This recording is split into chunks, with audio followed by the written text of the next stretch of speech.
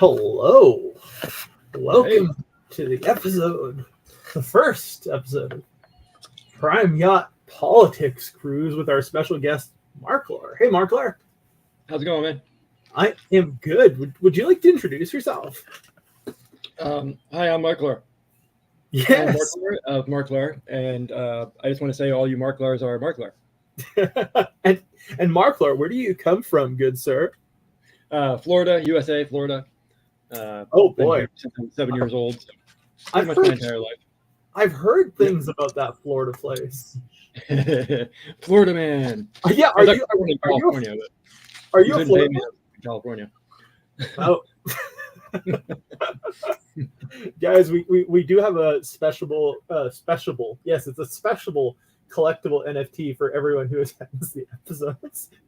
Exclamation mark yacht and your wallet IDs. I will put it in a critter craft and give the winner his other prizes. But to get the thingy on the thingy, just go in there. But you're here on the Prime Yacht Politics Cruise to talk politics, something that we're frequently told we shouldn't discuss in the world of Web 3.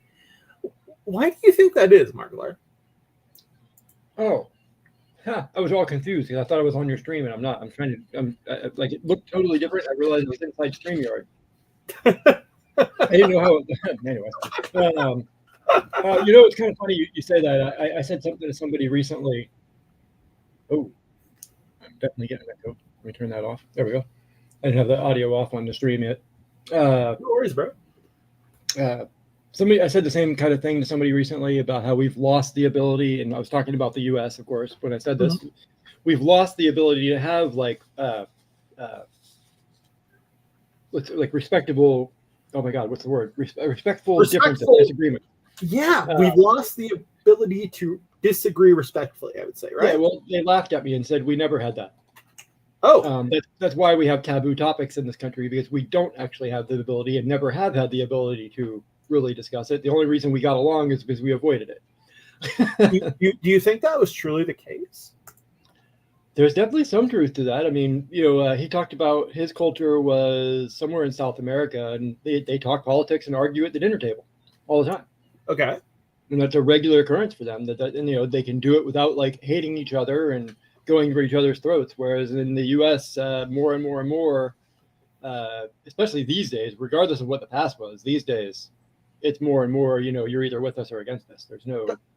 That's super interesting because I mean, I've seen that, and to another, extent, I was in the United States for my PhD, which was in political science, and political science is not really about politics, but we talked a lot about politics, and I don't think we ever really wanted to go down each other's throats. Do you think, like, if you look back, like, at your, I think we're about the same age. I'm 38. Are you around there too? 10 years older. You're 10 years older. So you've been around longer than me. Do you feel like it's always been this bad in terms of, this inability to disagree politely? I think a lot of it was protected by not talking about it, but I also think a lot's been done to polarize people in recent decades. I think it's a combination of issues. I think some of it, there was definitely some truth to what he said, that we got along because we avoided the topics rather than talking about them. Okay. I mean, I grew up in a household that was like pretty politically oblivious, right? Like my grandparents who raised me didn't give a shit about politics, from what I can tell. But nice. For example, in your house growing up, did people care?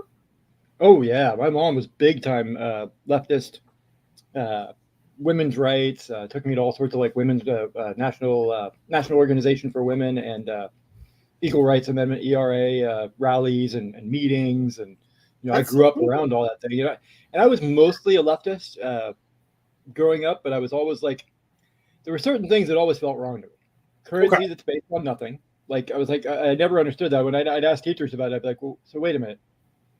So our money is just paper? Well, no, it's backed by the U.S. government. Okay. But if the U.S. government's not there, our money is just paper? Well, yeah, but of course the government will always be there. Yeah, no doubt. It just always didn't sit right with me. Like I was like, huh? But as a kid, that's something that Let me I just thought read it. Used to be, I had this silver note. It used to be based on precious metals. Now it's based on blind faith. We have a new religion. I got it. Government's religion. Cool. At what age do you feel like you figured this out? No, not. Sorry, I didn't finish eating before we started. Oh, no worries, bro. No worries. No, I didn't figure it out to that level of clarity by any means. It's an all-you-can-eat buffet, man. We're on a cruise, remember? I only recently started thinking of government as the new religion, actually, in the last 5 years, maybe. I think it's actually a very good analogy, really, because, government provides collective goods, right? Like, roads, whatever that we pay for. But at the same time, we have to believe in government for government to exist and for government to have power. It is a project of our collective imagination. There's a theorist called Benedict Anderson who called nation states imagined communities. Sure. Yeah, the notion there being that, the only reason the United States of America are united is because everyone, has this shared understanding that they are united. Sure. Same thing for Canada or any other country. What's your thought on that? Yeah, I mean, there's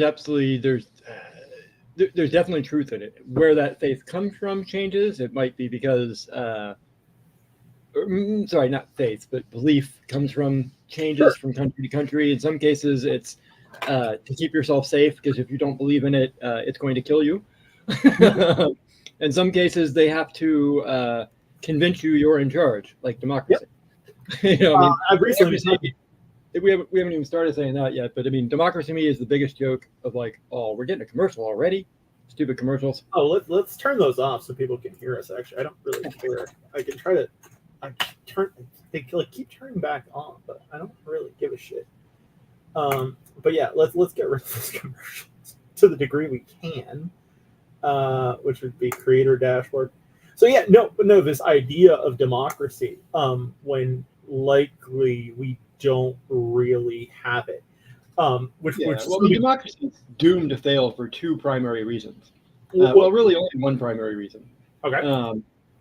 Your neighbors are mostly easily manipulatable morons. Yes. I mean, I'm sorry, but that's just the truth. Your neighbors are mostly uneducated on the topics. I'm not saying they're uneducated in general. I'm saying uneducated on most topics. Very few, if any, people are actually capable of understanding all the topics. First of all, there's just too many. I agree. And so it gets down to popularity contests. It gets down to what you've seen most on TV. It gets down to what your neighbors tell you. And that's where a lot of people vote, just what they keep hearing from their friends and family. They don't. Yeah. I mean, the primary organ of political socialization is always your family. Sorry, I talked over you. What was that? Oh, no, I talked over you. Sorry. The primary organ of political socialization has always been the family.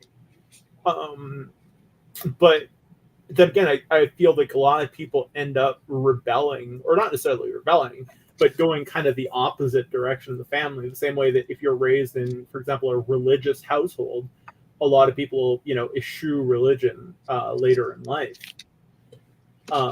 Is that how you see it, or do you see kind of a different mechanism at work?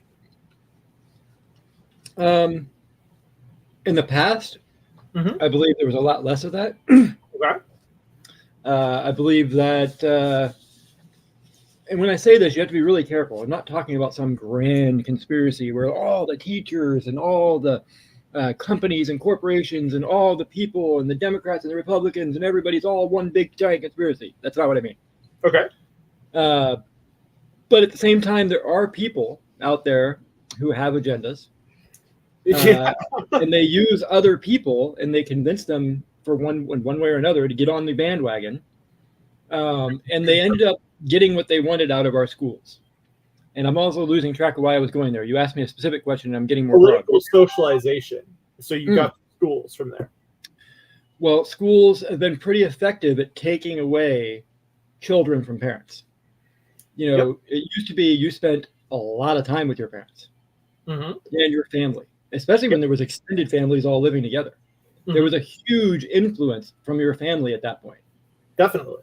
They took children away from parents 8 hours a day. Yep. They created a system, an economic system in which now both parents have to work. Mm-hmm. So now even more parents just have to turn their kids over to the little prisons that are called schools these days. And calling them prisons, I mean, you're not entirely wrong. And I want to talk about that a bit later. The school to prison pipeline, to an Yeah, extent. they have more in common with prisons than they do with education. Yeah. Well, just out of curiosity, I don't want to jump this too off track, but this is such an interesting vein. What do you think of homeschooling? I homeschooled my kids. Well, fuck. We'll need to talk about that later. So keep going about school. I did a horrible job, and I'm still happy they didn't spend all those hours wasted in school being propagandized and zombified. Forest Slayer says the USA practices evangelical democracy, a quote by Yuval Noah, which yeah, it sure fucking does. That's a great quote. I mean, in Canada, for example, we practice. I would say we practice what's called multicultural democracy, and multiculturalism is a good thing to me. But an official governmental policy of multiculturalism is not multiculturalism, and we can discuss that later. It's shoving something down people's throats and forcing them to accept a reality that they potentially aren't in sync with. But yeah, it adds a whole bunch of new biases and makes bias official. There's all sorts of problems with it. So you homeschooled your kids. What made you decide to do that? I'm trying to remember what the final line was. I know one of the like when I was a kid, my parents would take us on ski trips during school, for a week, sometimes even 2 weeks. And they'd go to our teachers and be like, "Hey, can we get schoolwork ahead? Anything you have ready, we'll have them do it, and then we'll have them make the rest up when he gets home." Okay. And teachers were like, "Sure, no big deal." Mm-hmm. I assume things were still like that. I mean, I'm in Florida, by the way. Florida is pretty relaxed. I mean, I do live in the leftist area of Florida, but it's still. Oh, wait. There's a leftist area of Florida? Let me. Okay, I'm sorry. I'm going to pull up a Florida. Florida's weird. The cities are still, except for Jacksonville, which may or may not have flipped now. The bigger cities themselves are Democrat, like Tampa, Miami, Orlando. Okay. Jacksonville was like one of the few kind of redneck cities. I don't know if it still is. I don't pay attention. Miami has a huge Hispanic population. A lot of Cubans, if I'm not mistaken. South Florida tends to be more leftist. Okay. North Florida tends to be more conservative. A lot of white rednecks up there. Still a lot of farm country. That sort of thing. Okay, so the I-4 corridor, the Interstate 4 corridor that runs between Daytona and Tampa, and passes through Orlando, kind of like a northeast to southwest. Yeah, it's kind of a dividing line. What you're telling me seems pretty damn true. Yeah. Miami to Fort Lauderdale's all blue. Orlando and the surrounding area is all blue, and the Tampa area down to the Bay is all blue. So, yeah. Is this an urban rural thing or mostly? Yeah, I mean the cities tend to be. I mean that's everywhere, at least in the U.S. I lived in Ohio for a bit. Yeah, okay? So it's a city thing. Wow, I didn't realize that. Honestly, I didn't realize Florida was this red. Well, it's gotten more so recently. Yeah, there was redistricting, right? Sanctimonious. I like to call him DeSanctimonious. Oh my God, you should play his. I should send you the link to his video. If you've never seen his Chosen of God video, do you know what I'm talking about? Yeah. Oh my God, yes. Oh God, you should play that. I call him DeSanctimonious because of that video. And I have a trans kid, so I'm not particularly friendly with him on issues related to that either. But I mean, how is it? Honestly, when people start asking me about that issue, about the whole "don't say gay in school" things, I'm like, sounds like a real good reason public schooling shouldn't exist. How? That's my answer to that. How is it to raise a trans kid in Florida today? Because it seems like a lot of the officials are, how can I put it, trying to like. Well, I live in Orlando, first of all, so Orlando is a blue, very blue. Disney's here. Disney's the one who went to war with the Sanctimonious, and they both lost, which amuses the hell out of me. Because I don't particularly like Disney. It's either. always funny when there's no. It's always funny when there's no winner, right? Right? Yeah, they both lost. It was great. Imagine if the WWE, there was never a winner. All the narratives were like, "Oh, we both lost." I mean, DeSantis. I can't even call him his real name anymore. DeSantis. I actually at one point thought he had a really good chance of beating Trump, and then Me too. Me too. And then all of a sudden, he just fell apart with that war, and then trying to defend the whole slaves learn things. I'm not laughing at slaves. Oh my god, dude! Really? I was like, what the hell? Well, I got that video up. Let's play that video really quick. It's a minute long. All right. Members of our audience haven't seen it because it's fucking insane. Let's cue that up. Right.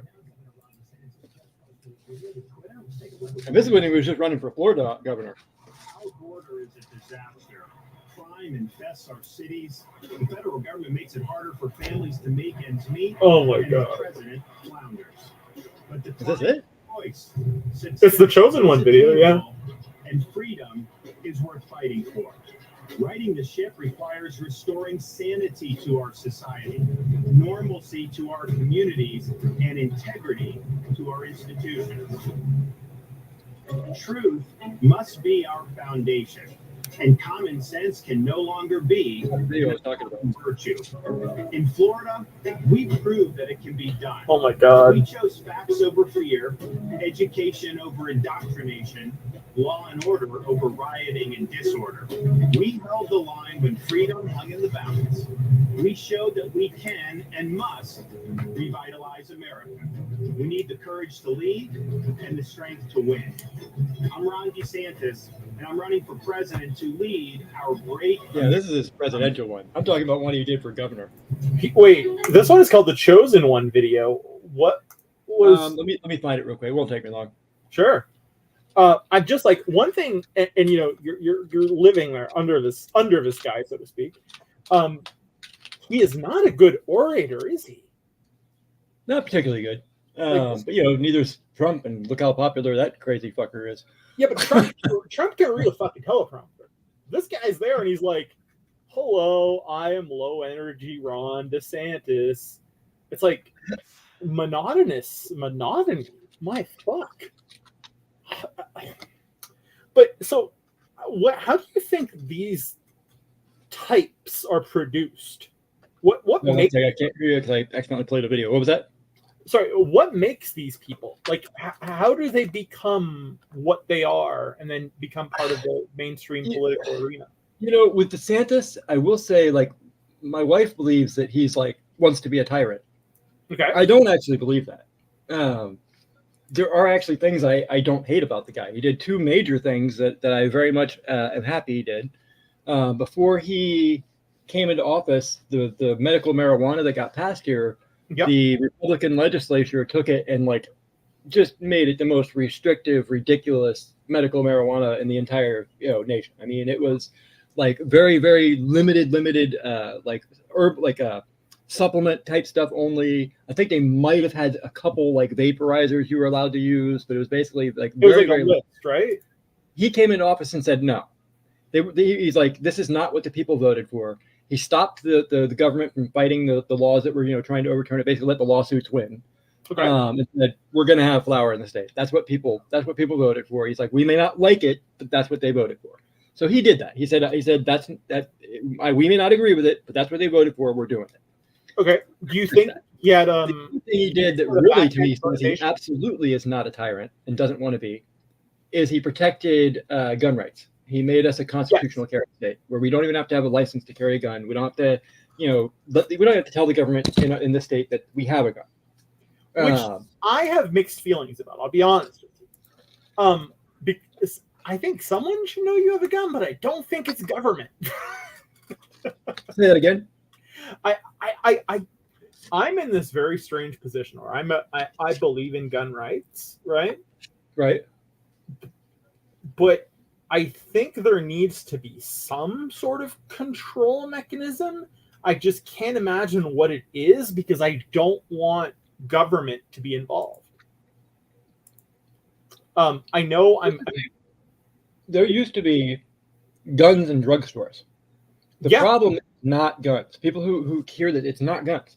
We didn't have this weird sickness in our society, and I don't honestly know where all it comes from, but we didn't have this weird sickness in our society that turns people into mass shooters. I agree with you there. I 100% agree with you. We didn't have mass gun crime. Yeah, no, you didn't. But at the same time, like, now let me ask you this: do you think that mass shootings are a product of mental health issues alone or cultural issues alone, or are they partially caused by the availability of guns? In the sense that the US really is the only society that has that many of that degree. I think sickos are going to find a way to, any sicko who gets so crazy that he wants to kill lots of people will find a way to do it. And what people don't consider is if a rifle wasn't so readily accessible, how many people are they going to kill if they do something like poisoning a water supply or setting off a bomb in a major building? Or, you know what I'm saying? That's probably going to kill a lot more people, right? Yeah. So if you take the way that's easy, I mean, it's horrible. Don't get me wrong when I say this. Oh, yeah. You don't even consider the unintended consequences. There's always unintended consequences. We think, oh my God, let's get these guns off the streets and let's make it easier or harder for them to get them. Well, what happens if we do make it harder? Buzz King just came in with the best line ever. Poison the water supply. They already did that in Flint, Michigan. Oh, damn. That's a sick burn. That's horrible. That's a sick burn on democracy, man. Remember the train that crashed because the president took away railroad restoration funds? But I have a feeling that was a very gross simplification of that situation. I mean, when it comes around to it, I don't believe the government should be funding pretty much anything or even exist. So, okay, that's interesting. It doesn't move me very much when people say things like that. Honestly, I mean, the government, you don't ever get anything as good as what could be out of government. It will always, always, always, always, always be worse than what could have been. Yeah, and you know what? I'm in a very strange position. I've always referred to myself as a left libertarian, right? In that I don't mind paying high taxes for my universal health care, but beyond that, I don't want the government to do a goddamn fucking thing that interferes with my personal freedom. And the thing is, let's be realistic. These two things are not compatible. My political ideology is not compatible. Like, it's internally inconsistent. Cognitive dissonance. Yeah, there's a cognitive dissonance that I kind of live with every day because I'm still trying to figure out. Everybody has it. It's something over something. Yeah, but to be fair to myself, because I will say that I know that cognitive dissonance is there, and that my quote unquote ideology is more pretend than anything else. Like it's just a label, right? And labels are for cans. I might think that, but I think that because that's how I want the world to be. Like with everything else, I think you would agree with me that an ideology is a heuristic. In other words, it's a cognitive structure that we use to simplify the world. Would you say that's pretty accurate?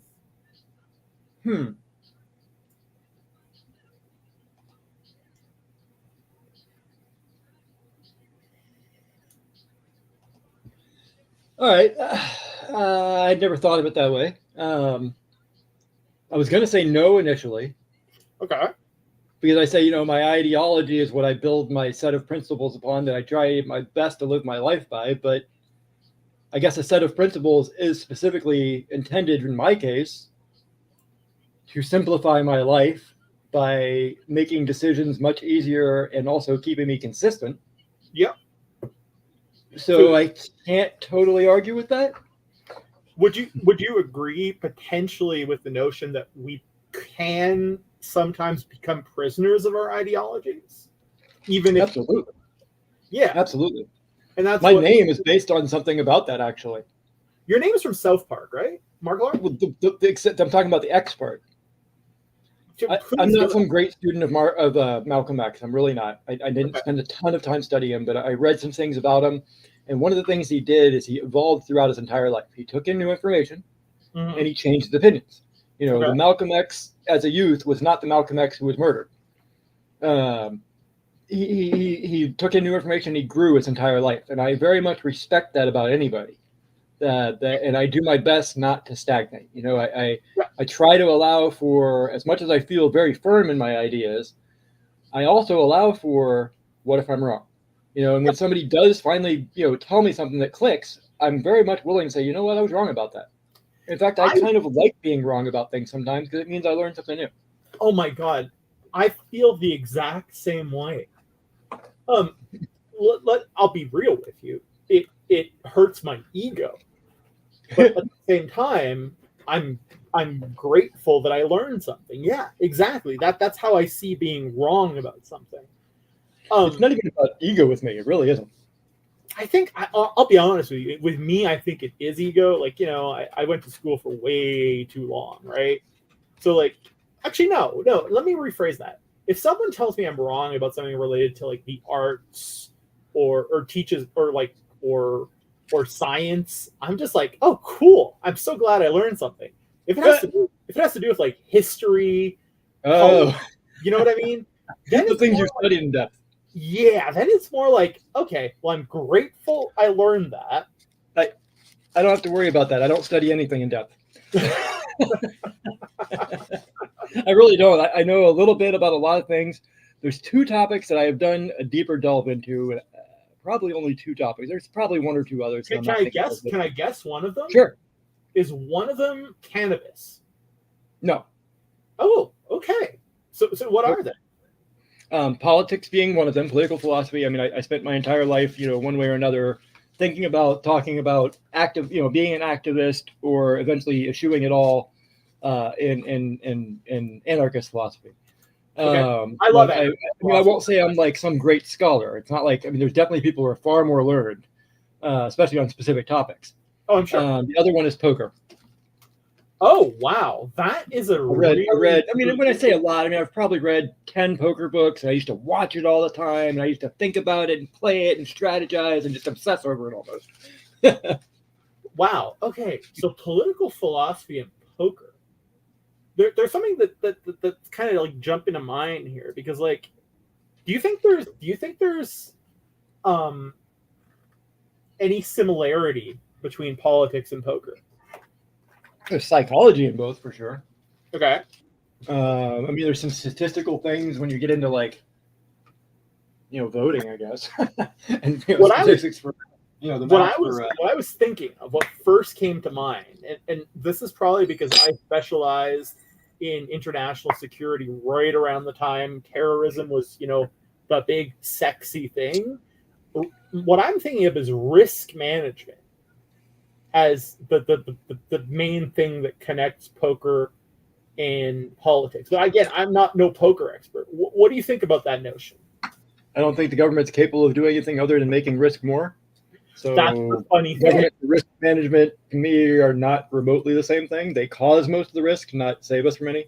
I completely agree. And let's go to scholar.google.com, because I'm trying to think of an article that I used to read, Risk Management Critical Security Studies. So basically the premise of this article, if I can find it, is that...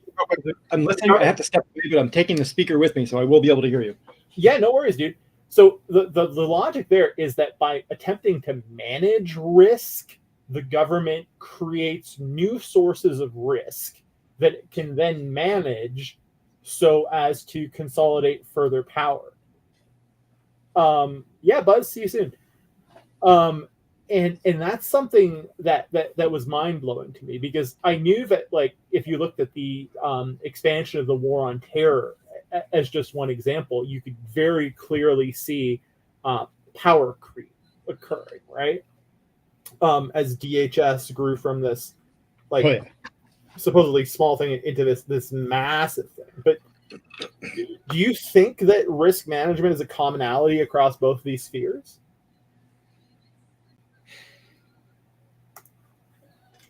I mean, Not in any way that really matters. What do you mean by What do you mean by matters?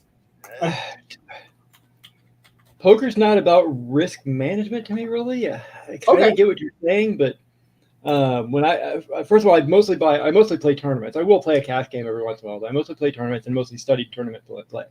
I mean, so tournaments are when you buy in for a certain amount of money, you get a certain amount of chips. That's right. Okay, and that's it. Your money's gone. If you don't win, your money's gone. And you cannot buy back in most of the time. Correct. So when I go in, I put the money in my mind, that money's already gone. Now I'm playing a game trying to win it. So I'm trying to see if I can win something back. I paid for the entry. It's gone. The risk is already over with. It's gone. Now I'm just trying to see what I can win. I actually really like that approach. I'm not a big fan of gambling, but when you put it that way, I hate gambling. Okay. So for you, and we're off topic, but we're also on topic, is poker gambling? It's the only form of gambling I like, and there is absolutely a gambling element, and it absolutely scratches that gambling itch. Okay. However, I don't consider it to be gambling, or at least not reckless gambling in the same sense, because you can study it, you can give yourself a statistical edge, and you can play it over the course of time. If you can build that statistical edge, and if you can give yourself both the mathematical and the psychological knowledge to study your opponents, you can give yourself an edge and win far more often than you lose. So would you say that the same applies for blackjack or not? Blackjack's a lot lesser. You can give yourself the tiniest a bit of edge, but it's such a tiny amount that it's also really easy to go back and forth and be very hard to be far less people can be a winning blackjack player than could be a winning poker player. I'm not trying to brag here, genuinely, but I can count cards pretty well. I've never walked away as a serious adult from a blackjack table as a loser. But you're an extreme minority. Oh, okay. And Chucky, thank you. I didn't realize Wax Wallet was having issues, so I'll just mint it with another wallet. Appreciate it, buddy. Am I? I honestly don't know. The majority of people can't count cards to that degree. I mean, they probably could train themselves, perhaps, to do it. Okay. I don't know I actually don't know what percentage of people could train themselves to do it, but very few people have that skill innately. Whereas a lot of people have a psychological ability to sense what their opponents are doing. Yes, that's emotional intelligence, isn't it? Sure. And do you think that you can read what people are doing in poker? Do you think that was something were you born with it, or did you learn it? Somewhat born with it. Somewhat I did actually study it. I mean, Caro's Book of Poker Tells is great. It's old. It's like a snapshot of history when you're looking at it because it's all these ancient pictures. And I have a feeling some things in it today wouldn't fly. Like if we tried to write the book today, because it talked about things like some people would probably call it racism these days. I would guess. He talks about how he says it's not racist. He's like, this is just a statistical thing. He's like, if something is statistical and you can make money on it, he's like, it's a good thing to know. When a black person sits down at the table with you and you know nothing else about them, that's not saying this. You just assume this is about them the whole time. It's only in the beginning of the game and you know nothing else about them. No, there's a high probability that they're going to be very luck-based players. Really? Probably going to be reckless. And is that a form of cultural determinism? You're using big words. Is that projection regarding the psychology of black poker players made on the basis of their history and how it's informed their culture? Do they in other words, it's based on statistics. Literally based on statistics. Right, but I wonder. Let me rephrase that. What I wonder is if that statistical reality is a product of that oppression over time. Do you know what I mean? And how it may have changed. I don't even know. Yeah, I mean, that's not what the study was examining, obviously. And I will, to your point, by the way, I will say I think he did very much specifically mean African Americans, not like black people from overseas. Definitely. Yeah. I was almost certain that's what he meant. But that's a really interesting thing because Go ahead. Sorry. Go ahead. With Asian people, it's kind of similar. They're either going to be very luck based or very skill based, and very rarely in the middle. They're either going to be very into the skills, or they're going to be very much luck-based players, and rarely will you find them in the middle. It's not like, when I say rarely, I mean you still have a good chunk of people are. Again, these are just statistical things you can use as an edge over the long run. When you first sit down with somebody, you need to study their play. You need to see what they're doing, because they may be completely, every individual is different. Statistics are one thing, but you have to treat and look at every person as an individual. I do like that aspect of poker. Come to think of it, that you start out thinking of people as broad ranges, and then you watch them and you learn and you really look at every person as an individual. I never really thought about it until talking in this conversation, that I like that aspect of it. Yeah, you're always breaking people down to individuals. You're not thinking of them as groups. That makes total sense. Sensei is jumping in here. Card What's up, Sensei? I think it's 2 to 6 plus 1, 7 to 9 stays even. Yes, that's basically it. You're not fucked if they have an auto shuffler. Well, but I'd say, Sensei, the trick is to leave quickly.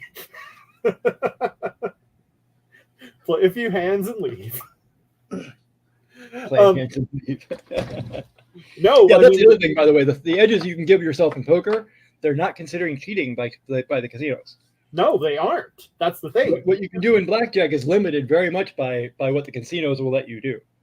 Yeah, and that's really the reason why it's like, take 2 to 3 pretty big hits once you've got your countdown when you get the opportunity, and do not milk it longer than you can. I have a friend whom I won't name who decided, I'm going to go have a night out, and I will go out with this amount of money, and I will begin at the casino, and he can also count cards, and he goes, I will finish at the strip club.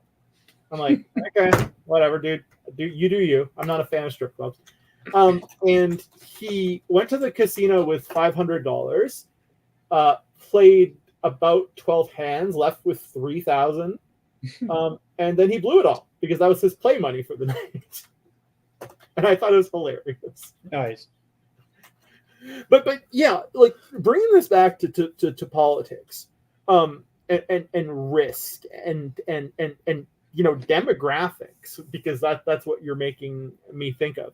And we had started this by talking kind of about how certain parts of Florida were blue and most of it was red.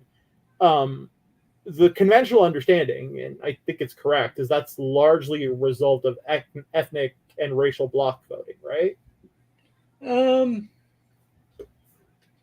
Yeah, I guess it probably is. I mean, honestly, I don't, I don't think about it in those terms especially anymore. But never really did.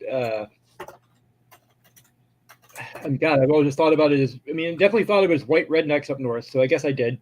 I take that back. I guess I did. Definitely thought of it as white rednecks up north.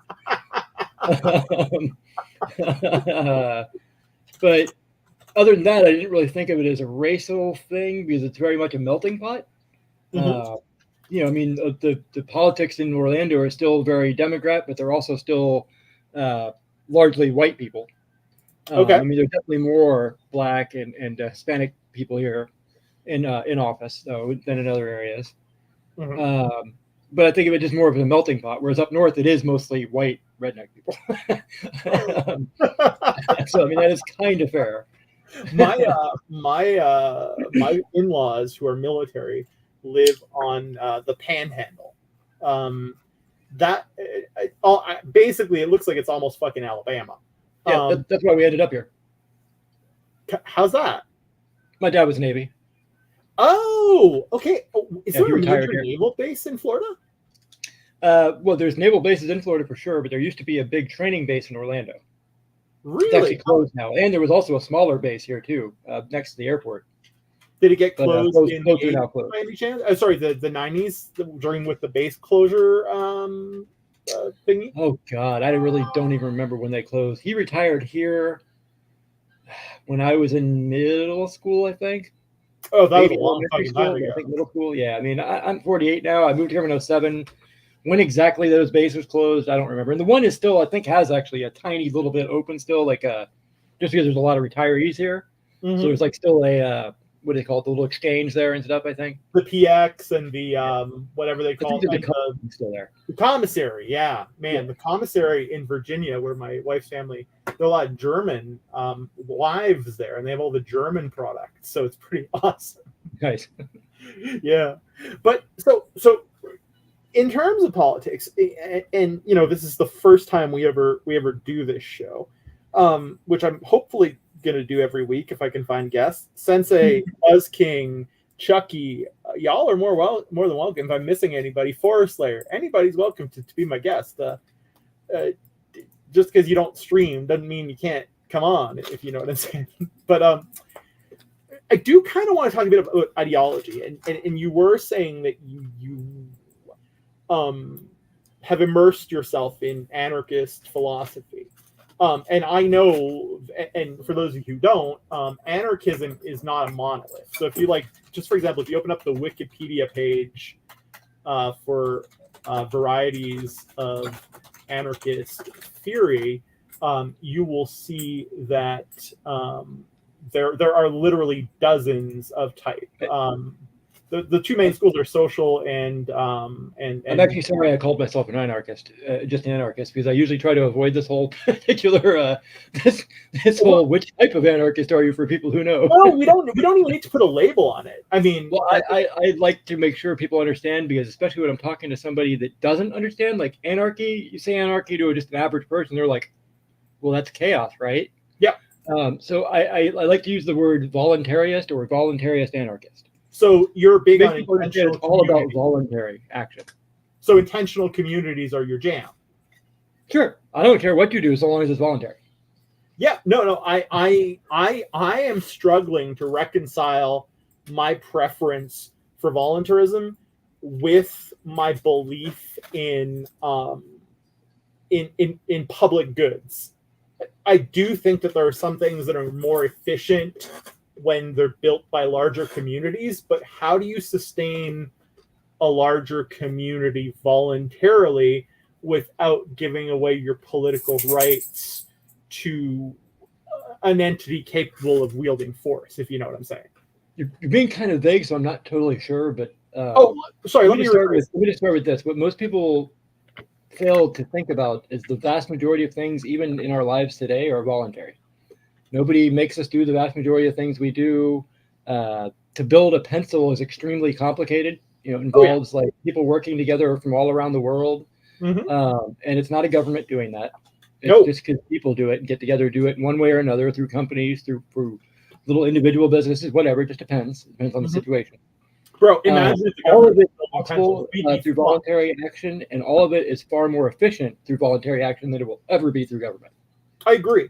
I 100% agree. Imagine if the government was building pencils. We would not have any more art. Like we'd have to study. We'd have to have 100 studies about the pencil before we could start building it with the government. I'll tell you one thing. I never had it per se, but in the U.S. there was this type of cheese at Kroger when I was living there, and some people refer to it as government cheese. It was like It was like processed cheese in a big block, sort of. I bought a cell phone. I bought a cell phone with the stimulus money they gave us, and I titled my phone "Government Cheese." I love it. I never actually had government cheese, but I've heard of it. Well, anyway, I will say that I don't know if the government was using this recipe or not. That shit was fucking good. Like, I don't think I heard. I went to Ohio State, right? So this weekend is the big game. It's versus a ton. I'm not allowed to say our rival. Maybe do you know who our rival is? Nope. Sports ball, not my thing. Genuinely, it's not mine either. But I kind of married into a Buckeyes family, and I do enjoy the big game every year against our rival from up north. It rhymes with Fishigan. Let me put it that way. You can't even say it. But back to voluntarism. We can both agree that cheese made by people who want to make cheese for people who like cheese is better than government cheese, right? Right. So what is it about voluntarism that's so attractive to you? The lack of violence.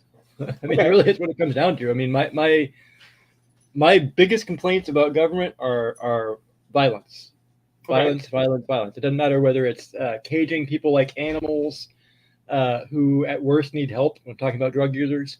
or whether it's bombing, people overseas back to the third world. Right. I mean, and obviously I don't like any government, but I'm going to worry about the one that's closest to me far more. Logically. Yes. It's also what I would say the one doing the most bombing in the world right now. Yeah, well, actually, no. While sitting on a tie horse. they're bombing by proxy via Israel right now, I think. Oh, yeah, I mean, even that's exactly. I mean, Israel's dropping a ton of ordnance in a tiny little place right now, and most of it's supplied by the U.S. of A. It's just sickening. Everything about it. And don't get me wrong, I don't have any love of Hamas. I'm not like, those fucking scumbags started this knowing damn well that they were sacrificing their children. They literally knew it. They knew that when they took this action, Israel was going to do what they're doing. They were going to literally sacrifice their own children for their cause. And the whole thing is just ugly. At the same time, the other part of that, since we brought up this topic, is you can only keep people like fucking dogs for so long before they lash out. In an open air prison, exactly. It doesn't make it okay that they lashed out and grabbed random people off the streets in Israel. It doesn't make it okay, but you know what? It was pretty fucking predictable. And it's important as context, I think, is the point. Saying it is not like the Israeli government. There's this word. I was listening to a podcast last night, and I wish I remembered these Yiddish words. In Israel, there are two words for propaganda. One is for foreign propaganda, and one is for Israeli propaganda. Because Israeli propaganda, the word translates to as political explanation. And that was mind-blowing to me. But I'll be honest with you, in the Israeli-Palestinian conflict, I tend to be on the side of people that are searching for freedom. And I agree with you with everything you've said on Hamas. Not only did they know they were killing their kids, I would posit that they were killing their kids on purpose. Absolutely. But now this is where I'm going to get controversial, and I if you don't want to give your opinion, you're more than welcome. I will argue, without a doubt, without an ounce of hesitation, that while this was already an intractable conflict, Israel is currently transforming it into a forever war. And the reason for that is they're basically demonstrating to another generation of Palestinians after the Nakba, which was the original stealing of their land, so to speak. They're demonstrating to a whole other generation, hey, this is why you should hate me. And Benjamin Netanyahu is doing it because if he loses power, which he probably would if it wasn't for the war cabinet, he's going to prison. Oh, yeah? Oh, man, he's facing massive corruption investigations, and the only reason the trial can't go on is because he's the prime minister. I didn't know that.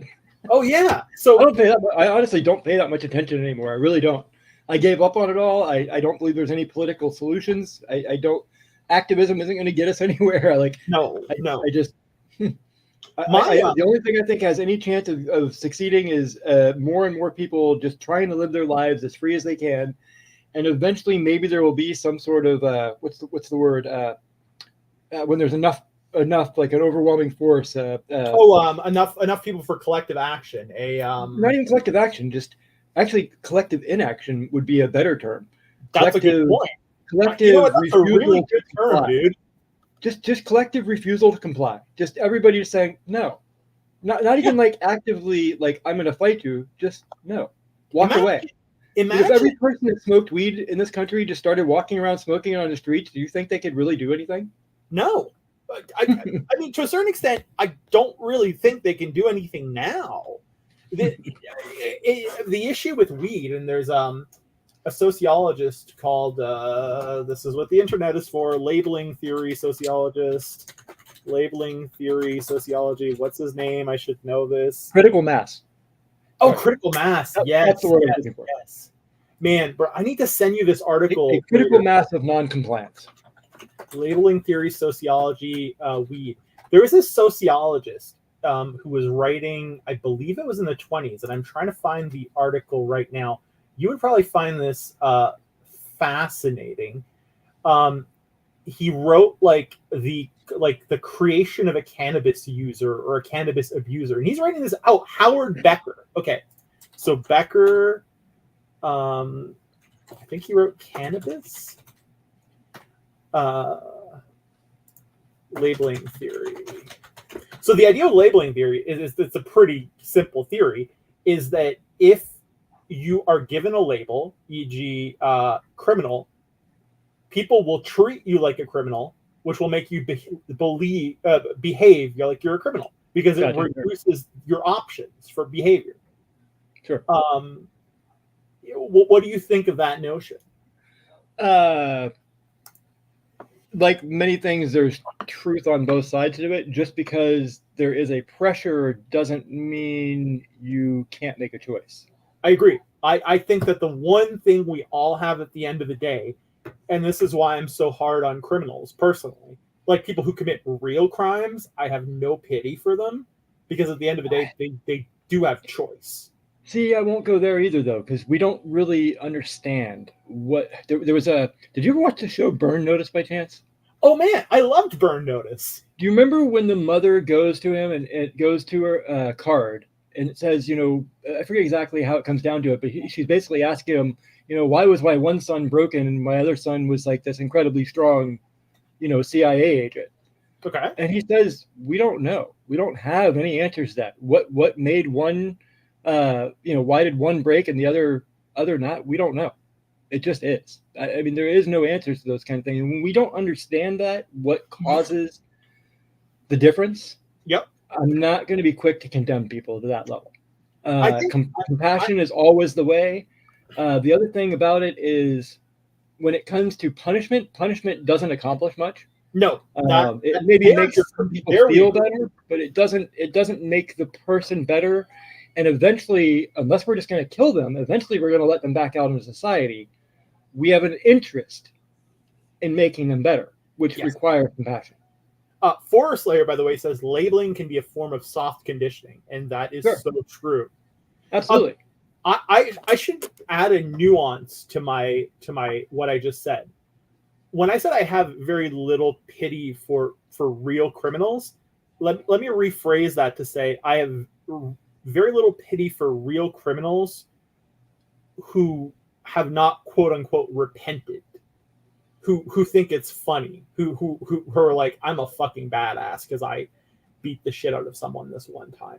I don't successfully do it when I say this. Okay. But I actually try to have a mentality where I even have pity for Hitler. Okay, because let me process something made that fucker broken enough to think that it was okay, that it was actually the right thing. Something about it, something was wrong with that fucker. Yes. The point that he made something do. Where I fail to have the compassion, though, is when it comes to cops and politicians. You tell me you're a cop or politician, I kind of just assume you're somebody I want nothing to do with. Wait, let me ask you a question, though, a follow-up on that. Is it pity or empathy? Empathy, I guess, would be a better term. You're right. Okay, let me give me a second here. I need to figure out if I can empathize. I can empathize with the people Hitler killed, obviously. Can I empathize with? Yeah, I can empathize with Hitler. You know why? It's certain that Hitler was mentally ill, and being someone who suffered from panic attacks since I was 16, I can empathize with him because he probably felt those horrific feelings. So on an intellectual level, yes, I can empathize with Hitler. Yes. I was just checking. I'm not saying I wouldn't have put a bullet in his head if I had the opportunity, by the way. I mean, I'm not a particularly violent person, but if I could have stopped it all by putting a bullet in his head, I'm not saying I wouldn't have done it, but I would have felt, bad for him.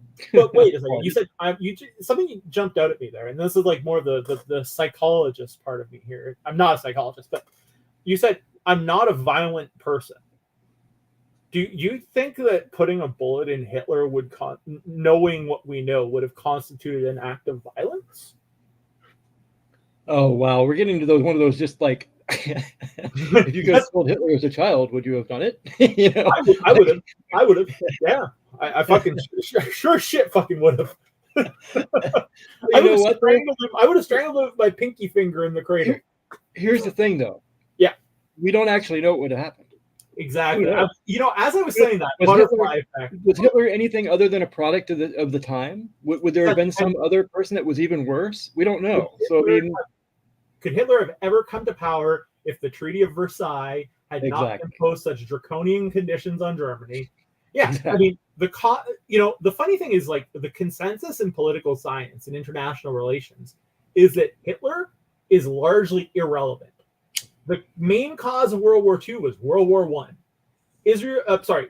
Hitler, man, that was a Freudian slip. Fuck. Because I was about to say Hitler just added the Jews. And I was about to say Israel just added the Jews. But that's really it.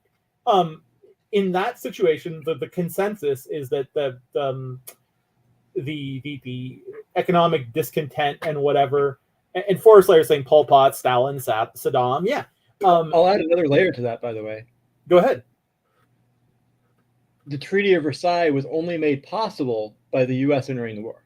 Yes, and moreover, I'm glad you bring this up, because I was a research assistant for someone who's doing work on this, and I read all the congressional documents from the U.S. When they shot down the League of Nations. Then Woodrow Wilson stroked out. So now a question to ask is that if Woodrow Wilson had not stroked out and become completely incompetent after the signing of the Treaty of Versailles, while the League of Nations was being negotiated, would this all have happened? I guess I don't get why I don't like Woodrow Wilson at all. I don't understand what you're saying. The scholarly consensus is that Woodrow Wilson would not have allowed such draconian conditions to have been placed on Germany. I have zero respect for Woodrow Wilson, so I would have very little doubt that he would have. But I don't like the guy. Fair. So I mean, I don't like him for other reasons. I mean, he got us into the war. I don't like him on education.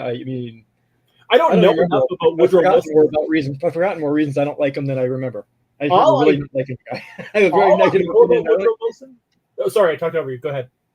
I don't even remember why, honestly. I'm drawing a blank right now. I'm also kind of tired. I did not sleep well today at all. I'm trying to remember some of the reasons I don't like the guy, but I have a very negative opinion of Woodrow Wilson. So what are some, that particular aspect I don't know anything about. What are some of the things that people think Woodrow Wilson handled poorly? Let's see what ChatGPT. He's like the father of modern education. I mean, in the U.S. One, racial issues, suppression of civil liberties, failure to secure U.S. ratification of the Treaty of Versailles, economic policies. But you said education. What did he do on education? You realize the things that people that you pull up. You're not going to find the same things. Ask it specifically from an anarchist point of view. What people would not like about it.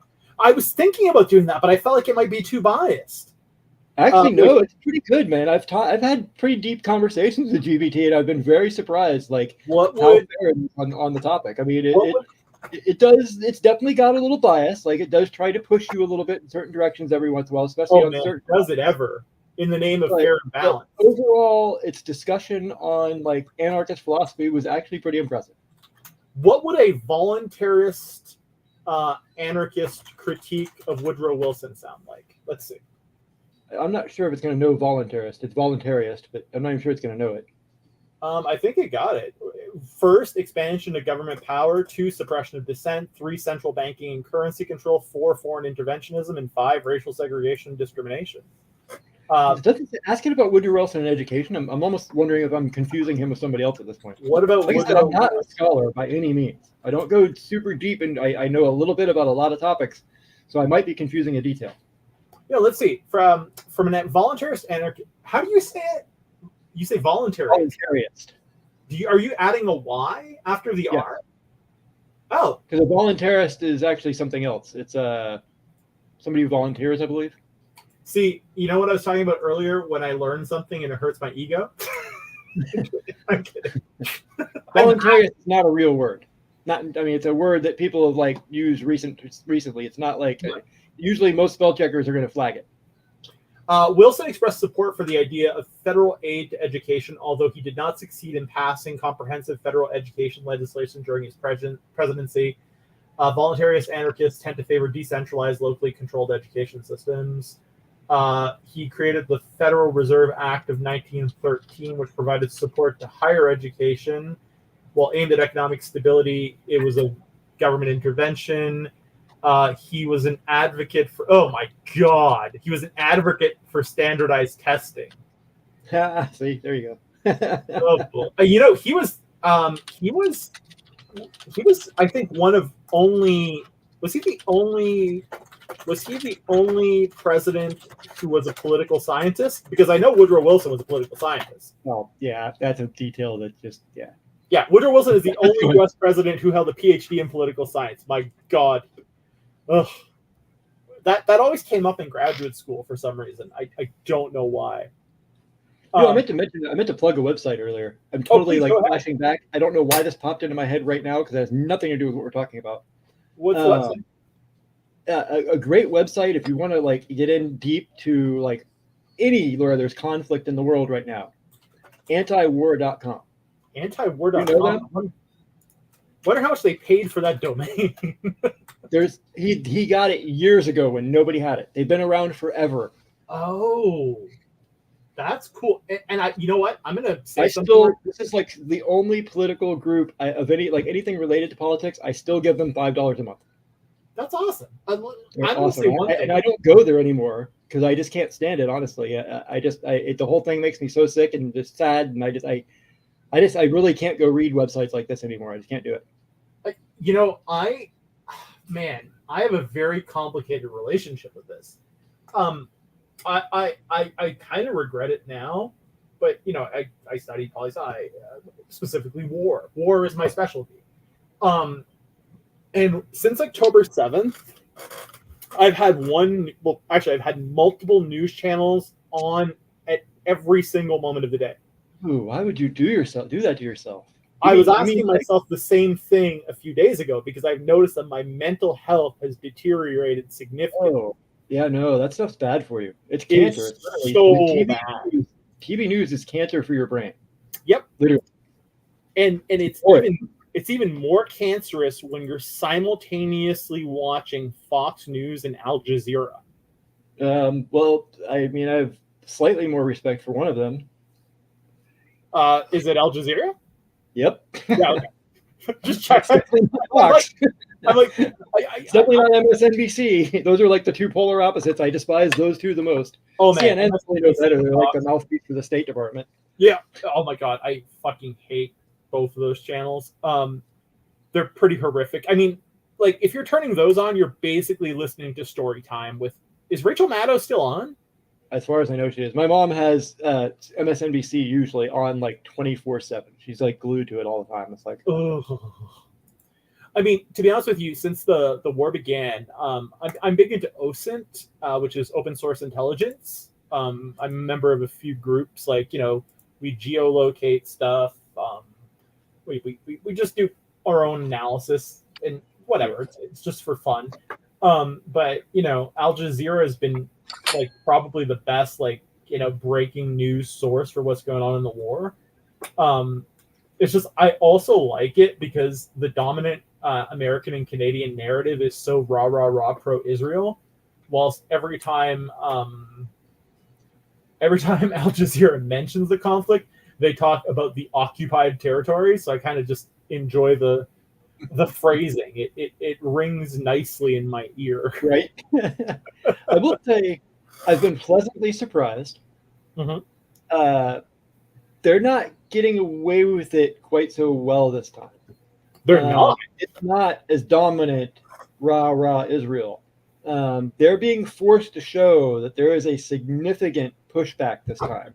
Yep. And it's because Israel's being so bloodthirsty and unmerciless, just merciless, I believe. Dude, I don't know that public sentiment would have turned on them quite as much as it has, but they're being merciless. Yeah. The government, to be clear. Sorry, say that again. I mean the government, to be clear. I don't mean every Israeli. Yeah.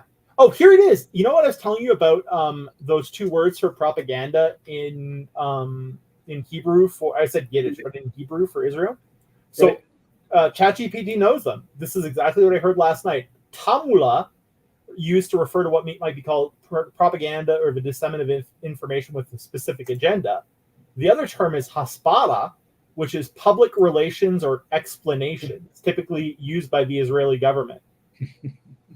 What did we say? Welcome back, BuzzKing. Forest Slayer says, and because the Israeli people are mostly anti-Netanyahu, that's a great point. Are you familiar with the domestic politics? Because the Israeli, sorry, what was that last part? Because the Israeli people what? Are mostly anti-Netanyahu. Are they? Okay. Are you familiar at all with the domestic politics of Israel? I'm not caught up on anything recently. Like I said, I've just decided to not pay much attention. I've decided that the best thing I can do is just try to live my life as free as possible and ignore it all as much as possible, and try to just hope others eventually want to do the same thing. Let's talk about Israeli domestic politics very briefly. Let me ask you a question. What do you pay attention to if you don't pay attention to politics? My own individual interests, my family, the things I'm doing with all of you all the time, all the people on Discord, my friends and family locally. I mean, so you've managed to really shift that part of your emotional and cognitive energy that used to be devoted to politics to these new places, and you've kind of done it in a conscious and voluntary way. Is that kind of what I'm getting from you? Oh yeah, absolutely. I walked away from it. I realized the Libertarian Party is what finally made me realize how silly it all is. Oh man, you were telling me about this in Jesse Ventura. Do you want to share this with the audience? Oh geez. I mean, there are great people within the Libertarian Party, and there are still people fighting the good fight to make the Libertarian Party libertarian. Whatever that means. Yeah. And there's a great joke around libertarian anarchist circles that you're not an anarchist or you're not a libertarian until somebody tells you that you're not.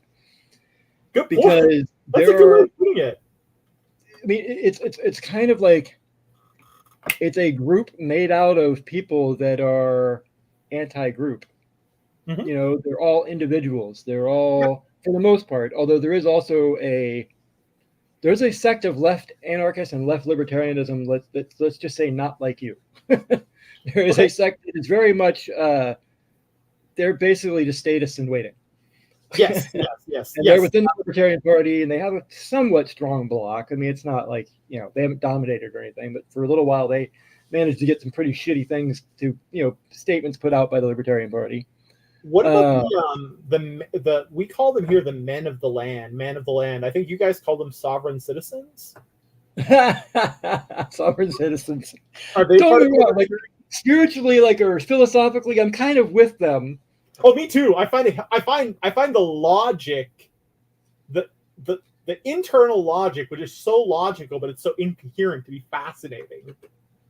But the people you actually see, on TV, that they end up putting up there, I'm a sovereign citizen. I am not driving. I am traveling, sir. I believe in you, dude. But see where that gets you with the guy with the gun. Good luck with that.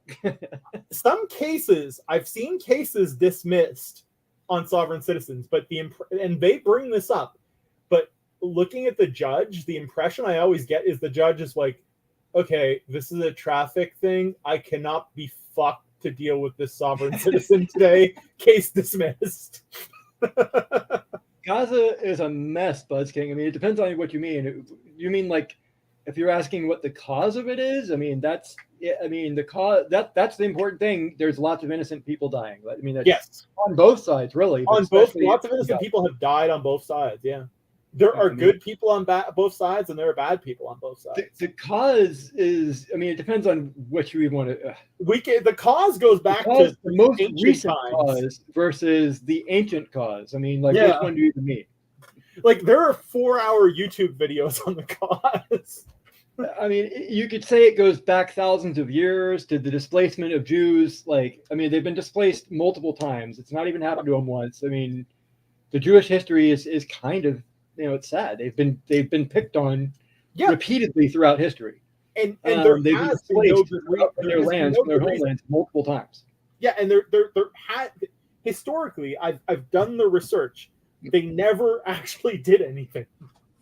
They were always just a minority group. And by the time the 37 nations or whatever bullshit, somebody was talking about 37 nations. I had an argument with a guy at work the other night. 37 nations said it was okay. I'm like, okay, so when 37 nations decide to give, say, the western half of the U.S. back to the Native Americans, that's okay? Oh boy, that's loaded. I'll be honest with you. Well, okay, this is where things get complicated. Part of me thinks that the concept of modern state sovereignty is outdated and that land shouldn't belong to anyone. Then part of me is like, yeah, let's give land back to Native people if they want it, to Indigenous people. But at the same time, go ahead. I believe very much in individual ownership and no public ownership of land. No public. So you're fundamentally, well, I mean, as an anarchist, you're fundamentally opposed to the concept of state sovereignty. You're fundamentally opposed to the notion that anyone can be above you unless you consent to it, right? Yeah, I mean, there's absolutely people above me, but there are people I choose to follow, not people.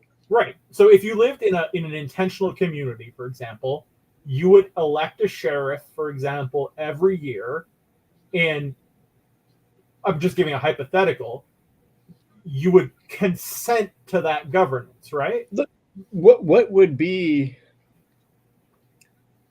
We often try to think of what might be, and the reality of it is, people that are unfettered by dogmatic ideas, humans are incredibly innovative.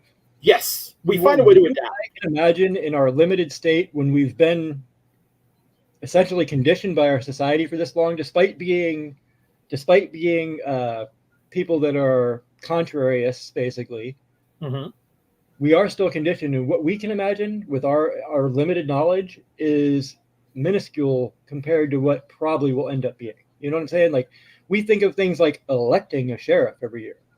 Yeah. No, I think of maybe I just pay a company to do it. See, but now both of us could be flat out wrong. Yeah, I agree. It might be something completely different that actually ends up being a better solution. And people that are unfettered by these dogmatic ideas of government actually are like, no, that's dumb. Both those ideas are dumb. Let's do this.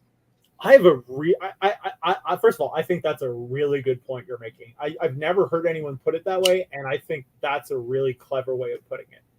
I really like that phrasing of it. That was actually kind of illuminating for me. It also makes me think that I have this idea about the death penalty. About what? The death penalty. Something I'm generally opposed to. Right. Because I don't think the state should kill people. Right. But I've always had this thought that if there's irrefutable proof that someone committed the crime, like it was captured on video, right? I still don't believe in the death penalty. But if the family of the victim wants it, part of me has always wondered and thought maybe the family should be allowed to do it, but they have to do it themselves. Like they can do it however they want because that person took a life, so they owe a life. But the family has to do it. That was like I was trying to let me just say I don't have any problem at all with putting somebody down in the moment. Like, sure, yeah, send her mass. To defend another life is about the only way I would take a life. I mean, for property, I'm not going to do it. If somebody's like taking my TV and I point my gun at them and they don't care, I'm not shooting them over my TV. As long as they walk out my door with my TV, I'm going to say, okay, see you later, buddy. I guess you needed TV more than you needed your life, but see you later. Let me ask a question there, though. I've said to myself a very similar thing, although in Canada, our guns have to be locked in a safe, unloaded, with trigger locks on them. So we have to go through 2 locks and then load a gun to gain access to it. So this is not really relevant. Officially, it's irrelevant. I'm sure, wait, when your criminals show up at your door, they're like, hold on, let me get my gun out of my box, right? Mm-hmm. Oh, man, there's been a really interesting self-defense case here in Canada, in Alberta, where I live right now. So, okay, this guy comes home, and he has a ranch, right? Because this is cowboy country down there. And he notices that the front door to the ranch is broken. He calls the police, but the police are like 45 minutes away. Right. He goes into an outbuilding where there are guns, and he notices that the safe or the whatever it is has been busted open, meaning that the guy likely has a gun, but there are still guns left. He takes one of the guns that's left, goes into the house, and shoots the guy because his wife and kids are with him. Is that self-defense or not? Oh, absolutely. But the guy wasn't pointing at him. He shot the guy from behind. Yeah, but that guy's got a gun. He's in your house. He's broken into your house. Your wife and kid are there. No, I would have shot him. I would absolutely not. I mean, no, I would. I'm even shooting him in the back. I'm sorry, I would have put. You don't know if that guy. If you give that guy a chance to turn around, you don't know if you're going to be capable of putting him down at that point. And if you don't put him down, your wife and kid are in danger. And honestly, I don't even know if I'd shoot somebody to save my own life. But if you're fucking with my wife and kid, I'm going to shoot you. Nah, dude. I mean, honestly, I think you're being a little too generous for my standards. If there's any threat, like any perception of threat to my life or physical integrity, I don't think I'd have an issue taking someone down. I think I haven't done it, obviously. No, me neither. I have a feeling neither one of us is going to enjoy ever living with having killed somebody, even somebody who needed to be put down. You hear a lot about how that changes you, and I don't want to have to live through it. Yeah, I agree. Even the people I can fantasize, all of us have fantasized about killing someone. Sure. Anyone who says they haven't is a fucking liar. Even those people, I don't think I could like just go on the next day like, hey, yeah, I killed someone yesterday. I'm feeling pretty good about myself. Yeah. Like, I mean, there are people who, and I was having a discussion with a creator about this because we were talking about psychopaths, and how a lot of successful people are psychopaths. And everyone knows that, like CEOs, etc. But psychopaths or sociopaths? Both. But like it can be either one. I mean, a sociopath. Psychopathy is usually more extreme. I was actually looking this up just a couple of days ago. Yeah. I was trying to remember the distinction. I don't know why. I don't know why. I was looking up. Psychopathy is usually more extreme. They have more trouble living a normal life. I mean, that's the thing. That's exactly what my buddy was getting into. And this guy is like a certified genius. Not that I believe those tests mean shit, but he's really smart either way. And he was basically saying that, look, this person you're dealing with is either a sociopath or a psychopath, but they're not a good one. They're high level enough to be able to control some of their actions and not be in jail or a psych ward, but they're not. They don't have enough self-control to be a CEO. They're not intelligent enough to do that. But the real intelligent, whether they're psychopaths or sociopaths, those ones that do have that cognitive ability to restrain themselves can be very, very successful people. And now I completely forgot where I was going with this. I mean, politicians. Politicians. Yes. That's what we're here to talk about. Yeah, I mean, politicians, those are exactly the kind of people that are drawn to politics. What do you, and this is a random question. I mean, would you say that most politicians are either psychopaths or sociopaths? I would say mostly sociopaths. Yes, me too. There has been, the last one I really had, like, anybody that I would say was 100% well-meaning, and there was still a couple things I disagreed with him on, but he's the one who started me down the path towards libertarianism and then eventually anarchism, was Ron Paul. And I don't have much respect for Paul is an interesting character. Man. That guy. Tell me what made you attracted, and I'm not saying like attracted physically, like what made you attracted, what made Ron Paul attracted to you? Despite loving Ron Paul, because you said that, I had to bring up the Barat scene. When he gets Ron Paul in the hotel room. I still laugh my ass off at that. I don't agree with Barat's politics at all, but I love that movie. Those hotel room scenes. But anyways, I'm sorry. Ron Paul. The end of my leftism. It was really weird. I read Atlas Shrugged. Did you ever read Atlas Shrugged? Yeah, I've read it I too. read that when I was like early 20s. Did And it it started change really you? shifting a lot of the ways I thought, but I still pretty much thought I was a Democrat more or less. And I really hated war, and Bush Jr. was such a warmonger. I just despised that scumbag. So Obama was the peace president supposedly, and he was going to be so great. And like 6 months into I campaigned for him. I like went door to door, knocking on people's doors. And Oh boy, I know where you're going with this, and I have a follow-up question. and 6 months into his about 6 months into his presidency, I was like, "What the fuck? What do you mean Yeah. a surge? Would What you? the fuck? What do you mean a surge? I thought you were gonna. What the hell? This is like Bush just continuing on getting worse, and he bombed more motherfuckers. And somebody said, "Hey man, you really might want to check out this book." And he gave me Ron Paul's book, The Revolution. What's That's Ron what Paul's took book me called? down the rabbit hole. What did you say it was called? Ron Paul's The Revolution. I've never even heard of this book. First of all, so Ron, I'm on Amazon.ca. Even though I'm no longer like fully in line with even him, though he's mostly an anarchist, he really is. He just doesn't call himself that. Is it The Revolution at 10 years? Oh, I don't know. Oh no, what that Ron is. Paul Revolution, $7. No, that's a notebook. Yeah, that one right there. No, that's a notebook. Oh, Yes. That's what it looks like. I don't know what the one at 10 years is. Maybe it's just a rehash of it. Yeah, I think that's the only one that's available in Canada. I'm going to need to check this out. The mainstream media obsessively focuses on the big battle, political left and political right, blah, blah, blah. Yeah, I think this must be the book. Yeah, it's basically him.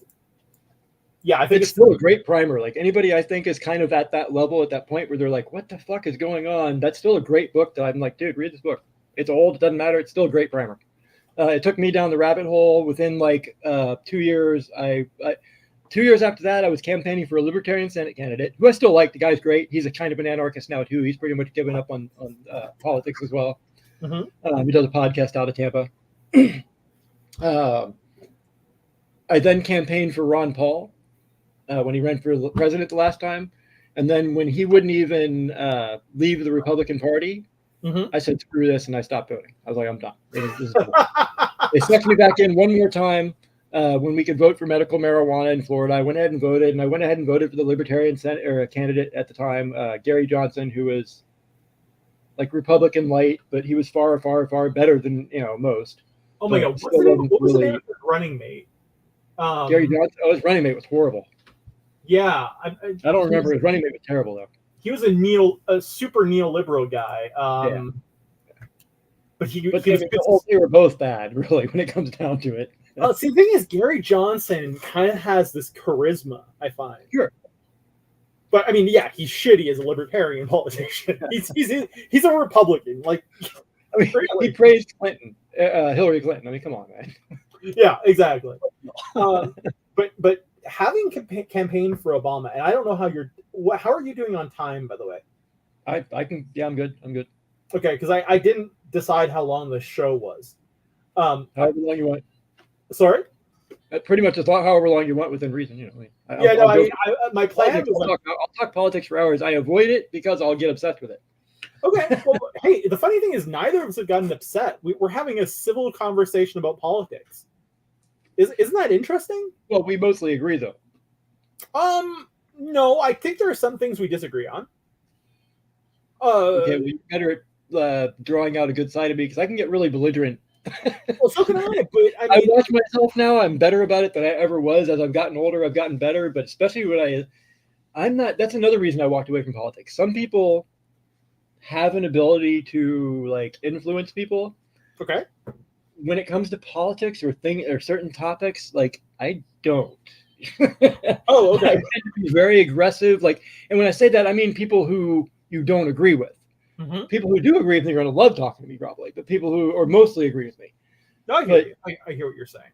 But people who are like my mother and I, oh my God, we're like butting our heads with each other, against each other, or anybody along those lines that's really a hardcore leftist or a hardcore conservative, or conservatives. Depends on the conservative. It depends on what you mean by conservative.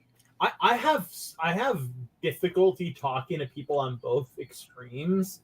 Like, I'm trying to think of like, just for example, my sister-in-law is a conservative, military, etc. And like, I feel like there's just no common ground for a conversation, because if I put forward a predicate that I think is like objective reality, she will like just like be like, that's not fucking true. Oh my god. When you say she's military, she's in the military? Yeah. You know why? You know what I mean? Sorry. There's a phrase, and I'll probably butcher it a little bit. I forget the exact quote, but it's also gendered normally. It's very hard to get a person to believe a truth in which their livelihood depends on them not seeing. Oh yeah, I agree. But then again, Obama was probably better for national defense than any of his Republican than what was it? It was McCain and Romney would have ever been. Right. Well, Obama, maybe not McCain. Warmonger. Maybe not McCain. People loved McCain. Like they had so much. I liked McCain. I didn't. Until he sold his soul. There was a time. I think he maybe was. Not that he was a great guy, but that he was at least somewhat of a statesman. He sold his soul when he lost to, who was it he lost to? Was it Bush Senior or Junior? I mean, the first time. Yeah, it was Bush. It was Bush Junior the first time he lost, right? I felt he lost his soul and decided he wanted nothing more than to be president after that. And yeah, no, I even before that though, I didn't really like him. He was a warmonger. I don't care. He's not my guy. Buzz King says USA fucked for 2024 elections, and I love Buzz King, but I'm going to say no shit. I mean, that's fucked for every election, though. Really. I mean, this one's great, though. Don't get me wrong. You have no idea. I hate them both, and I won't vote. But I sincerely hope Trump wins. If someone had a gun to your head, you'd vote for Trump? No, I'd hope I'd have the respect for myself to say bullet. Really? Just but, that? Does the act of voting mean that much to you? The act of forcing me to vote for one of those people means that much to me. Oh my god. Okay. I didn't even think of the voluntarism part here. I probably wouldn't. I'd probably vote for Trump. Don't get me wrong. No. Not because I like Trump, but because Trump makes the tyranny so much more obvious. You're right. You're right about Trump making the tyranny obvious. Grandpa Joe puts that nice smile on his face and says, "Look, guys, look at me. Oh, I fell down again." I'm gonna make an argument here, and I this is just me saying this. I think that we'd all agree that we do not have substantive democracy, but that we have procedural democracy, in that we put on a dog and pony show and go vote. Would you agree with that? I mean, okay. Democracy is. I'm not even entirely sure what you mean by those differences, though. Like, I mean, I just think democracy was doomed to failure from the start because most people really don't care and are just want to live their lives. Right. Aren't getting educated on the topics and are easy to manipulate. But that's not real democracy. Real democracy, like a philosopher like Habermas would say, is that you can only have true democracy with an elected populace that comes to a decision through debate, where people are actually informed. I would say a populace that is capable of being that informed and being on top of all topics would quickly find they have no use for government. That's a really interesting take. But, okay, I agree with you there. I agree that that's a very distinct possibility. But let me ask you this. Do you think that on a large scale, that kind of population could agree that they want to all pay $600 a year to have universal health care?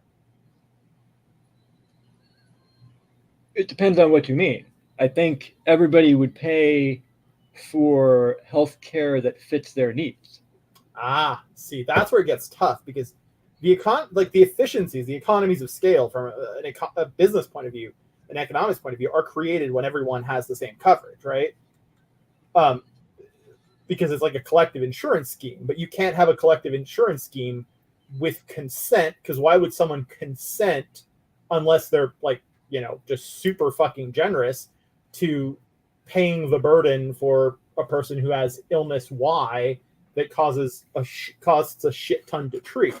You remember what I said earlier? I'm going to remind you also, like, absent government, the innovation will be amazing, I'm going to point out innovation people are doing today to get around government and get around insurance Please. companies and all the problems. Yeah. And I don't remember all the exact details. And my father does it. He pays a doctor, like, I forget what it is, $3,000 a year, something like that. And it covers all of his basic needs, and the only thing he needs on top of that is like his like catastrophic type coverage. Oh, so if ever he He had, doesn't have to deal with anything else. He gets all unlimited services. He doesn't have to go to deal with insurance companies. He doesn't have to deal with any of that crap. so he has a subscription model with his doctor, basically. Essentially. So he's privately contracted with the doctor. That's a great arrangement. But my point is, trying to say one size fits all, that doesn't work. It never ever works. There is no one size fits all. You see, you have not converted me to that yet. But the thing is, you've piqued my interest, which is really hard when it comes to healthcare, because that's the one issue that I'm like, we need government for healthcare. Oh man, I wish I remembered some of the stuff I've read on it. I mean, the way governments have destroyed healthcare and the quality of healthcare, and the things that we likely would have probably now if governments hadn't gotten involved in healthcare, compared to what. I mean, there's so many. There's so many good. I'll have to look for it. I'll have to send you stuff. You don't remind me if I don't send you stuff. Remind me. I'll have to go dig. But I mean, what governments have done to healthcare in the name of providing for everybody is just, it's sad. I mean, sure, keep it. Yeah, it's just going to keep declining. But Are you talking about like extreme things like Tuskegee, or are you talking about like more day-to-day things? Just day-to-day decline of care, decline of quality, decline of freedom of thought. Remember what I just said a minute ago about it's very hard to get a person to believe a truth? Oh yeah. In which their livelihood? Yeah. Yeah. Every doctor in this country almost now is behooving either to the government or to a corporation or both. You want to hear something crazy? That's pretty fucking dangerous, and people don't really get why. Why don't you tell them? Because I actually agree with you, but I think because then you can have something that was dangerous to a small group of people. I'm not saying COVID was bullshit. People who say COVID are bullshit, they're assholes also. But for all of us to go into hiding over a disease that was not dangerous to most of us and to wreck the economy and to destroy children's quality of life for like 2 years in some places where they didn't see faces that are fucking important for them to understand and develop. To see facial expressions is extremely important. I'm curious to know. The government is now getting I forget the psychological board that does for children. They're systematically removing that from some of the new documentation, how important it is for children to see faces. We've known this forever, but because they want to be able to say, wear a mask, they're taking it out. Now, let me ask you a question. This is completely unrelated, and I want to get back to what you were saying. Masks, okay? We didn't just have mandatory masks in Quebec. All restaurants and bars were closed for almost 2 years, and you might shit yourself because you probably don't know this. I'm just saying you probably don't. You might. Did you know we had a curfew in Quebec where you still live? I'm not surprised. I didn't know that really, but we had a little in Florida. We had it for a very short time before the said, wait a minute, no. I don't like the guy, but there were a few things he was good on, and one of the things he was good on, he formed this council of like real medical advisors who were actually had a fucking backbone still. Okay. Who came out and said, no, this is bullshit to do this. Not that the disease is bullshit. It's just bullshit and stupid to do what you're doing. It's not effective. You could go, I'm sure they've now cleansed it from a lot of, you could find on government websites, even well into COVID still, on some like individual government websites, things saying how ineffective most masks are. Was that the stuff that was related to how people don't know how to wear them, or that they're like a surgical mask is just inefficient?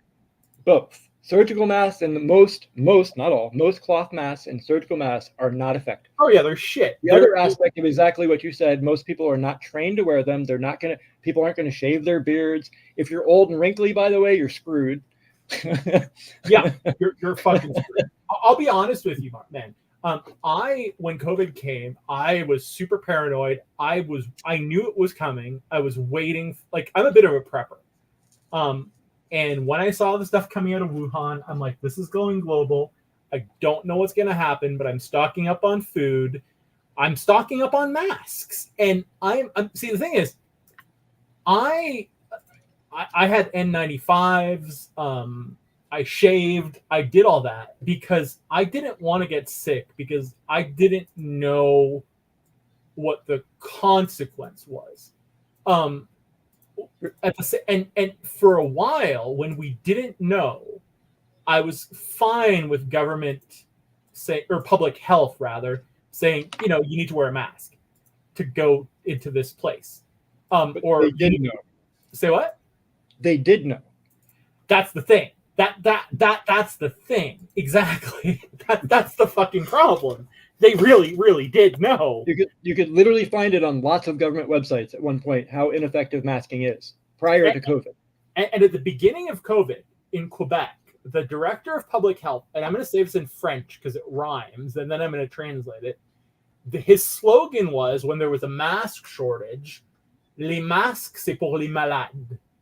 That means masks are for sick people. Right. And my wife and I, at some point, were walking on the street with our masks just to test them.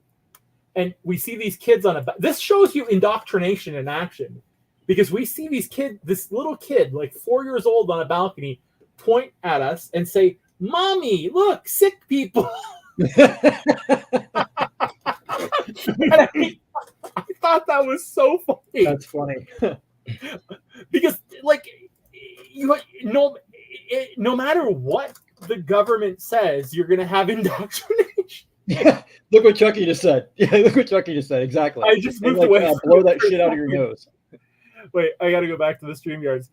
Wear a mask and do drywall work. Take them. Oh man, yeah. Unless you wear it properly and know exactly what you're doing, and wear a good mask. I know how to don and doff an N95. I'll be honest with you. We even did fit.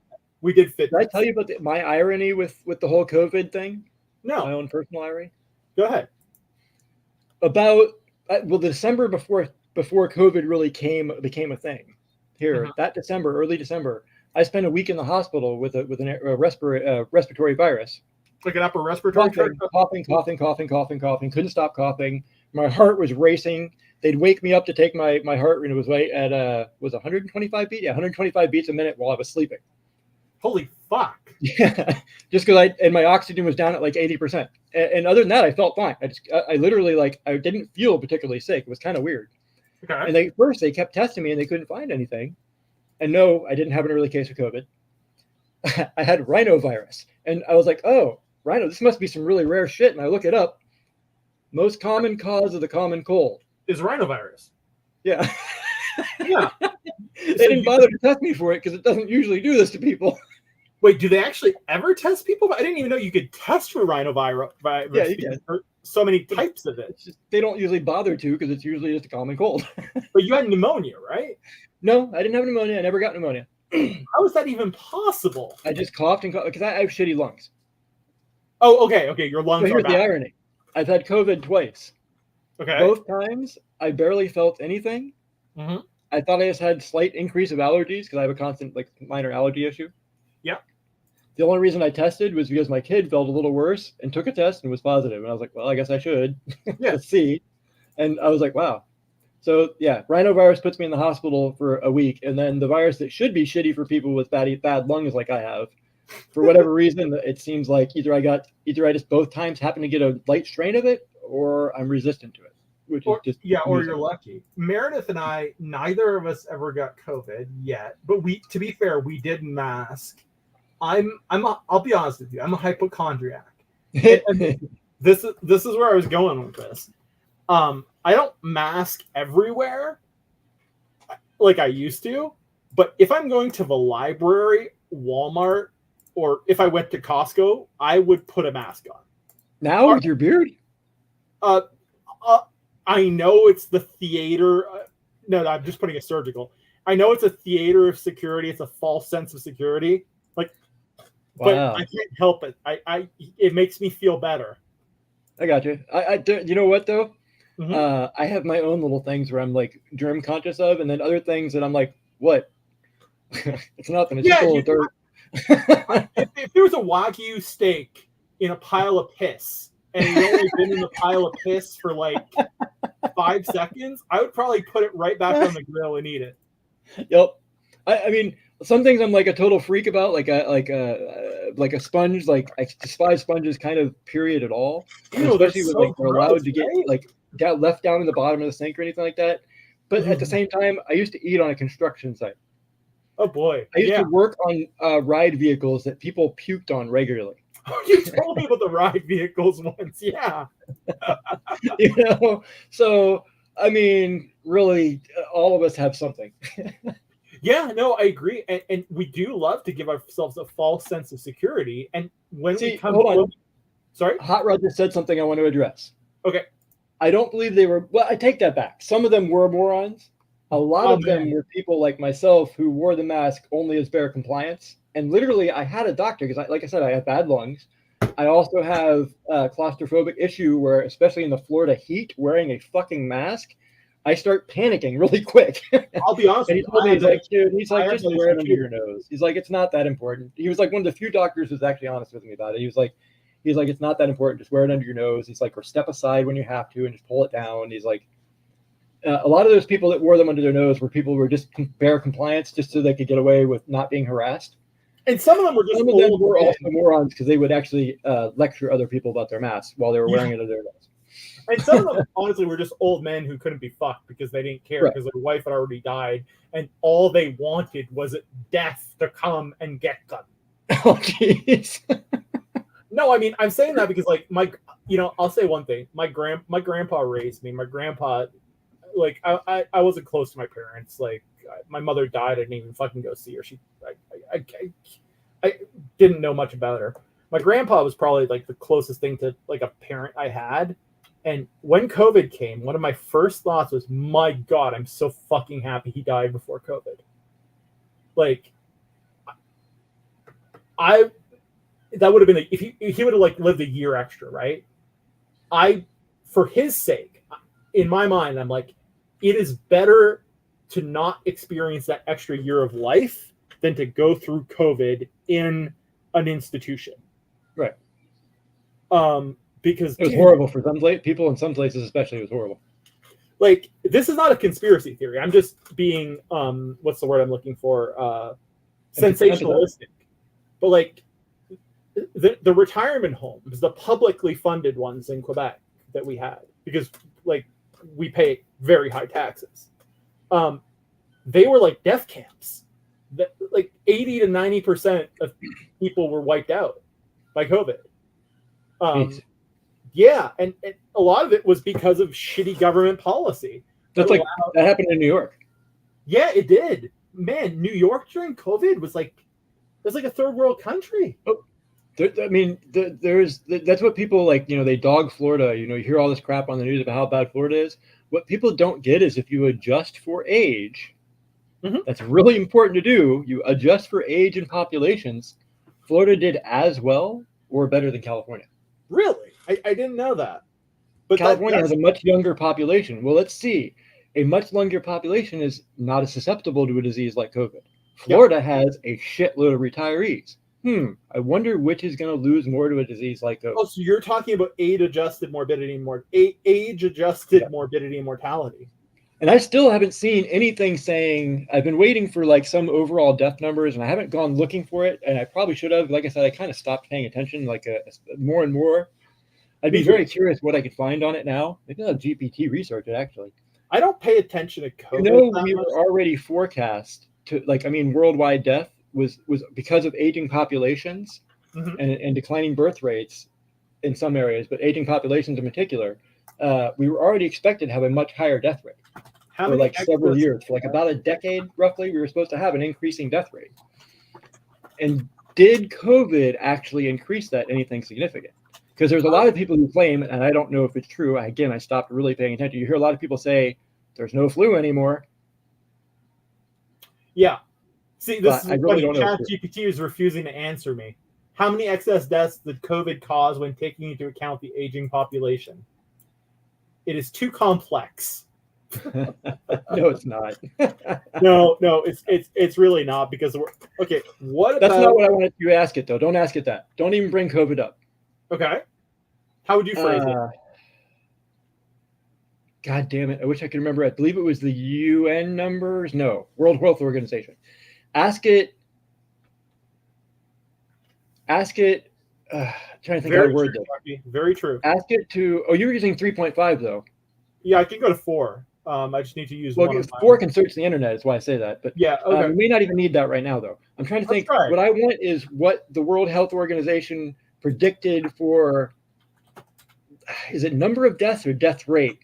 What were worldwide World Health Organization for like 1980 to like 2020 of deaths for 1980 to 2020 versus actual numbers? Nope. Don't even ask it that yet. Don't ask it that yet. Use the internet as necessary. Boom. Worldwide death. Oops. Well, hopefully it'll figure it out. Yeah. Hopefully it'll realize you meant it should. Yeah, since it's World Health Organization. I've been using it so much for so many different things since 4 came out, man. Like, same. It's amazing. Yep. What do you think about the shakeup over there? That is one of the craziest 3-day. If this was a publicly traded corporation, it's error analyzing. Really? Why? Oh, never mind. I thought it was giving up. Yeah, I feel like it's been failing a lot recently, or at least on the things I've been asking it to do. Seriously, I wasn't able to find specific find predictions for similar range. Difficult to find now. A similar range, including the year 2020. Let's try that. What were you? I got a warning from OpenAI in my email a few days ago for recurrent terms of use violation. At some point, I was asking it to do stuff, and it was like, "No, I can't do that." And I was phrasing it then a different way, and then I was like, I was a little blazed, but I was like, "Haha, tricked you." And it really didn't like that. Say it again. I don't think I understood because I was actually typing something also. So I was asking ChatGPT for stuff that would violate its terms of service. Oh, right. And then I asked it a different way. Like I was basically asking, how can I make a pipe bomb? it wouldn't tell me. So then I asked it, if you look at like all the pipe bomb attacks that have taken place, can you give me like an overview of how they're constructed? And then I started asking about each material. Oh, geez. And it told me. And then I'm like, haha, tricked you. And it was not happy. I'm like, tricked you. You just taught me how to build a pipe bomb. See, I don't do that because I'm worried they'll take away my access to it. Well, that's what they said in the email, that they could do that. So now it's like, do I need a burner one? Okay. So it already went into COVID in the first sentence. The WHO has been instrumental in compiling and disseminating statistics on global mortality, particularly in the context of COVID. From 2020 to 2021, 14.83 million excess deaths globally, significantly higher than the 5.42 million COVID deaths reported to WHO during the same period. But I'm asking about versus how does this compare to its previous predictions of global deaths based on the aging population? Let's see if it's going to give me an answer here. But there's one thing I wanted to talk to you about that we haven't gotten into yet. I don't know if we want to get into it now because there's kind of like this notion that questioning COVID narratives is a conspiracy theory. But we had talked about 9/11 at some point on your stream when I was on for poker. And we didn't really have time to get into it that much, but you do have a pretty unique perspective there. And are you open to talking about that, or? Absolutely. All right. Should we finish up this COVID thing and then talk about 9/11 a bit? Sure. I finally have. I kind of thought of a way to ask it. I'm trying to remember who did this. Like predicted. And so I asked GP a question. It's looking right now. I was hoping it would just know it. The fact that it doesn't know it is not good. I thought it would know what I'm talking about because I asked it, "Do you know what I mean?" And it immediately started searching the internet. I said, "There's an estimated predicted worldwide death rate, or maybe it was total deaths predicted each year from either the WHO." I know exactly what you're talking about. I remember there was a period it was predicted to go up due to aging populations. Do you know what I mean? And instead of immediately answering, it started searching. So that's not a good sign. Death numbers from 2021 compare to earlier projections published by the WHO or any other credible health organization or academic source. Use the internet. So I'm going to say, how do death numbers from 20 to 21 compare to projections made earlier than 2019, published by the WHO? Yeah, that's. Has it been that damn long now? It fucking has. What did you do during lockdown? Well, I mean, lockdown here was like 2 months, 3 months at most. Oh, okay. No, I got paid. I will say, Universal sucks in a whole bunch of ways, and I hated working for them. I despised working for them in a lot of ways because they are behind MSNBC in the end. Oh yeah, the same company is behind Universal, I should say. Yeah. So I hated that I made that company money. Yeah. At the same time, working there isn't too bad. You know, they paid us, what was it, 4/5 of our pay? Oh wow. That's pretty. That's actually pretty decent. That's more of it. Like we like have legitimate social. We have. Sorry, I don't live there anymore. But Quebec has like legitimate, socialism. And yeah, I mean, not everybody got that. No. Universal did that for their employees. Wow. I don't even know what Disney did. I really don't know if they did anything equivalent or not. What amuses me all the time is Disney has a union, and they do get paid slightly more. But it all goes to union. Employees aren't very happy. Universal employees are always happier. It's so funny. I'm so glad unions never got into Universal while I was working there. Did they try at any point, or? Oh yeah, there was several pushes. I have really mixed feelings about unions. So I like the idea of a labor union formed as a voluntary structure to negotiate with an employer, right? Yep. But mandatory membership is kind of fucked. Yep. Like, it kind of defeats corruption. Yeah, it breeds corruption. It does. And like, my grandpa was a union man in the postal service in Canada, and they got completely fucked when they merged with another union. Like, he paid dues all his life to just get fucked. Yep. And it really sucked. But unions brought us the weekend. Yeah, if you do an archival search for me, you'll actually, my name's probably not there, but the earliest picture of me in a newspaper is in 1985. Yeah, it's 1985 during the postal workers strike.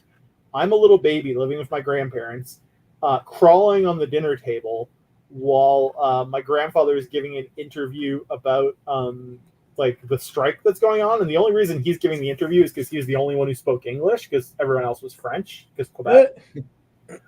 And my grandpa just has this quote that is like so quintessentially like Pompey. I call him Pompey. Yeah, he just goes, I'm a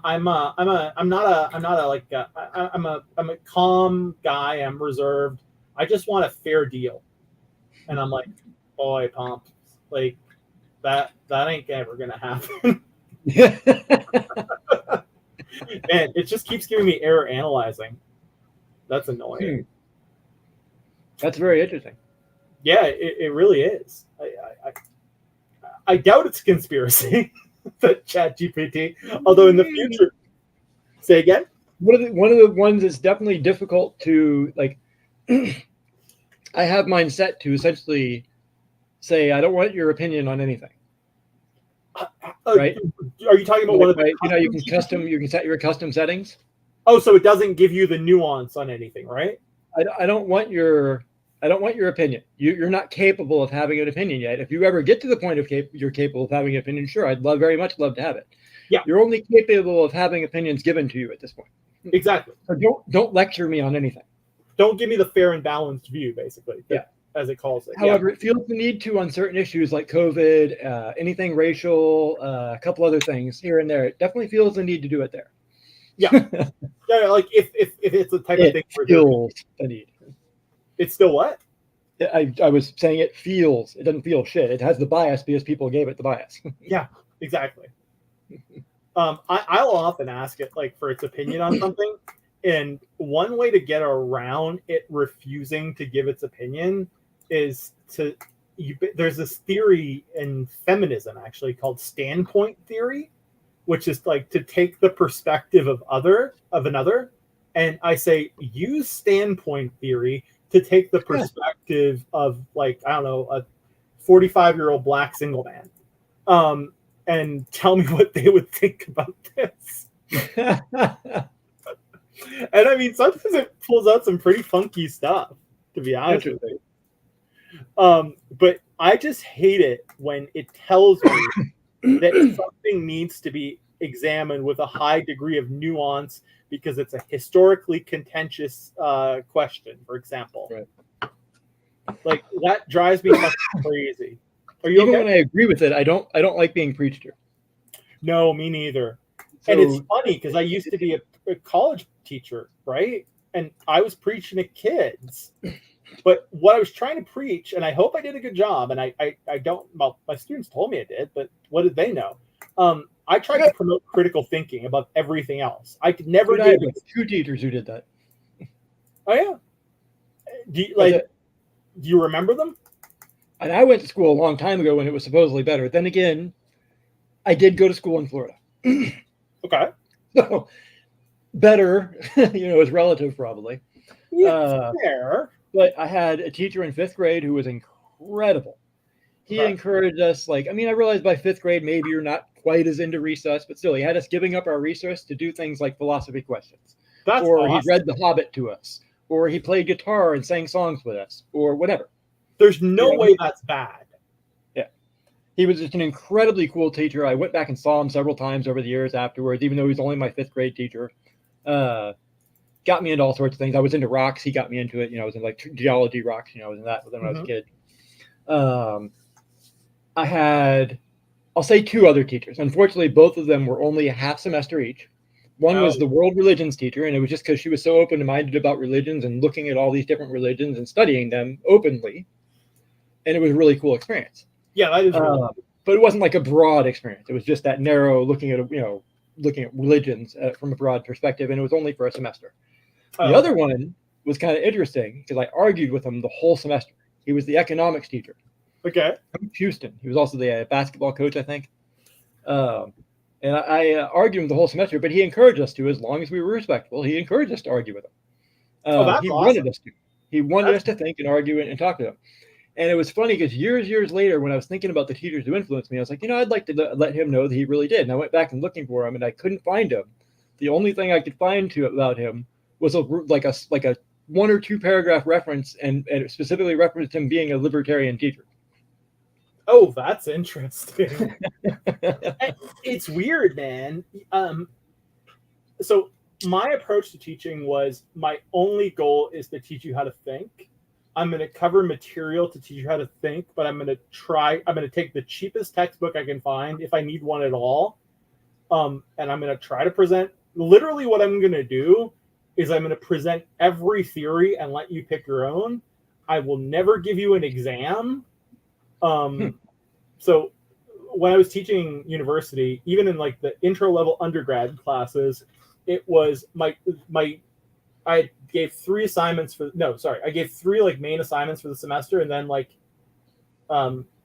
5 tiny ones. So they'd have to write 5 half to 1 page just reaction papers giving their opinion on an issue, whatever it was. Try to use a citation if you can, but you don't have to. then the first one was to write an essay on anything you want about the first part of the class, like the first half of the course. Then the final one was write an essay on whatever you want about the entire course. But my favorite assignment to give them was always, here are the theories we covered in class. Here are a list of books of fiction. Apply one of these theories to one of these books of fiction. And we're covering international politics, so this assignment is kind of out there, right? And I had students giving me the craziest shit, like for those little reaction papers. I can't forget this. One person, and I know he was taking the piss out of me, but I loved it.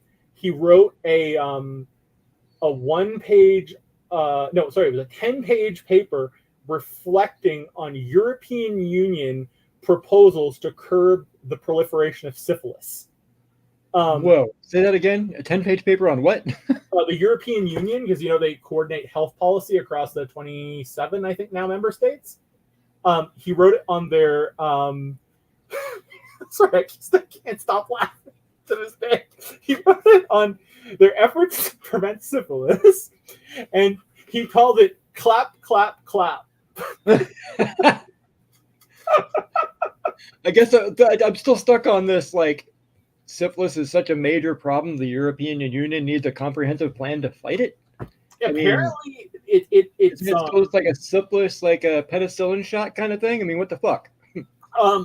Apparently, I don't really know much about it, but apparently it sometimes doesn't show symptoms for a while, and there's been a resurgence of it amongst LGBTQ plus. Well, I guess gay males is what I'm actually meaning, gay and bisexual males, or male identified people. So I think that's why they were focusing on it at the time, and I think they calmed the clapping, so to speak. But that assignment was cool. But what's strange to me though is, like, I'm super proud of my students, and I've gotten like thank you emails from them, like after they've asked for letters of recommendation. They've gotten jobs, but it's like a lot of them have gotten jobs in politics. I know at least 2 of them that work at the CIA, and it's like, wow, did I really contribute to this?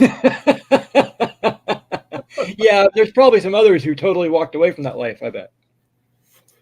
Yeah, actually, one of them, he was to follow in his you were a stepping stone. You were just a stepping stone for some of them to get to exactly those places. You're probably right, but to be fair, if someone, like, I believed really significantly in like mentorship for students. So if someone really was interested in a path, I tried to give them resources, like during office hours. I'm ashamed to say now, because I would never do it again, I actually held a CIA recruitment event. Like, they knew exactly what they were going to, and they did not have to go, right?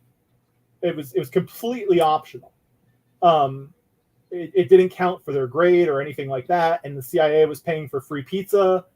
But, like, in retrospect, I would never have done that. But at the time, because you have to understand, I started my PhD at age 22, and I started teaching college at age 24, because you start teaching about 2 years in. I was 24, 25 years old, and the CIA wants to come and run a recruitment event in your class. Sure. It's like, okay. Yeah. And then they're like, then I see, this is where it gets weird, man. Dude, that was the day I fantasized about being in the CIA. So yeah, I mean, weird. Another thing, real quick, I meant to say this several times earlier. I hate war, and I hate all that shit, and I hate government, but I love, like, the shows like Burn Notice. Well, then again, that one makes sense because he's, like, been kicked out. So maybe that one wasn't a great example. But I love games like Warsaken. I like, war, actual war technology is actually really fascinating to me for some reason. At the same time, I hate war. I'm obsessed by it, dude. I love war tech. Yo, Master AIs, welcome. What's up, Master AIs? I'm obsessed too. Like, ever since I was a kid, because of the use of Forest Slayer's got it, because of PrEP and PEP, the syphilis thing. because they're not people. The higher rates of HIV in those communities, less transmission of HIV, so they're having bareback sex, but they can still transmit syphilis, right? And other STIs. So that I didn't know what that meant. Sorry?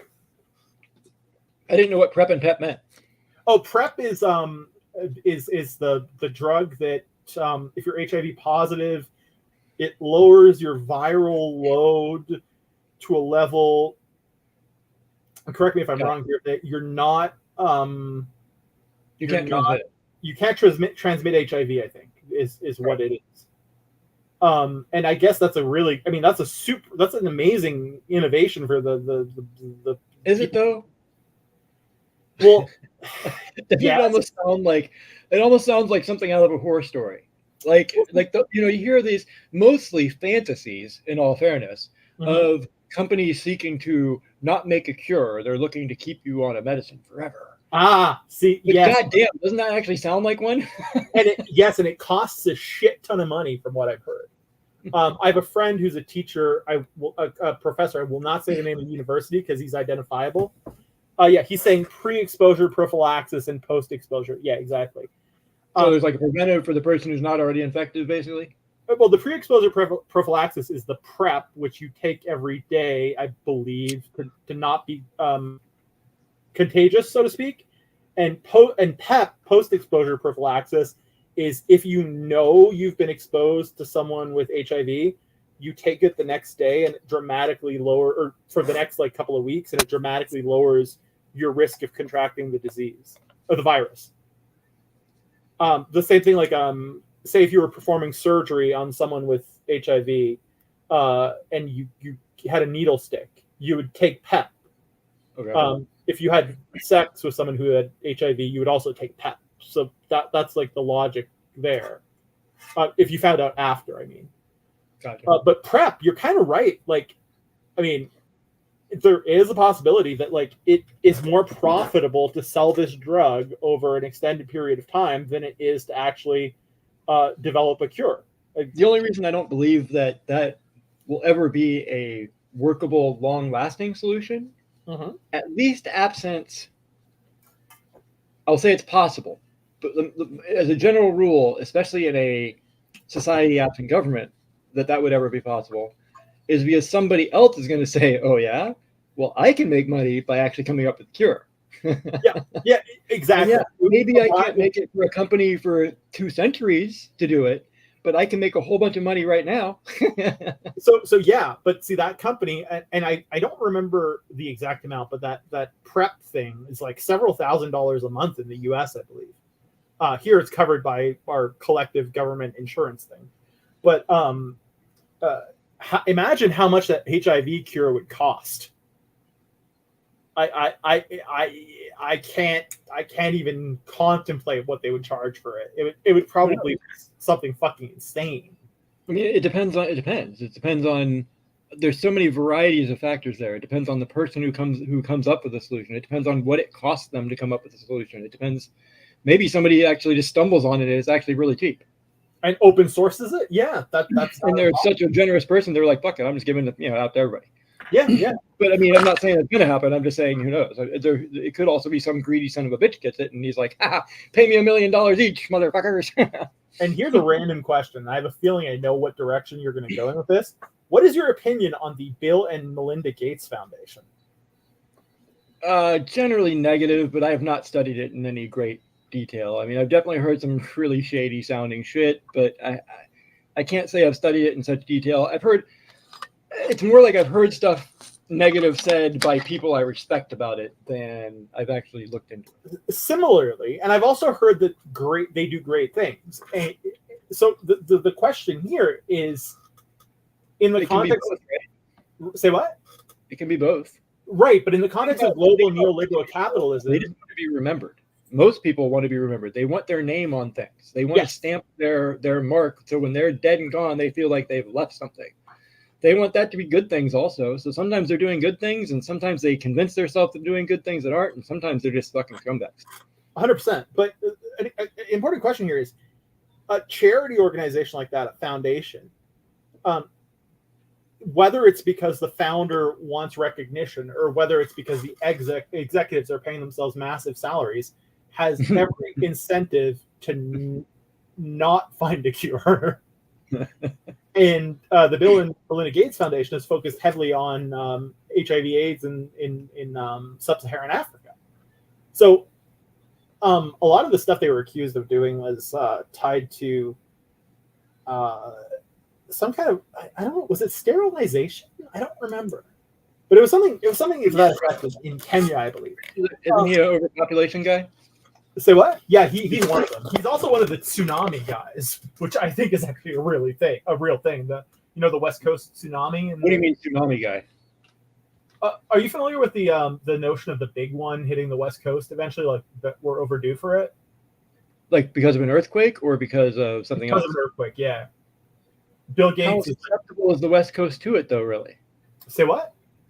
Isn't like most of the West Coast pretty like? I mean, there'll be some some immediate coastal areas, but it's not really that devastating to the West Coast, is it? Well, the projections, and Bill Gates was one of the people who founded this. So was funded it. So was Paul Allen. It's I-5 that runs on the West Coast, right? I don't remember.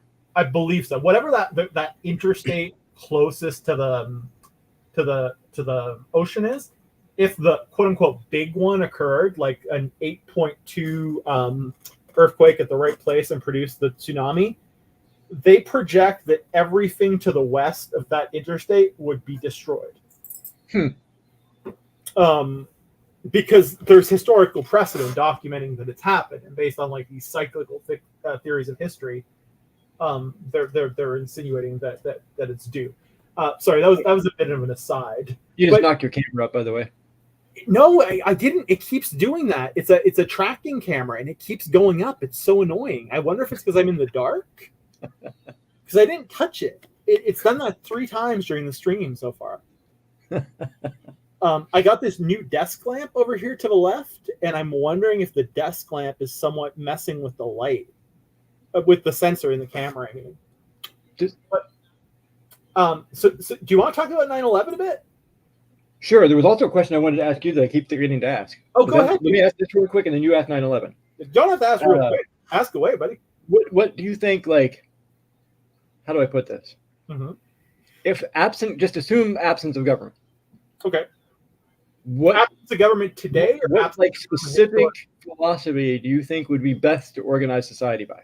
Sorry, what specific philosophy will be most successful at organizing a society by? I talked over you because I was asking a question. I'm sorry. Are you talking about if there's no let's government? just assume the absence of government. Let's just assume we are not going to have government. Today or historically? No, just like far in the future. Okay. People have become a lot more mature in general. Humanity's grown a whole bunch. And we realize government's kind of pitiful, and we say, nah, we're gonna organize ourselves voluntarily. Okay. But voluntary doesn't say how you're actually going to organize yourselves. Oh. It just means you're able to do it voluntarily. So my ideal world really will be a world in which there's a whole bunch of different people experimenting, essentially saying, well, we're going to organize ourselves over here and this way. And then there'll be some other people over here organizing them this way. There'll be some people who are like, well, I'm going to go live out here by myself, And it'll be a whole like experimental thing where like people figure out which type of voluntary society actually is the most successful. Which one? You're asking me which one I think would be I personally think some variation of like a compassionate ANCAP. Do you know me when I say ANCAP? Yeah. I note I add the word compassion there because there's a lot of very cold-heartedness in the ANCAP society or ANCAP group world. I know. Especially towards certain issues. There's a lot of very conservative, like religious conservative opinions there too. And they're like, so anyways, that's what I personally think. It'll be mostly based on economy because that's where we're at as people. I mean, maybe there's some future, time where we've evolved even further beyond that. But right now, the best way to curb people and their desire to control is to not allow anybody to control, and to make it a free market-based society. Yeah. Are you asking me which one I think would be more successful, or which one? Right. I think you you said you were looking for some kind of plans. Like I forget which word you used earlier. Not plan society. That's not quite right. That's not the word. What's the word you used earlier? Intentional community. What was it? Intentional community. Yes. Yeah. What is that? That's super interesting to me, because you're asking me now which one I feel would be the most successful. And to answer that question, I'm going to first tell you which one I would most like to live in, if that's okay. Sure. I would That's actually a better question. No, they're both really good questions, and I want to ask you which one you'd like to live in. That's actually more what I mean, though. I mean, which one would you want to be in? Honestly, having experienced modern life under neoliberalism, I would genuinely, and I might change my mind, and I would have every right to do so, so it's fine. But I would want to go to a social ecologist kind of anarcho-primitivist society. What society? Anarcho-primitivist, just a return to nature. Wow. A small community near the sea, subsistence fishing, very limited use of digital technology. Analog is fine. Just the technology that's needed. As to what I think would be more successful, that blows my mind. Prime Yacht Media says, I know. Well, I want to go live primitive. Yeah, I mean, but the Prime Yacht Media, to be fair, it's a joke, right? Like, I have no interest in a yacht. Well, whatever. I mean, it's still media. Like, you have several different media things going on. NFTs and digital this and digital that. Like, what? Streaming? Yeah, there's quite the paradox there, isn't there? Right. But I've always felt at my calmest in nature. Like, sure. I take benzos, right, for anxiety, just because they were prescribed to me in university, and I'm not addicted, I'm dependent, in as much as I don't seek them out, but if I stop taking them, I'll have seizures. So I didn't even know there was a drug that was still out there. Say what? I didn't even realize that was a drug still out there. Like, I thought that was something like they don't even give out anymore. Oh, well, I don't know if they give them out anymore, but unfortunately they did in 2004, and they gave me way too high of a dose instead of sending me to therapy. And I'm like basically on like a 10-year plan to get off of them. No joke. Jeez. Yeah, because it's just like the tape, like I could go to like quote unquote rehab, and like they would put me like in a, like, not a coma, but like in a sleepy state for like 6 to 8 weeks, and they could detox it that way. But like, I don't want that. It's just like, it's fine. I will gradually reduce the dose, like to the point at the end where like I'm gonna have to be using like a dropper to like. But I'm glad to say that I'm ahead of schedule, like by a lot. The original dose was 12 milligrams per day aggregate. Right now, I'm supposed to be at around 9. I'm down to 6. So I've been actually pushing it further than what they recommended. But I digress. So I've always felt my calmest in nature, and the reason I was bringing that up is because I found that in nature I didn't have to take them. So there's something healing about it. So sure. In terms of the one that I would be most interested in living in, that would be it. As for the one that I think would be the most successful, successful honestly is not an important. There's really, you answered what I wanted to know. No, but I should not have used the word successful, because successful there is no clear definition of success. That's subjective. But don't you think perhaps that if this were to happen, a new hierarchy would emerge and the state might form again in some places? If people did not stay aware, yeah, absolutely. They might call it something else. That's what somebody would almost immediately likely try to do. Actually, I mean, yeah. Even if 99.9% of people decide, no, we're done with this, there's still a whole shitload of people out there that are like, how do we get it back? Yeah. So, yeah, I mean, honestly, if people don't stay like that mentality, then absolutely, it's very, very likely they'll just be smart about it. They're like, oh, no, we're not government. We're blah, blah, blah. Some new fucking word. I would say this. I would say that it would be likely to be a voluntary. I say voluntarist, but you say voluntarist. So let's go with voluntarist. It would likely be a left-leaning left based on the conventional meaning of the term today. A left-leaning voluntarist, free market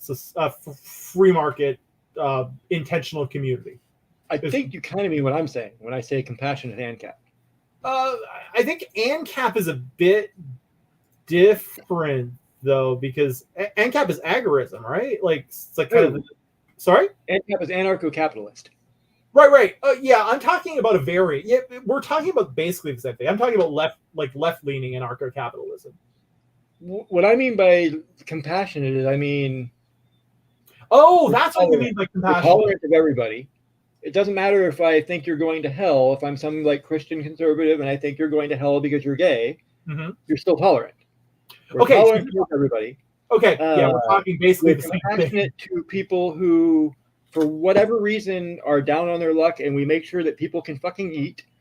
You know, through charities, through voluntary charities, we make sure our charities are well taken care of, and they're taken care of by people who are compassionate and dedicated to making it a streamlined operation. Yeah, no, we're basically on the same page. Yeah, I mean that's kind of what I mean by a voluntary ANCAP society. Yeah, the only difference, compassionate ANCAP.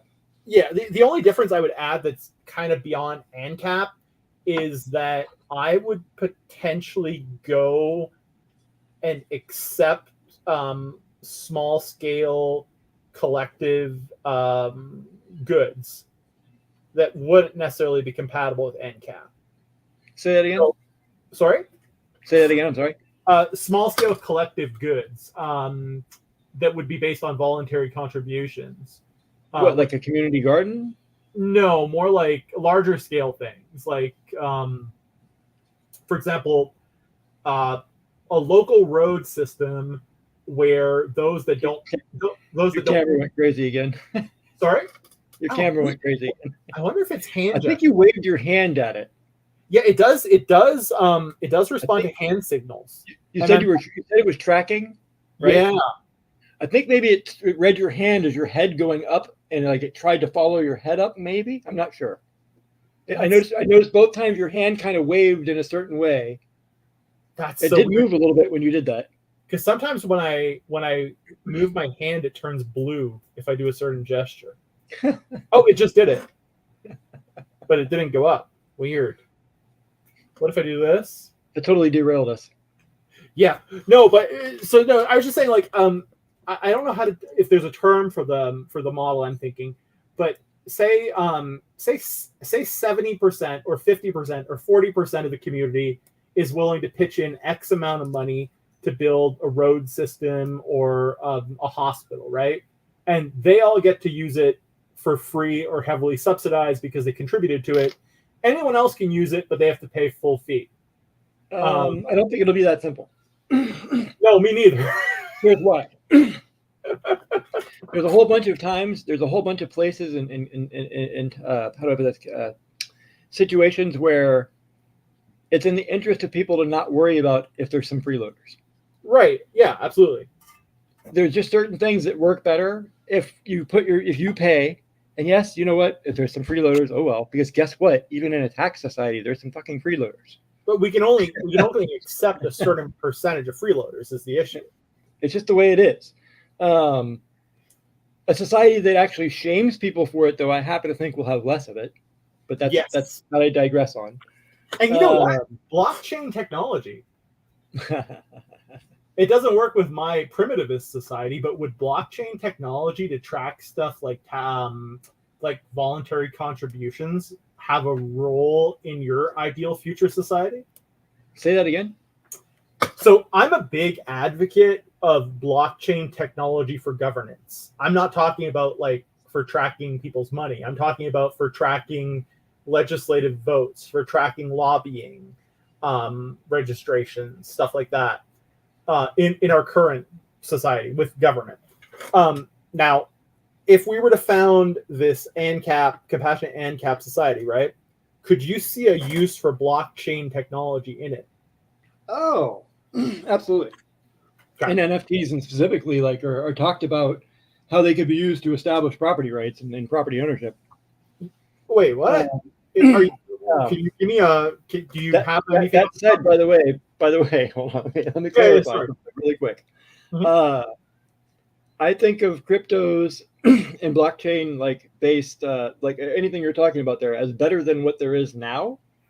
Okay. I do not think it's a great solution in the end. Because are you talking about the crypto coin or the blockchain itself? Both. Okay. Not that depends on what you're talking about. Like when you're talking about blockchain, like NFTs being used for property rights, for example. Oh, I'm talking about the it's all great until an area gets hit by an electromagnetic pulse. Yeah. And then you know what? It's a lot like that paper fucking money we have. If you can't access it, it's no fucking good to you. that is very right. So I am actually still more an advocate for something that is probably unfortunately just gone. So I'd rather have crypto-based money that's truly decentralized. But wait a second. What I'd actually prefer is some sort of commodity-based money, probably like silver, not gold, but silver. Yeah, silver would probably be better. Even copper, given how scarce it's becoming. Yeah. But wait a second though.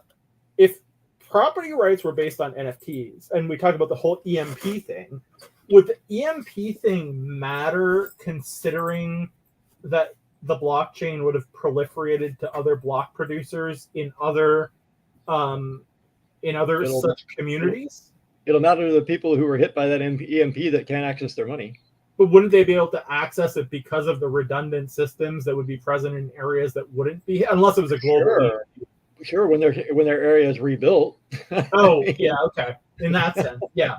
Whereas if it's based on silver, their money's still good. They don't have to worry about that. That's not an issue. Blockchain's great for a lot of things, but I'd much rather prefer we go back to a primitive form of money, basically, that it's based on some sort of commodity. I don't even care what it is. As long as it's based on a real value item, I don't care. It can be based on freaking seashells. I don't know. I thought I have something good there, but I didn't. I completely agree with you there on a value-based currency. But the blockchain, though, what I meant was more of a ledger function. See, you made me think of this when you were talking about the shaming. So one of the things that's great about the blockchain, from my perspective, is that it ensures a permanent, transparent record that anyone can look at, right? And I always thought that the idea of logging, basically, how can I put this? Not your vote, but say logging politicians is, for politicians, though, for example, their income, whatever they get, because they're not subject to privacy, logging all of their votes so that everything is clear and unambiguous and on a permanent structure that cannot be distorted or manipulated by media. Okay, but there's still people, right? Yes, that's the issue. People are always the issue. But I'll say I have two different points of view on this, actually. Okay. The first is they're human beings, and if we want good people to want to do that job, don't get me wrong, I'm just saying if we want to have this idea that government could somehow work, I don't believe it, but if you want good people to have that job, you don't wish to make their lives miserable. They need to make good money because they're doing something that's extremely difficult, trying to make everybody happy, which is a fucking joke. It's not possible, but that's what they're trying to do, supposedly. Yes. If you actually got a good person in there. Making their lives miserable and invading their lives, that's not what they're going to want to do. Well, see, the thing is, we don't want to do it. Would it make them miserable, though? The reason the other part of that, though, is they're people, therefore they're going to find ways around it. Yeah, unless you chip them, right? Even if you chip them, they're going to find ways around it. As soon as you find a way to stop it, there's already somebody working on breaking it. Yeah, no, that's 100% true. Like look at it from this perspective. Like, I am fully self-doxed, right? And I've always been that way because it's just simpler. And I have no issue with it. I can say with near certainty that as it pertains to my finances, my business's finances, whatever I spend, whatever that comes in, personally, and I don't expect anyone else to consent to this. I would happily consent to it all being public and on a blockchain, because I genuinely I don't have the capacity for embarrassment. Like, nothing anyone could do would really embarrass me. I don't really work like that. My brain is like, nah, who cares? I don't really care. I would concur. That is a very minority position, I think, right? Right. But it's just like I somehow can see in this like ideal future state of mind anyway, in this intentional community where people would want to be transparent with each other and would want to share whatever details they agreed on sharing in a way that was not to be fucked with. But then again, like you just said, people would inevitably fuck with it because people are greedy, right? Yeah, I mean, there's never going to be, like I said, unless we reach some kind of new evolutionary state, there's always going to be greed and people that act on it. I mean, I think that if we more people, there's going to be rich people. There's going to be, unless you want everybody to be equally poor, that's like the other option, that we sometimes poor. Like, if there was no greed, or the other option you go for. If there was no greed, our society would arguably stagnate. Do you read Heinlein? Yeah. I've been really reading a lot of his books recently. I'd only read Stranger in a Strange Land like many, many years ago, which is not even really like his more political books. Yeah, no. I just recently read The Moon is a Harsh Mistress, and I loved oh my God, that is such a good book. Until the end. I fucking hated the ending. I hated it. And he was fucking right, though. He was so goddamn right. Let's not spoil it for anybody, but he's right. You're not wrong. The other aspect I hated about it, I won't say right now, but it's what happens to Mike. Wait. I hate what he did with Mike. Wait, what did he do with Mike? I can't say it will ruin the ending. No, I need to look it up. 1 second.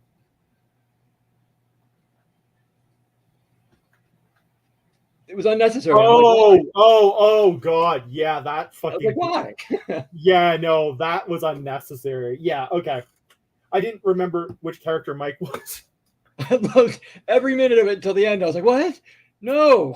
Yeah. No. Okay. No, that's horrendous. That is. Hey, do me a favor. You're gonna run this grubfish, right? I was gonna run it at the end because what I do is I like to use it as a log because everyone's gonna get the exclusive stream NFT, which has my face and your avatar there. And I need to step away for like a minute though. Oh, go ahead. I can run another grub. Can I run another grubfish? You can just step away and I'll just vamp. Cool. Okay. But yeah, folks, thank you for so far joining us on this first episode of the Prime Yacht Politics Cruise. To expatiate a little bit on Prime Yacht Media, it is a new media empire that Prime Rogue Inc. is launching beginning. Well, we're expecting our rollout to be Q1 2024. Our first we have basically a collection of about 30 websites that are going to be all going up as once, covering issues running the gamut from Web3 and tech all the way to men's and women's health, LGBTQ issues, basically we're going to try to cover everything you could possibly think of. And why it's called Prime Yacht Media is because we're cheap and we didn't want to pay for expensive domain names, so we bought the .yachts domain, because you can basically find whatever you want. The Prime bot is coming back. It is still down for maintenance for the Prime Rogue bot is actually right here on the might not be able to see it really well, but it's right here on the organizational chart, which I was about to pull out anyway. It is coming back. There will be raffles. There will be regular redeemable NFTs, and there will be tokens. You'll be able to claim tokens. And for the record, Forest Slayer, 2 of the prizes need to be redrawn. 500 and 200 wax prizes, which were not claimed, need to be redrawn. I just have not gotten around to it. I will get around to it by the end of the month. And my goal is to have the bot back online by Monday, the 4th of December. And then it should be on permanently on its new server with the new integrations. But yes, there are those 2 prizes that need to be redrawn. So we will get to that at some point in the very near future. But yeah, while we wait for Marklar to come back, basically... I'm back. Oh, okay. Yeah, I was just going over what Prime Yacht Media is. And if you missed it, the reason why it's Prime Yacht Media is because we're cheap as fuck. Yeah. And we didn't want to buy expensive domain names. And Namecheap sells the .yachts TLD for $1 something, $1.99, I think. Nice. And we found that a lot of them were taken, were not taken.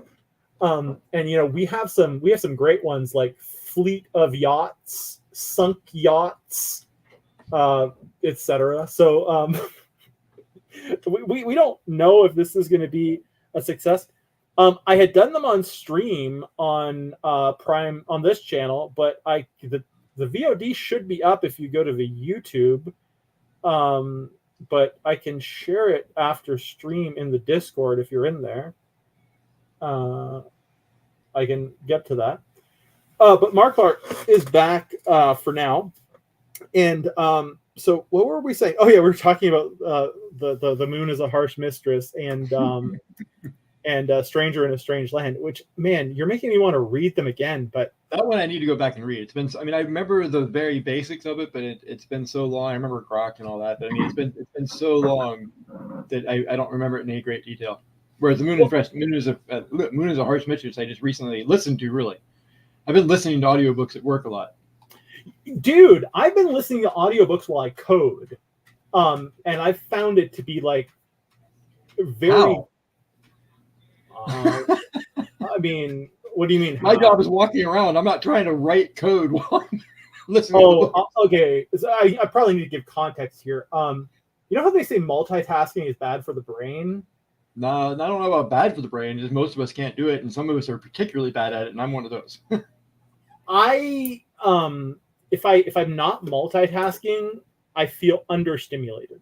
Nice. And I get anxious.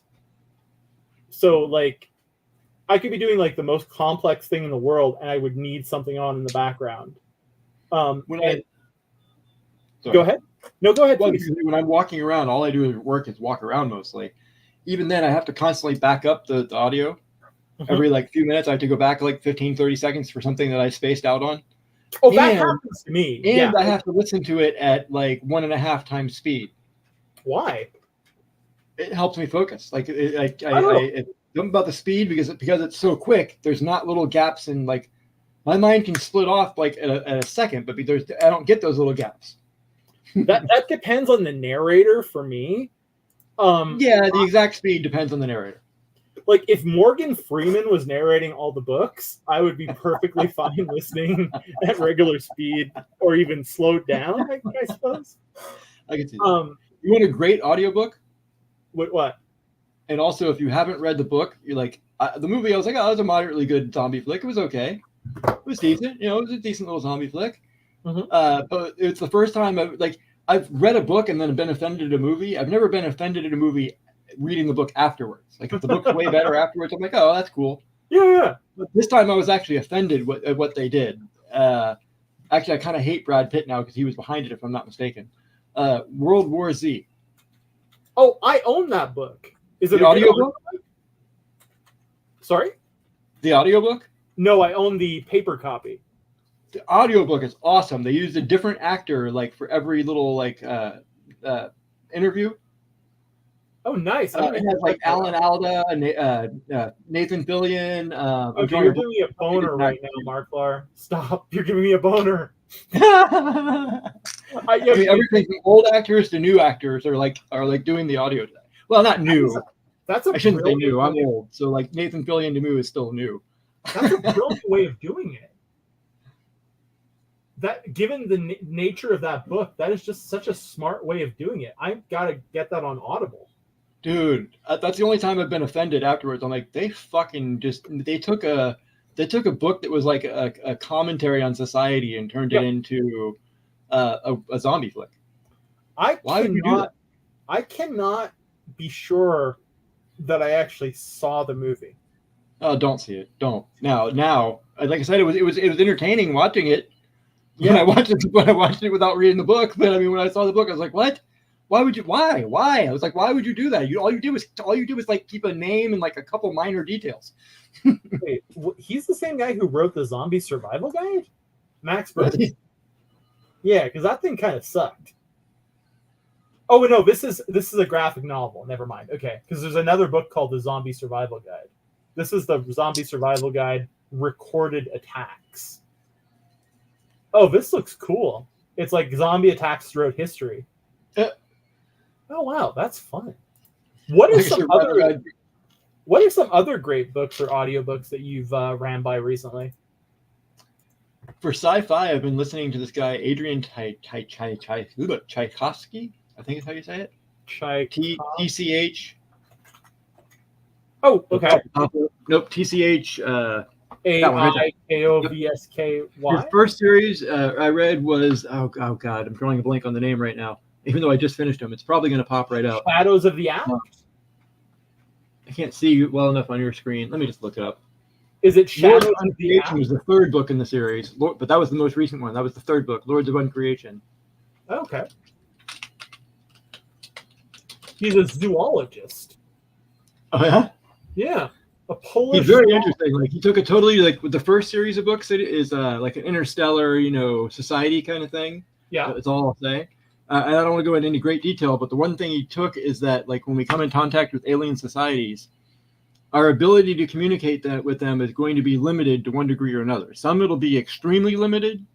We'll never ever reach a point where we can truly communicate with them, and others it will be like relatively we communicate pretty well, but sometimes it's like, wait, what did they mean by that? That we'll never actually really be able to do a lot of nuance with alien race. So that was the perspective he took. I don't know if that's true, but Shards of Earth was the first book in the series. Shards of Earth by Tchaikovsky. I'm gonna have to check that out.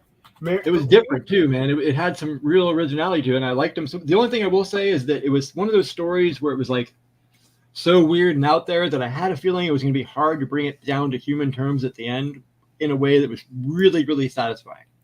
Gotcha. But I was expecting that. Okay. So it was still a decent ending. It wasn't great, but it was a decent. It was kind of like the Expanse books.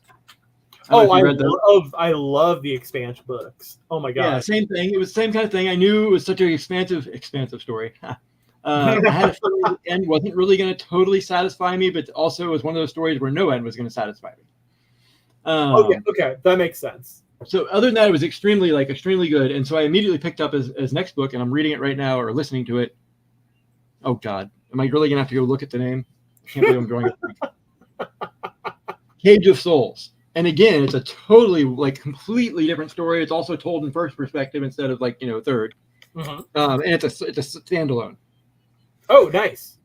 It's a totally different story though, like wildly different. It's not interstellar at all. It's a dying Earth story. Oh, set way in the future where the sun is supposedly dying. Do you read mostly sci-fi? that or something philosophical or political, not political, philosophical, more like you know who's I need to finish this book and I keep not doing it, but oh god, he ran for president as a libertarian. Harry Brown's book. What? Harry How I Grant. Found Freedom in an Unfree World. How I Found Freedom. I'm probably butchering the name slightly, but just start writing How I Found I've Freedom. seen this book. Yeah. Dude, that book is great. Is it really? Great. What I've read of it, and I walked away from it probably because I'm like I'm very much in like a depressive like type person. I believe it or not, I wallow in depression most of the time, and that's probably why I didn't finish it, honestly. But yeah, that book's great, and I need to get back to reading it actually. But Heinlein, like where it's I like things that mix in philosophy like Heinlein or the kind of anarchist themes in the Expanse books, or that sort of thing. There are surprisingly a lot of anarchist themes in the. Do you think it's intentional? I haven't read the authorial. No, man. There's such a weird segment of society where we venerate and also villainize the people that are actually kind of the anarchists. Mm-hmm. It's weird. Well, people it's don't weird. know what. It's almost like the Jesus thing. We persecute them, then we revere them. Yep. Well, people don't know what anarchism means. Like in international politics, anarchism has a very specific definition, which kind of grounds my understanding of anarchism in our social world. The definition of anarchy in international politics is not, chaos. It is the absence of a central government authority. That is it. And people don't get it. The root of it is just no state. Yeah. No ruler. Sorry, no rulers. Exactly. But see, when you're teaching undergrads, right, first years, it's really interesting because it takes about 2 weeks for them to get it. And that's not like a criticism of them either. It's just they've been so conditioned to think that anarchy is chaos that they're like, or like that anarchy is like the punk rock anarchy sign. It's a dangerous philosophy to the state, so they've made sure to villainize it. Yep. And it's really funny because the dominant view, and this is going to be a paradox to you, I think, perhaps. The dominant view in international politics is called realism, structural realism. And it's premised on the idea that, exactly, Forrest Lake. Anarchy is no hierarchy, exactly. No, I don't think it's no hierarchy. That's not true. Well, it's a consensual hierarchy. Right? No rulers. Yeah. There can be a voluntary hierarchy. Well, it has to be voluntary, though. Everyone has to consent to it. No rulers. I believe the Latin root, look it up. The Latin root is either like no rulers or maybe it's no state, but I don't think it's no state. I think it's no rulers. I hope I'm not crazy and like embarrassing myself right now. I'm sure it was anarchos. I learned Latin. Anarchia, lack of a leader, the state of people without a government. Yeah, no leaders. When there was no archon, which was rulerless. Yeah, okay. Yeah, that is the Latinate root. I didn't know about the archos part. Oh, interesting. Yeah, anyway, in international politics, structural realism, and we generally call realism a good thing. Realism is the theory that suggests that I reject your reality and replace it with one of my own. It's the theory that suggests that war is inevitable because of the absence of a central world police. Paradoxically, liberalism, war is inevitable. Why? Because of the absence of a central ruler. What? Yeah, it's the dominant theory, and it's informed American foreign policy since Morgenthau published in 19. In my opinion, large-scale war is only possible because of government. Yeah. Hans Morgenthau published Politics Amongst Nations in 19. My search engine keeps fucking up. I don't believe absent government there would be some beautiful utopia and there would be no conflict. I mean, one town would probably fight another. occasionally something would, people are people, something would piss them off, but large scale war happens because of governments. Yep.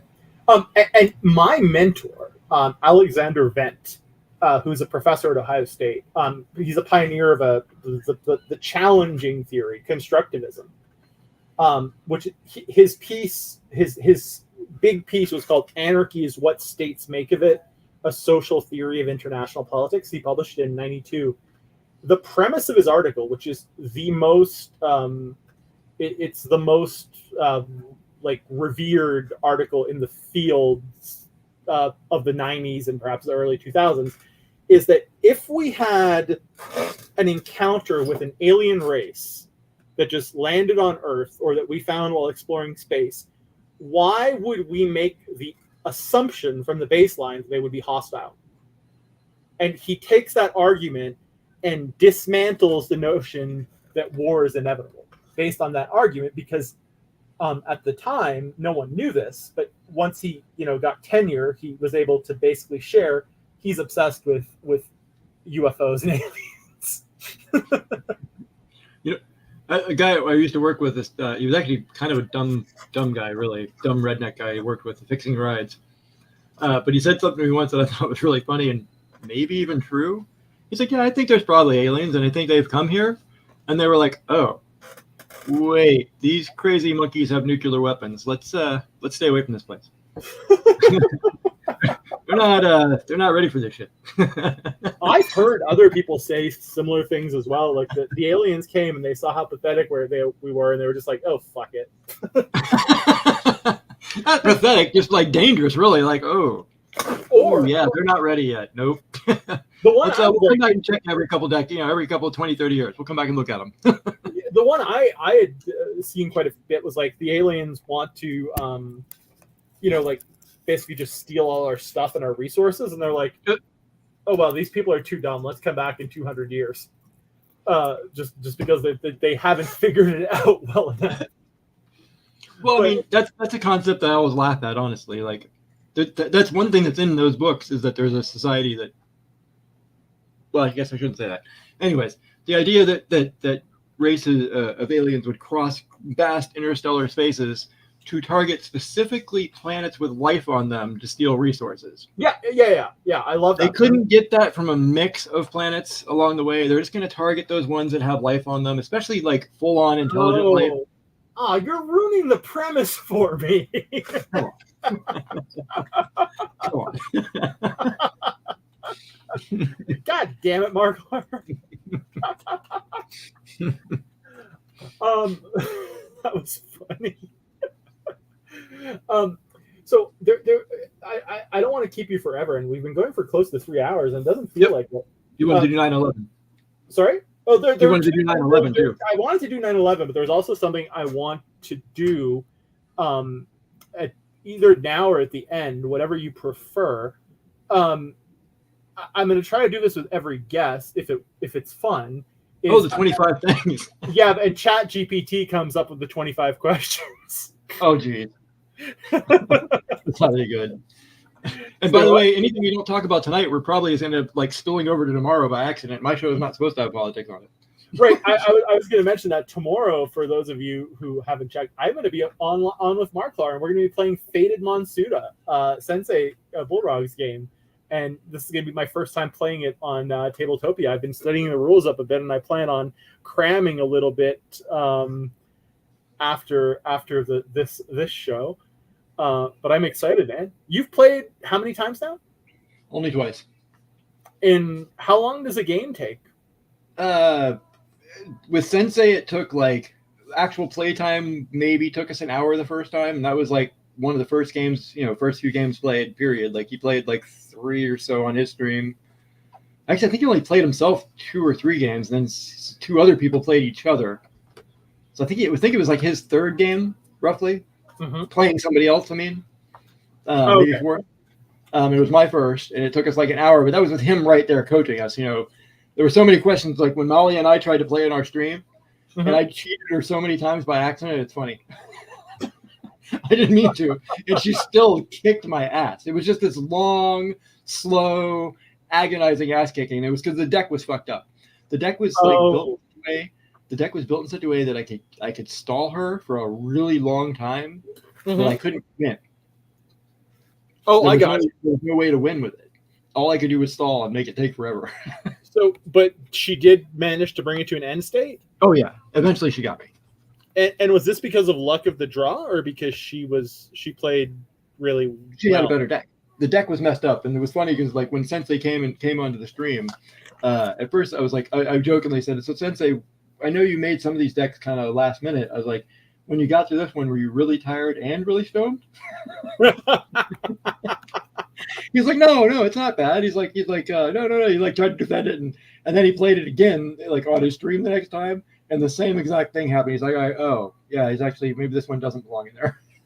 Since then, has he refined the decks? I believe he fixed it anyways. He took out the long zongs and the hydra zongs, and there was a problem. I can't wait to play. Like honestly, this is probably it's probably the Web3 game I've been waiting for the most. Let me rephrase. I know he's tweaked that deck. I don't know that it's been tested, and I also know I'm not going to test it. Oh, am I going to be testing it? Only if you want to. I mean, I'm curious, but I think I should probably take the deck that's best for learning. Is there one? I don't know there is a deck that's best for learning. Okay. I mean, I generally tend to think like the most varied one is best for learning, but I don't know if that's true. I don't even know what to tell you. I'm so new at it myself that I don't even want to try to coach you on that. That would be a Sensei question. I don't think he's here with us anymore. No, I think he may have gone somewhere, or is he still here? He's still in the room, but I don't know if he's physically present with us, or if he's. No, I'm kidding. I was gonna say if he's too stoned to watch. You know, he's not nearly far down the anarchy road as you are. Like he's still into like believes in like libertarianism, and like he's more like there's still state things he believes in. I'm not a full-blown anarchist. I understand, but you're further down the road than he is. Yeah. No, possibly. So some of these concepts are probably like, yeah, I don't agree with this. I mean, my penchant for it is premised on people. I love people, but there are a lot of fucking cunts out there. Absolutely. I'd rather not live with them. So, well, I mean, they're mostly in government, though. The worst of them, that's where they go. Yeah, there are a couple here and there in Web3, and the ones that aren't quite good enough to become cops. Say what? No, they're not good enough to become cops. I love that. You know, I mean, you either serve the ones that make the rules, or you make the rules. Mm-hmm. No, I completely agree on that. I definitely most completely agree on that. I'm sorry. I know there's probably some good cops out there, and that's why I said everybody's got their point where their bias kicks in, and I just if there's two things you can tell me, I'd like to think there's only two things you can tell me that you do that I'm like, sorry, we're not going to be friends, and I want nothing to do with you. And that's politician and cop. I'm sorry. I don't trust you immediately if you tell me those two things. And by the way, that's not to say I would never call a cop. Yeah, I don't mean it that way either. No. But when it comes to personally interacting with you on some level, it's not going to happen because we're probably not going to agree eye to eye, and you're in a position to hold it against me. So I'd rather just not know you. One cop that I found to be really open-minded and a good human, and which proved to me that there are them, is Franklin, the moderator at Nova Pangea. He's a chief of police in a small town. Where though? Georgia, like a really small town. Like the U.S. Georgia, yeah. Or like Georgia, Europe, Georgia. Georgia, U.S. But like such a small town with what seems to be such a low crime rate that like they do things like lights and sirens for kids' birthdays at the elementary school. I don't think there's that much crime. I know he's pro recreational legalization, if I'm not mistaken. And what I like about him as a human and as a police officer is that even when it comes to like policing things, he really wants to interact with people who have issues with police, and he's genuine about it. Like, it's not like a front. He kind of wants to learn. He's a very compassionate man. I guess. Okay. Yeah. Here's where it breaks down there for me, though. Say what? This is where it'll break down for me, though. Okay. I would eventually be forced to ask him, do you enforce laws that you personally know are actually wrong because it's your job to enforce them? I wonder what he would say to that. And but deep down inside in your soul, you know they're fucking wrong. Yeah. But because of your job, and you will not have a job if you don't enforce them, you enforce them.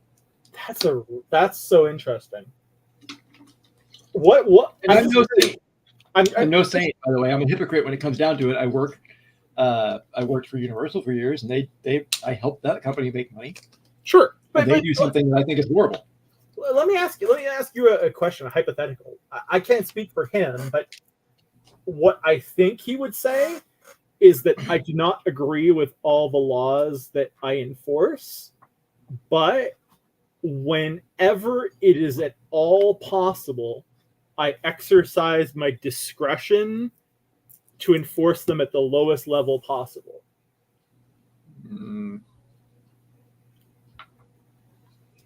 I don't know. I don't know. I have probably that it's not possible to actually stay good at all times and be a cop these days, and at least to keep your job. No, I agree with you entirely. Small towns where it actually is possible, though. Maybe it really is. I just believe that those people are. I just don't believe there's a way to do it. I don't think you'll keep your job. That's a really good point. And there was a guy like in our area. It's kind of funny. I was just talking about him the other day. Fred. I couldn't remember his last name or first name until the other day. Fred Castro, sheriff. He let me out of like 6 tickets that he could have given me. He was driving like an ass. I drove like such a little asshole as a kid. I got my car at 16. Literally the first like hour of driving a car, I intentionally ran somebody's trash can over just to be a dick. I was a little asshole kid. And Fred Castro's an elected sheriff? What's that? He's an elected sheriff like you have in the U.S.? No, deputy. Sorry, deputy sheriff. I said sheriff. Deputy. Okay, he's a deputy. Okay, I thought he was. No. Elected sheriff is a much bigger deal even back then, and now it's a much bigger deal here. Deputy. This guy obviously was never going to advance. He was getting old. The last time I saw him, still like on his little beat in a relatively nice area. Yeah. And that's just what he did. He was well known for like at worst confiscating people's weed, like that kind of thing. That's talking what to people being like discretion before. Exactly. Like, yeah. I mean, is that quote unquote good enough for? No, because I have no doubt that he also like put his neck, boot on somebody's neck that like had cocaine or. Or really just for whatever. I have no doubt that sometimes he certainly stepped over the line. I could be wrong, but I can't. I mean, it seems like it would be impossible for a cop to not step over the line at some point. Especially these days. Maybe back then. That was like, God damn. Last time I saw him now was probably 20 years ago. But then what if they take responsibility for it? Say it again. What if they take responsibility for it proactively? Depends. Yeah, sure. What if they're like, what if they self-report, I fucked up, but then the department's going to be like, shut up about it. Right. Yeah, that's what I think most good people that become cops walk away. Yeah. And they may not say it. They may not actually say it. They may not even realize that's the reason they left. But I think most people that are good people probably walk away. I'm not saying there aren't some that try to stick it out and try to like, I'm going to change it from within and try. There's probably some out there, but it's how most of them aren't going to keep their jobs. I mean, they're going to be walking a razor's edge all the time. Their other cops are going to hate them. That's like, you ever see like, there was a cop who was driving like something like 100 miles an hour, 105. I think it was over 100 miles an hour, like a maniac on the highway. Not in his jurisdiction, not with his lights on. and another cop, I think it was a highway patrolman, pulled them over. Like, highway patrolman's like for the state of Florida, pulled him over, and he was a dick to her.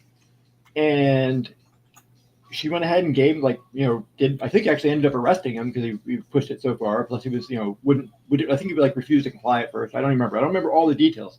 She did the right fucking thing when it came down to it. She did her job. She was harassed and hazed to the point that she quit and moved to another state. Wow. That's kind of insane. Yeah. That's the mentality, though, that a good person in the police office is going to deal with. And that's kind of interesting. In the police office. I had a student who, I had a student who was trained to be a sheriff's deputy, and he couldn't cut it because, well, personal reasons. And then his father, who was like this big time cop in Columbus, Ohio, was like, okay, well, you should become a prison guard. And the son's like, okay, Dad, whatever you want. Like, he really didn't want to do it. And he just got bullied and hazed by the other trainees to no fucking end while his father was watching. I have a feeling his father even encouraged it. It was just fucked. You gotta make him tougher. I mean, in this case, and this is I'm being sardonic here, but I feel like his father was trying to proverbially beat the gay out of him. Oh, yeah. Yeah. I don't think he liked the fact that his son was gay. No, not that good. Which really sucked. Yeah.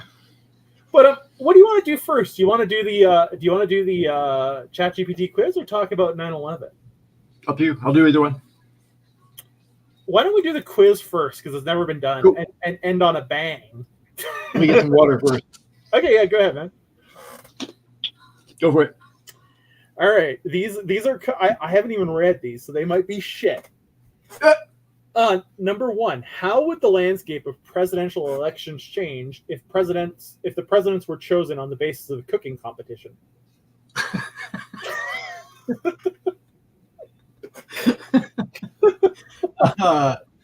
We would probably all eat much nicer food as a nation. Yeah, like everybody, it would in this current society, if that's really what happened in a ridiculous world, people would mimic and be like, oh, let's see how good a food I can. Everybody would be constantly striving to make the next creation. Because they could be the next president. America's best cook.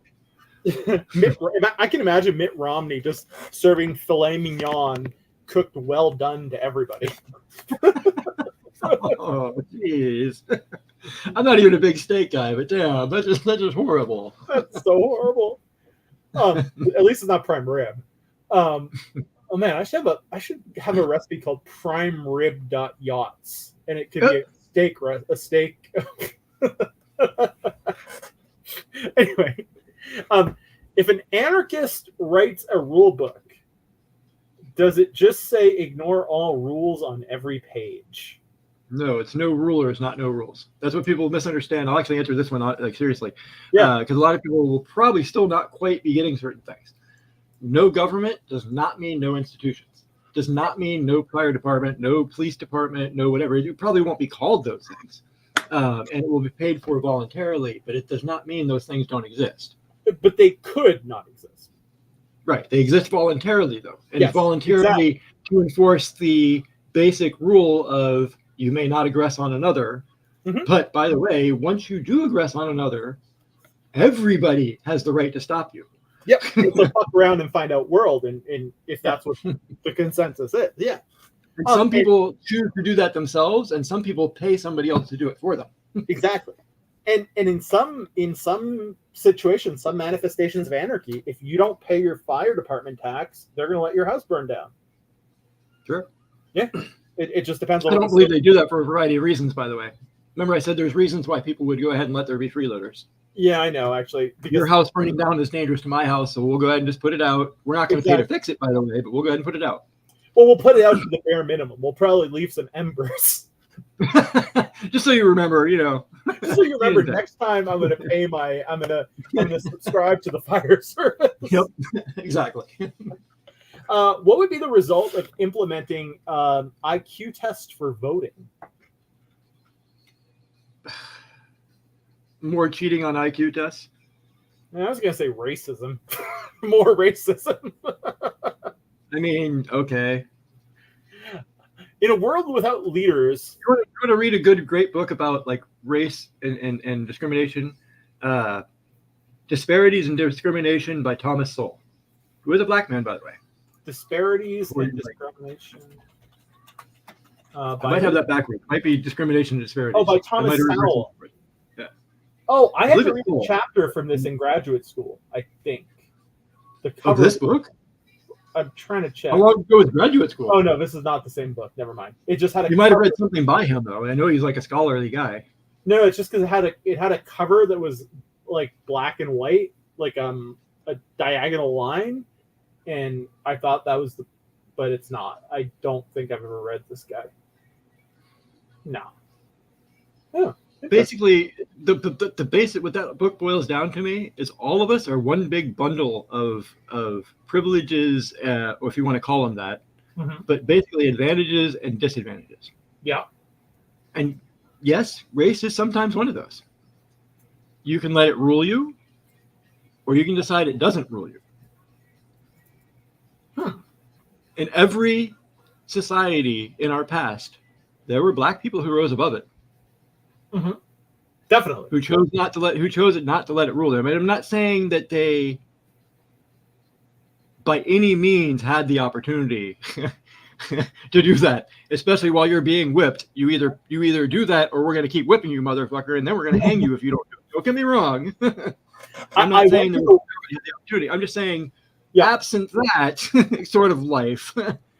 I went to the 1-star reviews immediately after reading the description because I knew exactly what they would say, and they say exactly what I thought they would say. What's that? A rehash of the tired and weak argument from Thomas Sowell that basically says, let the market solve the problems of poverty and racism. I knew that's what it was going to say. So that's like such a, oh, wow. It's such a lazy review because I can guess what the argument is to a certain extent. You know, he does have books about economics. This book is not greatly about economics. Anyone else tired of anarcho-capitalists? This includes libertarians, Friedmanites, Thatcherites, most neoliberals, classical liberals, some anarchists, and at least one person who claims to be a socialist, Elon Musk, saying that the world we clearly live in can't be possible because markets wouldn't allow it. That's actually a clever review. That's the first time I've ever seen anarcho-capitalists used like in reverse. Like that's a very specific small segment of those people that she mentioned. I don't know if any of those people are actually anarcho-capitalists. Freeman definitely not. Thatcherites definitely not. Neoliberals, no. Classical liberals, closer. Closer, I'll say closer with classical liberals. Some anarchists, sure. But wow. I like but one thing I will give this review 2 stars instead of its 1 star that it gives because at least it tried to be clever. All right. In a world, I don't even know what this question means. In a world, why are we reading the 1-star reviews? Say what? Why are we reading the 1-star reviews? Oh no, because I knew what I had a feeling what they were gonna say, and they said exactly what I thought they were gonna say. The 5 stars. Oh wow, this is gonna be a bunch of this is gonna be a bunch of yes men too. The 5-star reviews are probably gonna be a bunch of yes men. This one's really detailed though. Let's see. Yeah, that is crazy. Sal is not some charlatan, Johnny come lately. He's been a professor at Stanford for the 40 years. Then, okay, they're going on his background. In my liberal circles, it has become fashionable to elevate black voices, blah, blah, blah. But I've noticed they don't say what they want to say. This is interesting. I've noticed we've often written off conservative black voices before giving them a chance. Yep. That's fair. That's absolutely true. It's clearly stated conservative books in good faith.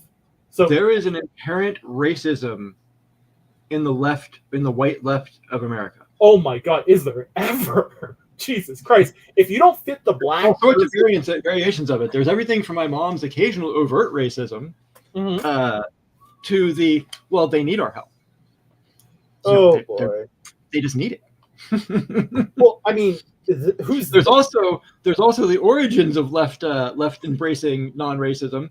Oh God, which president? It's not like definitely true he said it, but It's believed he said it. God damn it, which president? He said, well, if we have to have them voting, I'll have those niggers eating out of my hand within 2 years. So there's that kind of racism too within the left. Yeah. It's all there. Yeah. No. There's racism on the right. There's racism on the left. There's racism in the center. Absolutely. In Canada, you in America, because of slavery, you have the black thing predominates. Here in Canada, our major sin, which you guys have as well, though, is our treatment of First Nations, what you call Native Americans. And hold on. I don't accept that. Okay. I'm gonna stop you right now. Okay. I do not accept that at all. Okay. I had nothing to do with that shit. My ancestors actually didn't even have anything to do with that shit because my family came over after all that shit was over. Oh, so we have nothing to do with that. Even if my ancestors did it, I have zero responsibility to it. Do I feel that it was a horrible thing? Absolutely. That's my argument against reparations. That's my argument against reparations. Are there good reasons to actually help people that our ancestors fucked up? Yes. Yeah. At the same time, are reparations the way to do it? Probably not. I disagree. Yeah. And if we did reparations and put that much of a massive initial capital outlay into the economy, we would get wrecked. Yep. Like everybody would get wrecked, no matter how they spent the money. They being the people who received reparations. We would get the economy would be destroyed. Here's another aspect that like people. That's racist if you say it. I hope you don't think it's racist. So I'm gonna say this. Yeah, it's okay. Even if it is, I don't care. Slavery was horrible. And no, I don't care if they learned to trade. Fucking Ron DeSanctimonious. Slavery was just wrong. Let me be clear about that. Yes. I'm not saying it was a good thing at all, shape, form, or manner. But if it's so fucking bad here,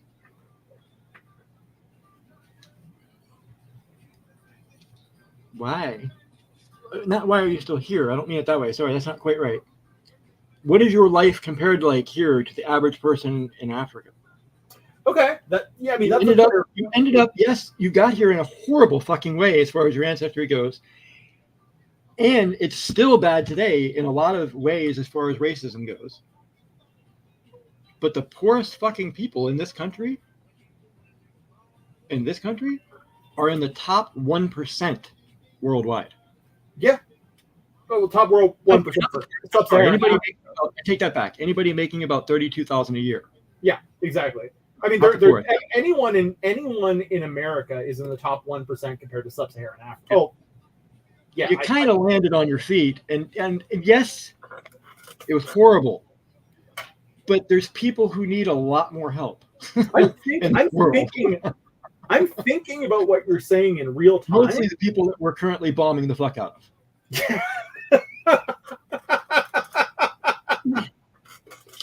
Honestly, I'm thinking about your argument in real time, and my deep-rooted liberal instinct is to be like, you fuck.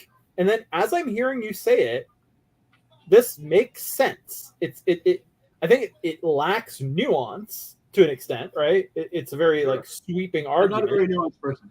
I'm very black and white. Me neither. I'm just trying to analyze the argument. But it's not wrong. Like, slavery was wrong. So what I'm getting is you're making a utilitarian argument in a way. You're better off than you probably would have been. And I mean, I hate to say it, but empirically that is true. You know, slavery exists again in the world, and where it exists is because we caused it, basically. The U.S. government caused it, right? U.S. government and the European Union has been one of the major forces. Oh, I don't mean like the underground like stuff that exists everywhere. I mean like openly like slave trading markets. Wait, where? Are you talking about the jihadi ones? I don't know about jihadi. They're ISIS. We destabilized the government by murdering what's his name? Libya? Gaddafi? Yeah, Libya. Yeah. Those were run by ISIS. those I open mean, air. that sounds like a bunch of propaganda crap. That exists because we destabilized the government to the point Oh that no, they no, couldn't. I agree with you 100% there. But what I'm saying is, We're going to blame ISIS. no, I'm not blaming ISIS. What I'm saying is, I know for a fact that some of them were run by ISIS. Not all. ISIS was the big boogeyman. Everybody was ISIS. ISIS was created by the United States. Like, That's what I mean. Everybody was ISIS. Like everybody was Al Qaeda for a while. I mean, Everybody was an Al Qaeda affiliate. Yes, that is true. And I mean, I was in those circles, not Al Qaeda, the national security circles, for a very brief period of time. And it was a bit more nuanced than that in Canada.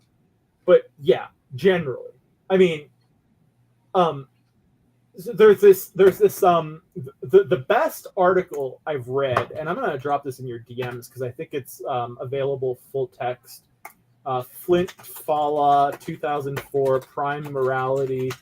God, I just love things that have the word prime in them. Flint Fala. Oh, While you're looking that up, you know what I was thinking of when I said the poorest people?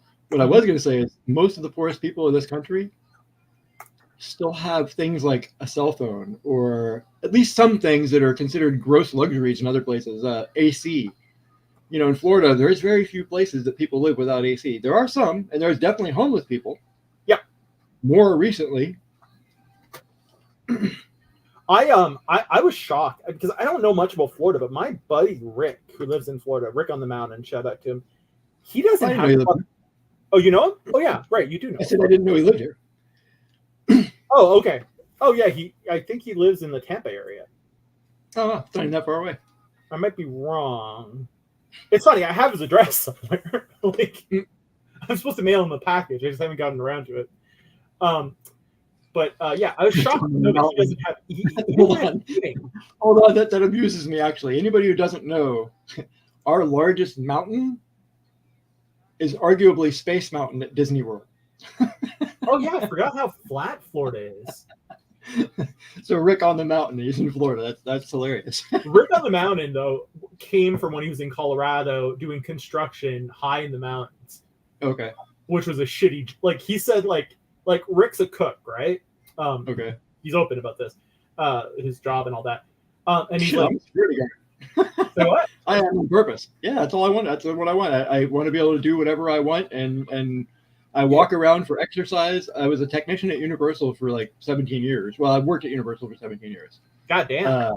My wife went back to work. She actually went there. She didn't work for years with her kid, with her kids. She went back to work there. And I just went and tried a bunch of different things, and finally I had to settle on doing security work while I'm trying, like, playing around different things. And when you were mentioning before, and I actually meant to follow up on this, even though it's not politics related, how many kilometers or miles do you think you walk a day in your shift? It's funny. I looked at it, keeping in mind that if I'm not working, I sit on my ass. Yeah. And 2 nights a week, my job, unfortunately, is sitting at a desk because I couldn't get out of it. I tried, but I couldn't. Okay. So really only 3 nights a week I work. My average steps a day are still 16,000, 17,000. So that's 48,000 steps a week just from work, minimum. Right. That's pretty much all I get, though. That's why I want a job like that, because otherwise I will sit on my butt in front of a computer doing whatever. But you're a pretty skinny guy, right? Yeah, I've actually kind of gotten to the point now where I'm probably too skinny and need to eat more. Yeah, no, because I was wondering, like, if you're doing that kind of calorie burn at work, like, you probably need to eat quite a few calories. Yeah, I probably need to start eating more. I'm not really eating enough, for sure. Honestly, yeah, I was big, and it was funny. All my weight wasn't like distributed throughout my body. It was the most unhealthy form of it when you get this big pot belly that's really hard. You know what I'm talking about? I looked like I was like having triplets. That was the joke when I started losing weight until I thought about it. Fortunately, I didn't, as far as I know, say it in front of anybody that was offended. But the joke at first was that I was losing babies when I started losing weight. And then I thought, if I said that in front of a woman who just lost a baby, or even a father who just lost a baby, that's not going to be very fucking funny. And I stopped saying it. Well, but that actually is the case here, and I still find it funny. Oh man, I'm serious. I find humor cannot offend me.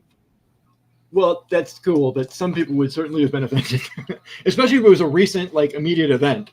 Well, this was That like, would have been my luck. I would have said it to somebody who, like, literally just happened. They would have been like, "I just lost a baby." we've had a 2.5 month cooling off period. It's been Sorry, man.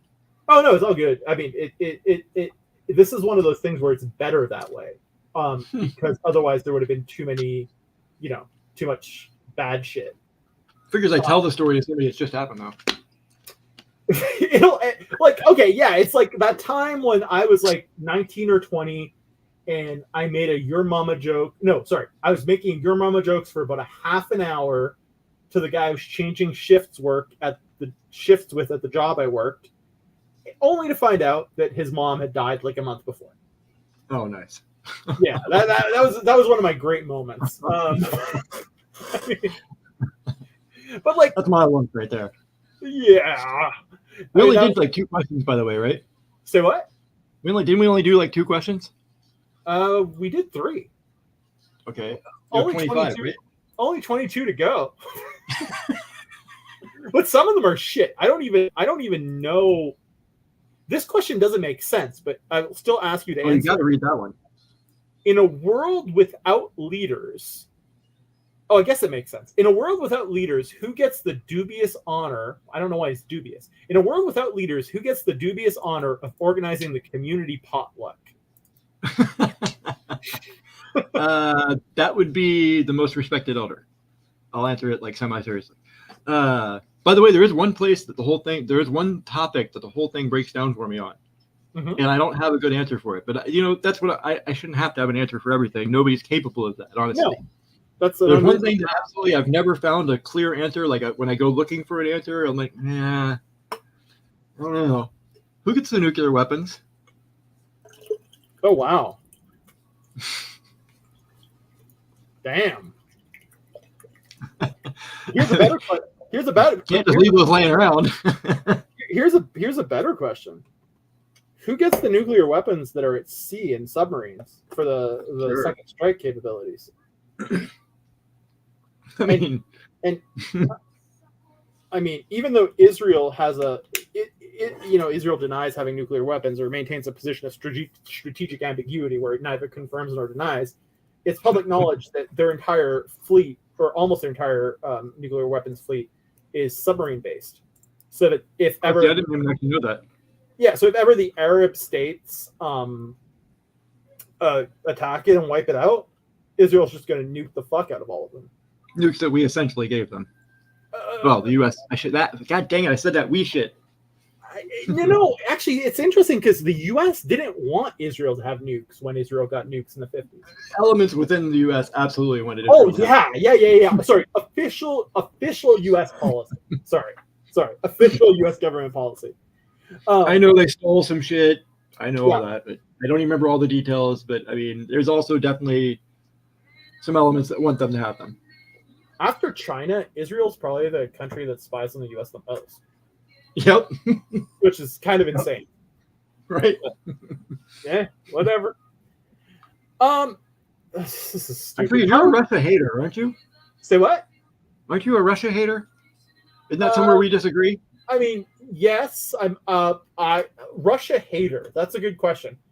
I say the U.S. has poked them with a stick for ever since the Soviet Union collapse. Yeah, I agree. The U.S. has been like, let's poke you some more. Here you go. And not that it makes it okay, but it's kind of like Hamas lashing out. Eventually, somebody like Putin was going to get in, and they were going to lash out. I agree with you entirely. Actually, that I completely. Let's talk about this because this is where people can disagree, but be respectful and actually agree on some points. When it comes to the root cause, I completely agree with you. And that's the John Mearsheimer argument, who, going back to IR theory, is a structural realist.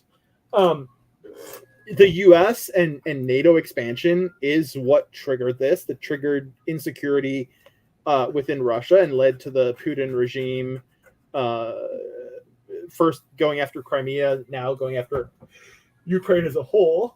And I'll admit that my Russia hating is a direct result of my ethnicity. on my grandfather's side being an ethnic Rusin. So like my ancestors are from the Carpathian Mountains that are partially in Ukraine and partially in Slovakia. Okay. Right? So it's completely just in-group bias. See, I don't worry about that stuff. That's all just an arbitrary condition of birth. Yeah. It had nothing to do with it. It had nothing to do with me. But what's interesting is I can understand the Russian perspective. At the same time, though, what I would say is that notwithstanding, and the same thing applies to the U.S., I know, but I'm not American, so I can say this, is like the war crimes that Russia has been committing in invading Ukraine could represent a justification for Russia hating on their own. War is ugly. It's never nice. I know. Sometimes we put a better face on it, but the reality of it is it's never nice. And trying to put rules on it is a joke when it comes down to it. When it comes down to dropping bombs, you're dropping fucking bombs. You can put whatever rules you want on it. It's nasty. It's just gross and fucking nasty. Agreed. But I mean, there's an argument. There is an argument to say once it gets to the war point, it should just be all out.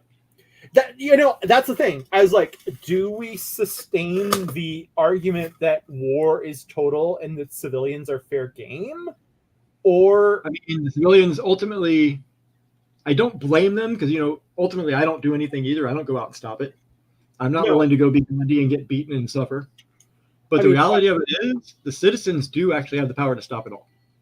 Remember that what I said earlier? If every pot smoker walked out on the streets and just If every person actually knows and really believes deep down inside that letting the government bomb the shit out of people overseas is okay, or sorry, it's not okay. Yeah. Stood up and said, we're not doing this anymore. You better stop or we're going to take you out. Yeah. It would be over. Let me ask you this. So when it comes down to it, I don't even exempt myself from this. I really don't. Just because I'm an anarchist and don't vote, I don't exempt myself from this. Okay. There is some responsibility to what we do. So there is a little bit of a we factor there. But I also accept that I'm powerless to do anything about it as an individual. And no, I'm not willing to be Gandhi. I'm just not. I don't have enough respect for most of the people around me to go be Gandhi for them. No, fair point. Fair point. And I mean, I don't have the capacity to be Gandhi. Like, if I was, like, honestly, based on my personality, not based on my politics, but based on my personality, I could be kind of acerbic and same. What's the word I'm looking for? I run hot, to say the least. I'm probably like there are some very Steve Bannon qualities that I have. Let's put it that way. Like, yeah. I only vaguely paid attention to him. Well, I mean, picture an unkempt, bearded guy getting all worked up over something and then trying to destroy his enemy. Okay. That's kind of the extent, I suppose. Someone I won't name referred to me as uncouth and unkempt, and I took it as such a compliment. That's nice. So I named my show. Oh, you watched my show. I named my show that. But can you think of a situation, now let me ask you this, in which the use of military force is ever justified in your mind? Yeah, defense. Okay, but where does defense... Does it have to be purely defensive, or can you counterattack? That's all part of it. Once you're attacked, you have... Do I think it's... Oh, wow. Every situation is unique, actually. Yeah, sure. I'll say yes. To keep the question moving, yes. There's absolutely times. Okay, fair enough. I mean, is there a blanket answer to that? No. No, you're right. How would the dynamics of politics change in a Hunger Games style event for president?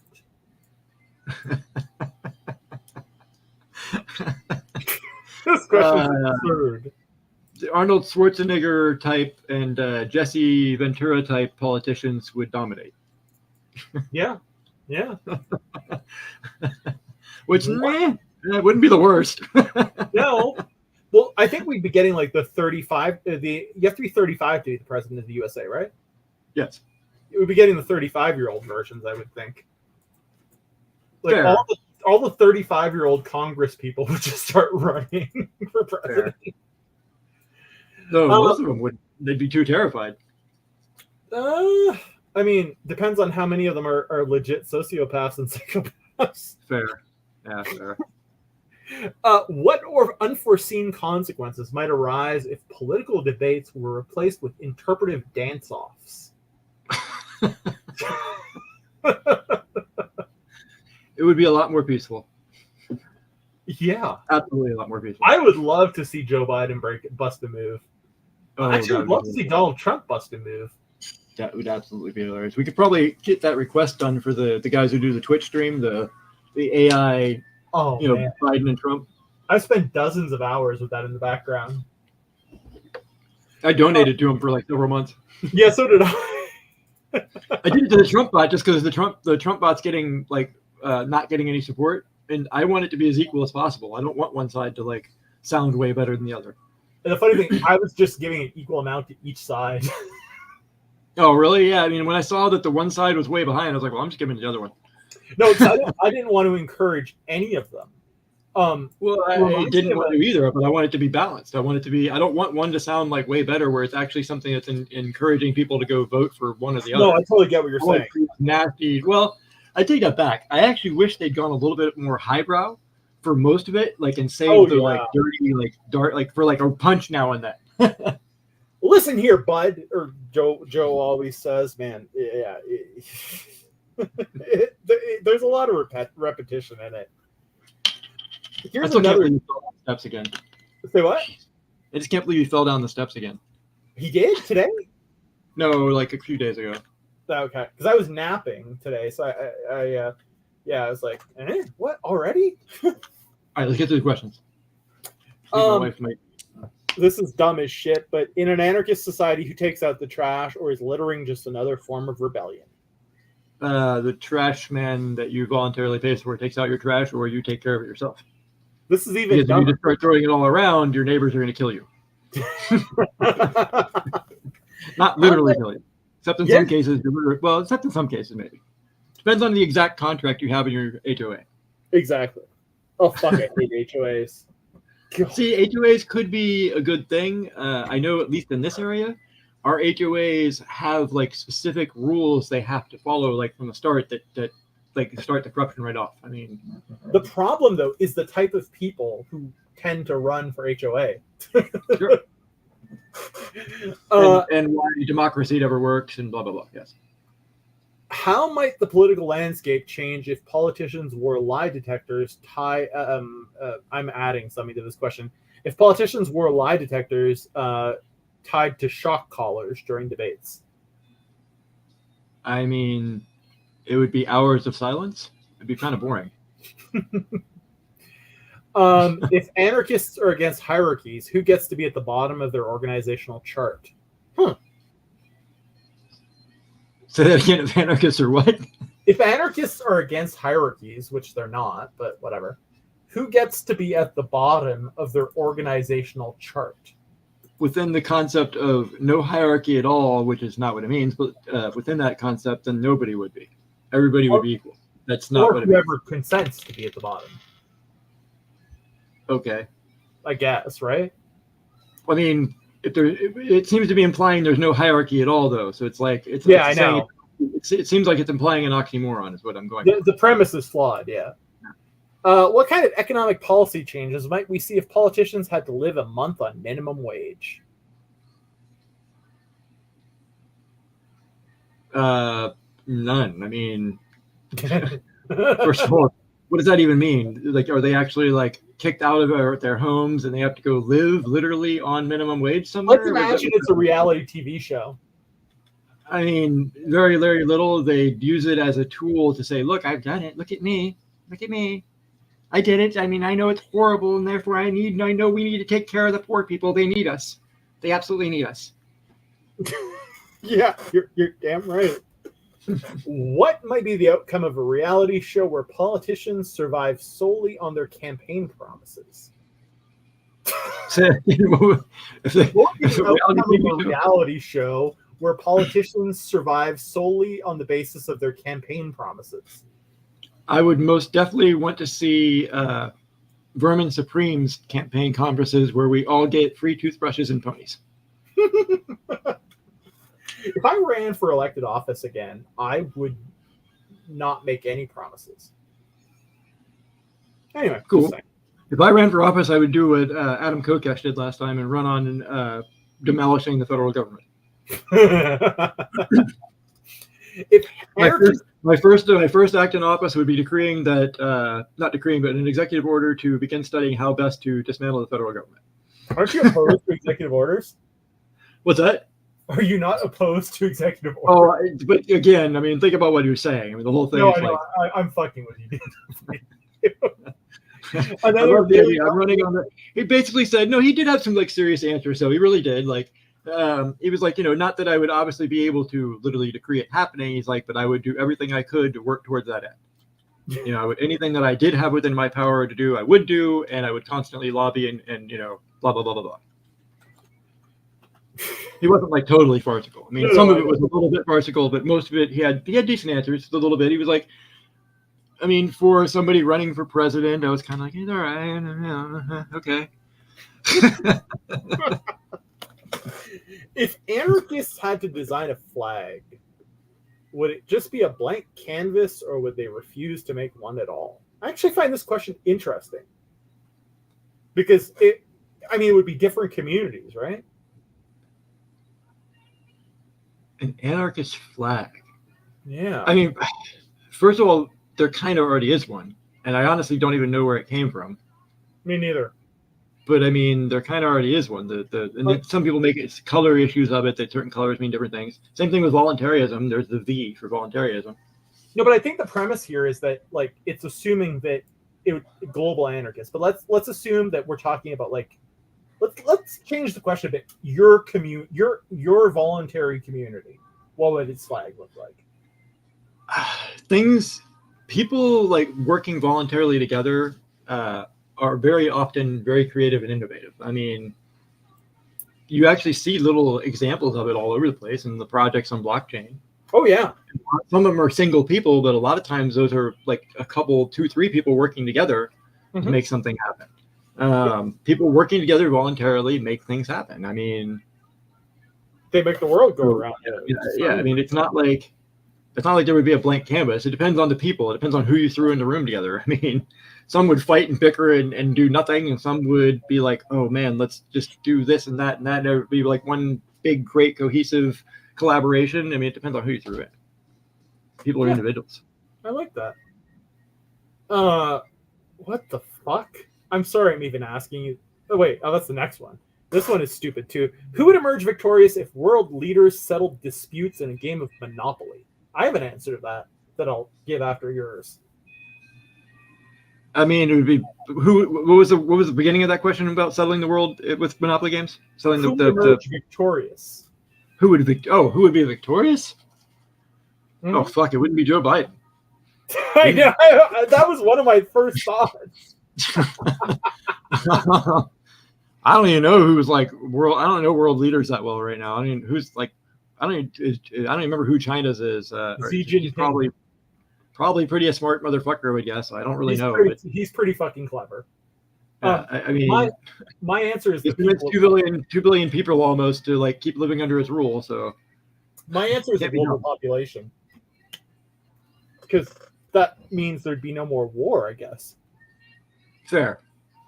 How would an anarchist society handle traffic lights? Would red, yellow, and green just all mean good luck? There's people who've written on this issue, and I wish I remembered some of their arguments a lot better than I do. There's people who've written a lot more on it than I will say, but no. There would be a variety of different groups that would be in their interest to work together to establish a system that was universally recognized in this day and age, likely worldwide. Yeah, I agree. I mean, some of the symbols might be slightly different from community to community, but I think the core ones would need to be the same, eh? There would be communities that are like, we're going to do it different. Yes, probably. What the would vast majority would be like that.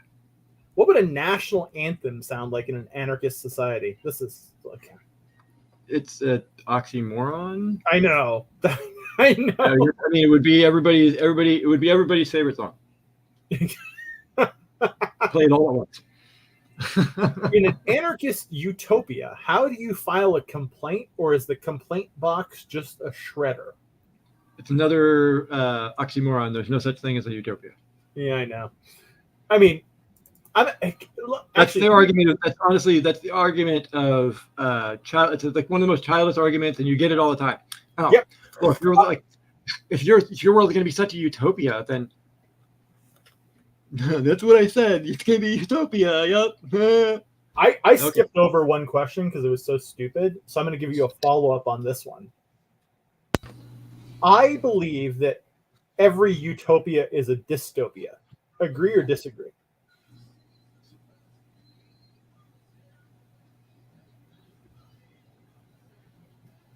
Because utopia is subjective. Yes. The idea of utopia, though, is that subjectivism is gone, and we've gotten to some point where there is one universal idea that is utopic, and we all agree on it. So it might seem weird and similar to dystopian to us, but perhaps there is some future evolution of humanity that we really all do, like where capitalism and free markets don't matter, where we all work as hard as we can work just because it's best for us and it's best for everybody. I'm not totally opposed to even basic communist ideas, like in a spiritual sense, that perhaps humans would evolve to some point where we do behave that way, but that's not in our lifetimes. And it's probably not in any lifetimes of anybody born in the next 1,000 years. Yeah, I somehow doubt it as well. What kind of mascots would political parties choose, and what would that reveal about them? This is an anarchist society?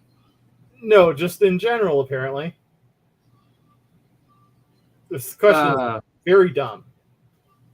I don't get it. Me neither. Okay. Let's skip it. Wolves, because they're my favorite. How would world politics be different if leaders were characters in a sitcom? What the fuck? I mean, it wouldn't be any less ridiculous. I like your answer. What a little different, but not any less ridiculous. Don't worry, you only have 6 left. What new? I'm gonna need to work on this list of GPT. Remind me to tell you the list I did for GPT when you're done. Okay. What new political dynamics might emerge if campaigns were funded exclusively by bake sales and lemonade stands?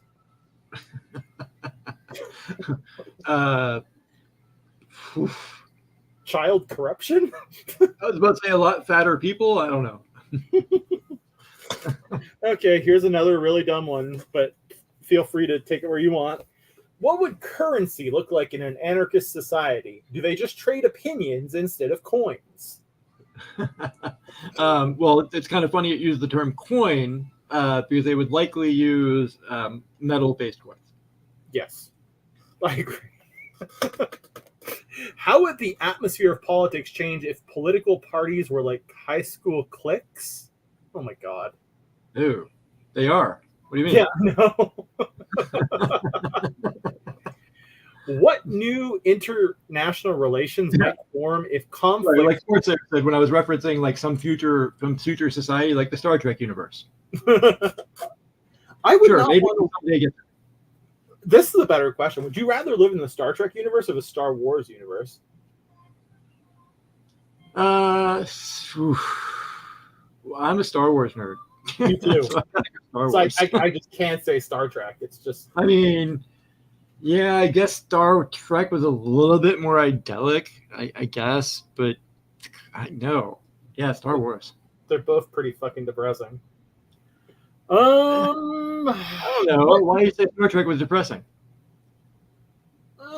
Everything seemed so homogenous. The uniforms, like, it seemed too socialist, honestly. True, but it was like a future where you still had pretty much all freedoms. I mean, I know what you're saying. There was definitely a lot of aspects like that. It was like also homogenous. It was like people not actually having evolved somehow doing that society, which is a joke. Yeah, and additionally, I kind of almost feel like it wouldn't be exciting enough compared to the world of Star Wars. You know, they killed aliens constantly and got all sorts of diseases and had sex with exotic women. And But I would love to just pilot a Y-wing bomber, personally. Like that would be cool. I don't Yeah. know the bomber. I mean, I'm kind of a classic guy, so I would say the X-wing. Yeah, I mean, No. I'm sorry, Millennium Falcon. Yeah, I don't trust myself. Oh, it's the Falcon. I just don't trust myself with that much speed, to be honest with you. I'd rather just be flying low and slow. Oh, Falcon, definitely. Yeah. It's funny. I played Star Wars very briefly as an RPG, and the guy let us do things that I later found out we couldn't actually do. We put like a capital, if you know anything about the game, a capital-sized ion cannon on the Millennium Falcon. I used to have the book. We were space pirates. Yeah, we were space pirates. We'd attack Imperials, steal their ships, and sell them to the Alliance. I love it. That sounds so fun. What new international relations might form if conflicts were settled by a rock, paper, scissors tournament? It's kind of like the other ones, really. I mean, Yeah. obviously there'd be a lot more peace, so I guess it'd be a win for everybody, really. Yay, utopia. Kidding. This one's funny. How would politics change if a politician's term limit was dynamically determined by their Twitter follower count? Say that again. This is something I don't even know much about. Say it again. So if a politician's term, like the next election, was determined in real time by their number of Twitter followers. Well, first of all, you're saying it wrong. It's now Zitter because it's an X at the beginning. Yes, sir. It could also be Twixer. It could be Twixer, but I'm thinking Zitter sounds better. X, formerly known as Twitter. Or maybe Zounds better. Zitter sounds better. Honestly, I talked over and over. Well, I mean, bringing social media into politics only makes it that much nastier. So, yeah, I don't think. I do not disagree. Last question. Thank God. What would happen to public debates in an What would happen to public debates in an anarchist society? Would they just be everyone talking at once, or would that be too organized? Oh boy. You know what's really funny is Libertarian Party meetings are run usually by Robert's Rules of Order. I love Robert's Rules of Order. I just, there's something about them that makes me nostalgic. For me, sometimes it was a bit tedious, but I also understood the reason for it. Yeah, for shizzle. But I mean, no. They're kind of the best. Anarchy does not mean no rules. It just means no rulers. How can ChatGPT be so bad at this, honestly? It's not when you literally just start talking to it about political philosophy. No, I agree. About anarchy philosophy. But see, the thing is, I had it refine this list. I had it refine the list multiple times, and it was much worse before. Well, I had it do. What was it? I think 250. Oh, yeah, you're talking about your list, right? Sorry. I had it do 250 kind of vague ways to die that are related to politics that are kind of cheesy, intentionally cheesy, and then also 50 with people that are named still supposed to be cheesy. It was supposed to be lighthearted. Mhm. And I used him as my prize wheel. You spun a way to die, and then I matched that up to a prize. And And some of the ones that came up with, though, that like it would name some of these people, these world leaders, and I was like, I don't get that at all. I probably should take it out of there because I have no idea if it's actually lighthearted. But you did have it write a script that worked too, right? Yeah, actually, it's broken. I keep forgetting to fix it. I need to try to fix it tonight or tomorrow. Is it in Python? Yeah. It's not broken completely. It still half-ass works. It actually broke again. Like it used to all it does is scan my prize wallet and put out the list of what's in there as the name, the collection, and the mint number. Okay. And it used to put it out in a separate columns. Well, all of a sudden, I don't know if it's a change in Google or if a change in I don't know what changed, but now Google Sheets was putting all of that into a single column instead of separate columns. Oh. Now, the last time I used it, it's even worse. The only thing that showed up was the name. The mint numbers didn't show up. The collection didn't show up. And it's not like the API changed. The API call changed. Sure. So I'm pretty sure your error is on the storage side of it. You don't think it's a Google thing?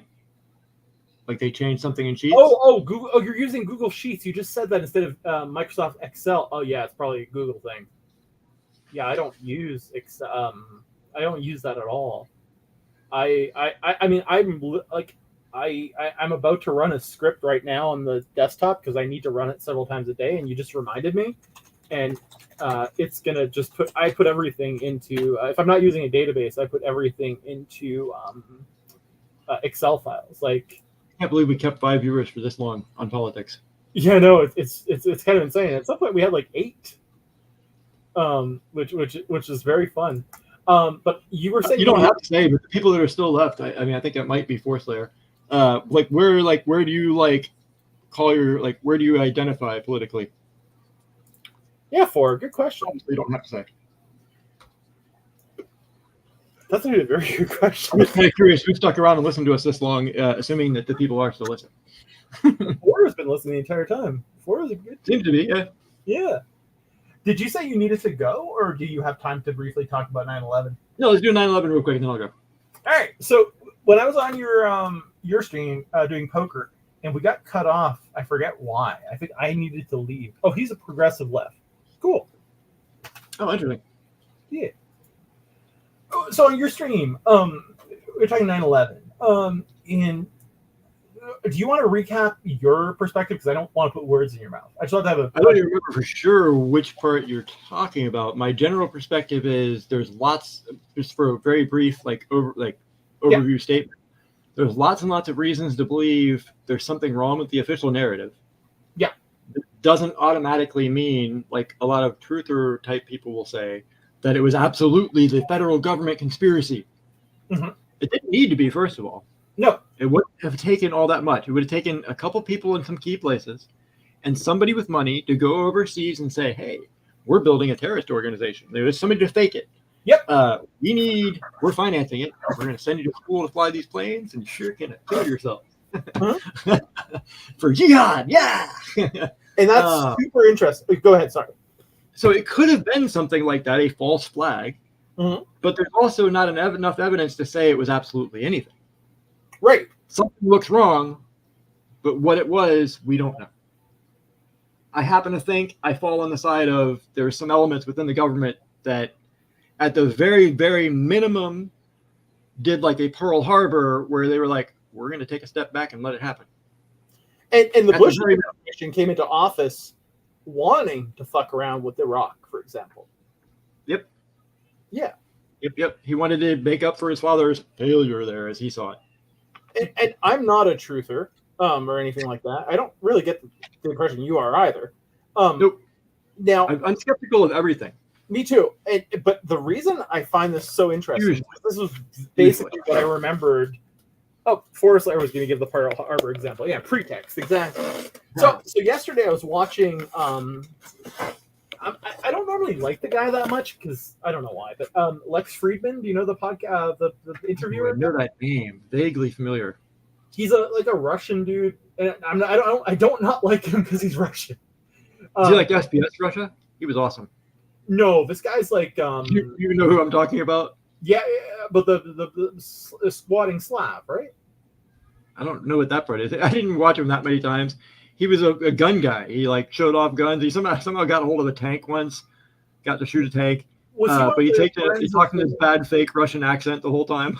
Oh wait, no, I'm thinking of the Bosnian guy who picked No, up. no, this guy was an American. He talked in a fake Russian accent, FPS Russia, and he got totally fucked over by the federal government because he got busted, totally separate from his guns, but got busted with like a little over the level, and because he was such a public figure, they were like, we're taking all your shit.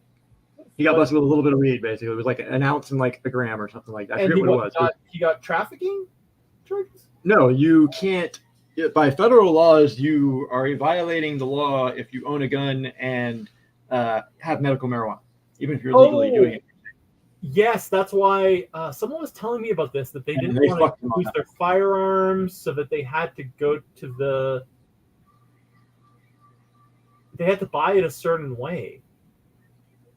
I mean, if you have marijuana, you are legally not allowed. Like if you like have a medical marijuana license and you're actively using marijuana, you are by federal law you cannot own a gun. Yeah, I think this is. So I think they seized all his guns and they sent him to prison for like I forget how long, 8 months, something like that, a year. Yeah, this is it. I think I have a friend who's disabled, and uses needs medical, but I think the story is he has to buy recreational because of that. Because if he got his black market, he has to buy. Say what? You mean he has to buy black market? No, he lives in a state where recreational is legal. So because they don't track it there, though. Probably. Exactly. Yeah.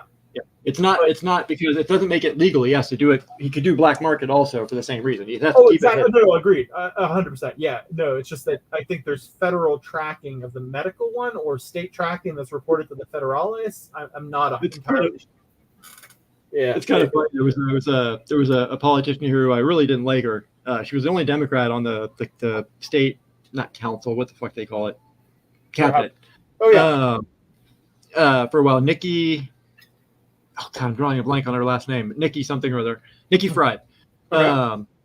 And the only thing I did like about her is when they were kind of the federal government was making some noise about gun laws and whether even if you have medical marijuana, you can have a gun. She publicly said, "Hey, I've got a concealed weapons permit and I carry. I've also got a medical marijuana card. So if you want to come," she was the agricultural commissioner, which handles firearms in the state. Yeah. She's like, "If you want to come after anybody in the state, you come after me first." I love that. It was the only thing I liked her for. Everything else was terrible. That's a pretty fucking badass way of putting it. There's a show I actually enjoyed. I do enjoy watching with my wife. We just haven't watched the latest season, so no spoilers, please. Yellowstone with Kevin Costner. My wife watches it. I'll be honest with you. The main reason I like it, even though it's kind of like a soap opera, is because I'm a really big fan of most of the music they play, and I don't otherwise have a chance to keep up with music. Even though I'm Canadian, I'm a big fan of Americana music. Not country, folksy sort of country-ish bluegrass type stuff. Anyway, but yeah, the character in there is an agricultural commissioner, I think, right? I don't know. I don't watch it. He basically in Montana, it seems like he's the most important politician in the state. but yeah, about the 9/11 thing. I was watching Lex Friedman interview a former CIA covert officer called Andrew Bustamante yesterday, and Bustamante, Friedman was cheekily asking him. He's being cheeky. Yeah, asking him, just a bunch of questions that you couldn't answer. But then this is the answer that really got me. He's like, did the CIA kill JFK? And another one that's no, but Bustamante's answer blew my mind, because whilst this concept is not novel to me, I just never put two and two together. His answer was, The CIA as an institution did not kill JFK. Sure. But in other words, rogue CIA agents, or elements within it, not even necessarily rogue. Yeah, exactly. Or a special cell within it.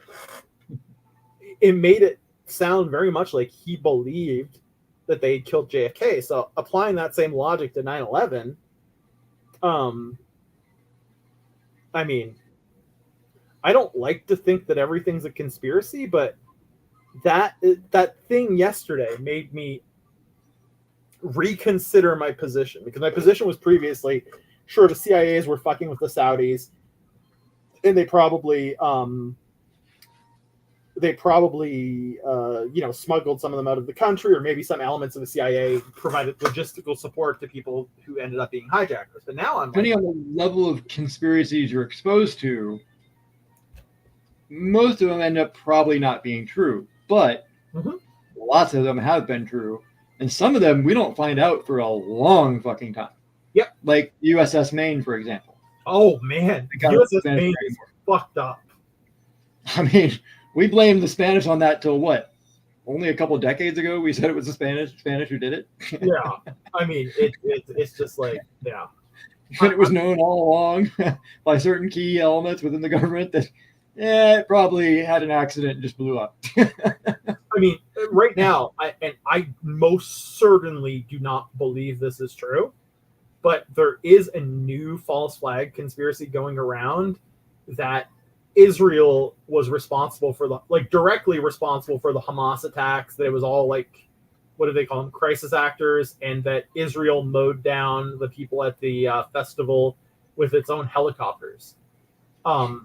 And that's been gaining traction on social media recently, because the Israeli police reported that some of the victims were killed by the Israeli helicopters who were shooting at the terrorists. So they were just out in the crossfire.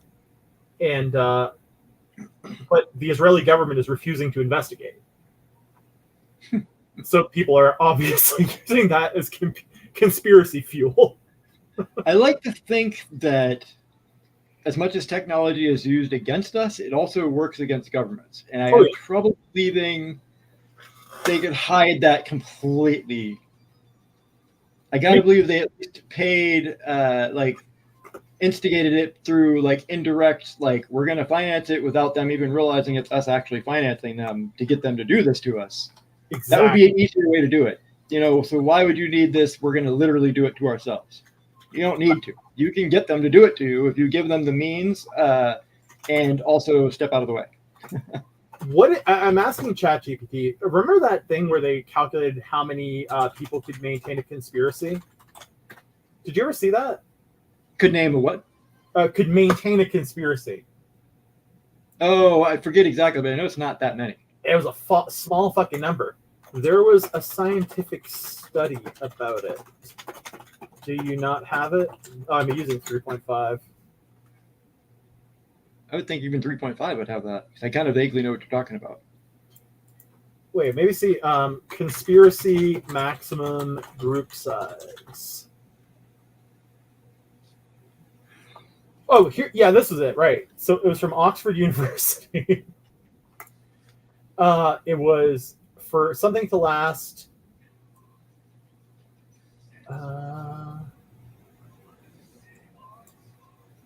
Oh, here it is. Okay.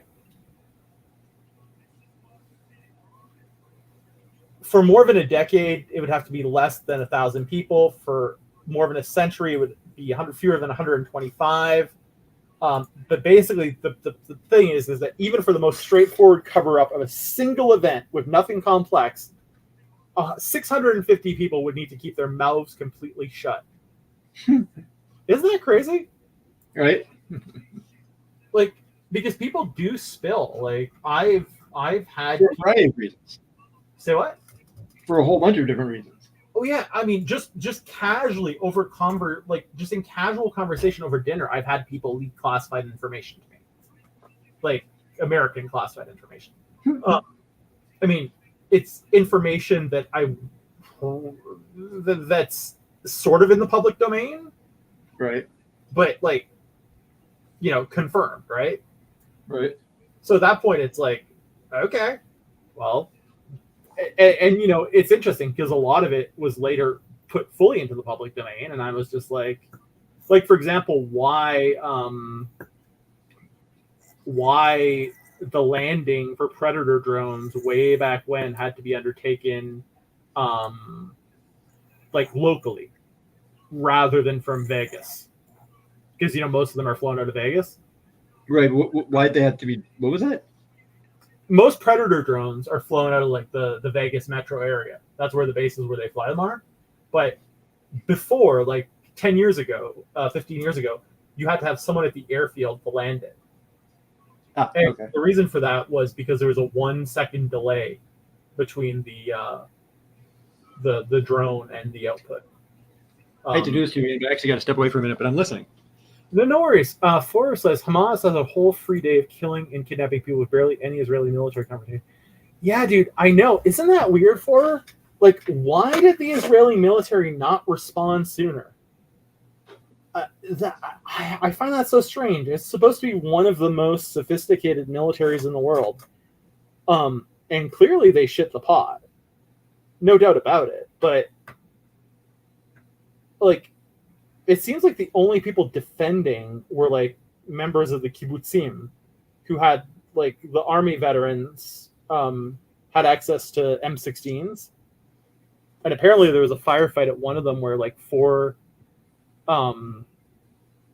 dudes held off the fighters. But more broadly than that, man, I don't know what happened. It was just strange. And the thing is Israel is a pretty small country, and I don't know, maybe we can get a map of Israeli military installations and see where they are relative to the Gaza Strip.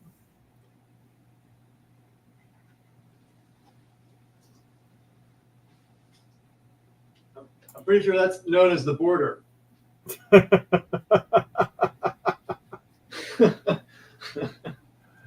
Oh my god, yeah, it's the entire fucking border with Gaza is basically military land. How? That's so strange.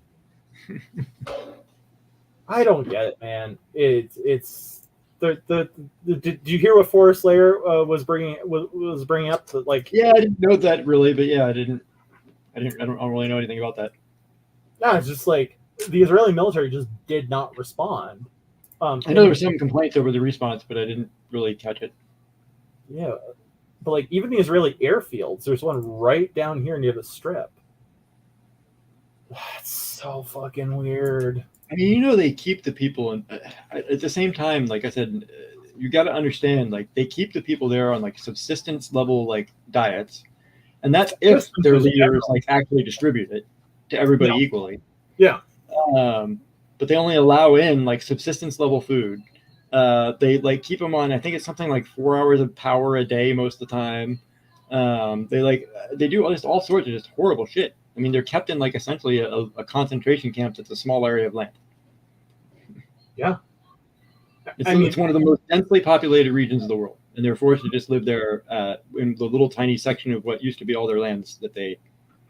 I mean, there's still people alive who remember when it was all their lands. I mean, it's not that long. This was the original plan, man. What's this darker stuff is what Israel was supposed to be. And here's Gaza down here. And everything else was supposed to be the Palestinian state.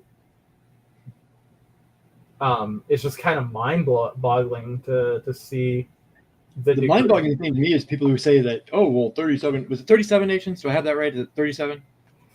I thought it was 39, but I might be wrong. I don't care if it was 137. Said it was necessary and it was a good thing, so that does make it right. Oh, okay. So really, when they decide some part of the U.S. is just somebody else's now, you're okay with that, right? Because they said it was okay. They needed a homeland, right? So okay. I mean, it's if I was Canada, if I was the Canadian government and I could take part of the U.S., I would take most of Washington State, like the coast. I would take half of Washington State, half of Oregon, and most of Northern California. Like, give it to us. Like, those are nice places. I take Montana too, but deport all the people. No, I'm kidding. I don't know, man. I knew somebody. It was funny. I was telling a story about this at work the other night. I knew a guy from backwoods Montana in high school. We actually were really I wasn't a very nice kid. We used this guy, even though we didn't like him. He was a really dumb, very racist redneck from backwoods Montana, literally. His parents started letting him drive his Jeep when he was like 14 years old. Okay. When the driving age was, 16. Yeah. But they not like drive with them. I mean, like, here's the keys. You go on your own. Oh, wow. We loved him, for that reason. Yeah. We make him take us places. We make him take us out in the woods and beat up his Jeep for us. It was horribly mean. Where was I going with this? Oh, Montana. But when I finally stepped away was when he wasn't in his Jeep. He was actually driving his mom's car. I forget why. And these black guys walked behind us, and they did probably were doing it on purpose a little bit just to screw with them, like walking really slow, looking at them as they went by. Whatever. Guys being guys.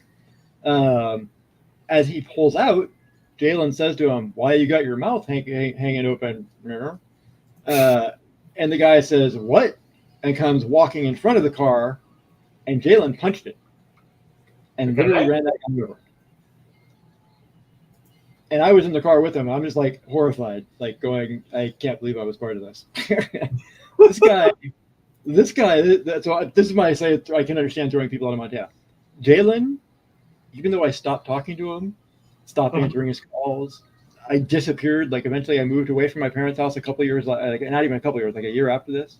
Jalen would show up at my parents' house for like literally a decade at least, every month or two, then every 6 months. Then he'd start every month or two again. Then like we wouldn't see him for a year, and then we'd think he'd be finally gone. Then he'd call me, literally for well over a decade. And I'm pretty sure he got my number somewhere like about 5 years ago and called me. He's like, "If you can figure out who this is, give me a call back." And I was like, "I'm pretty sure I know who it is, and I'm not calling back."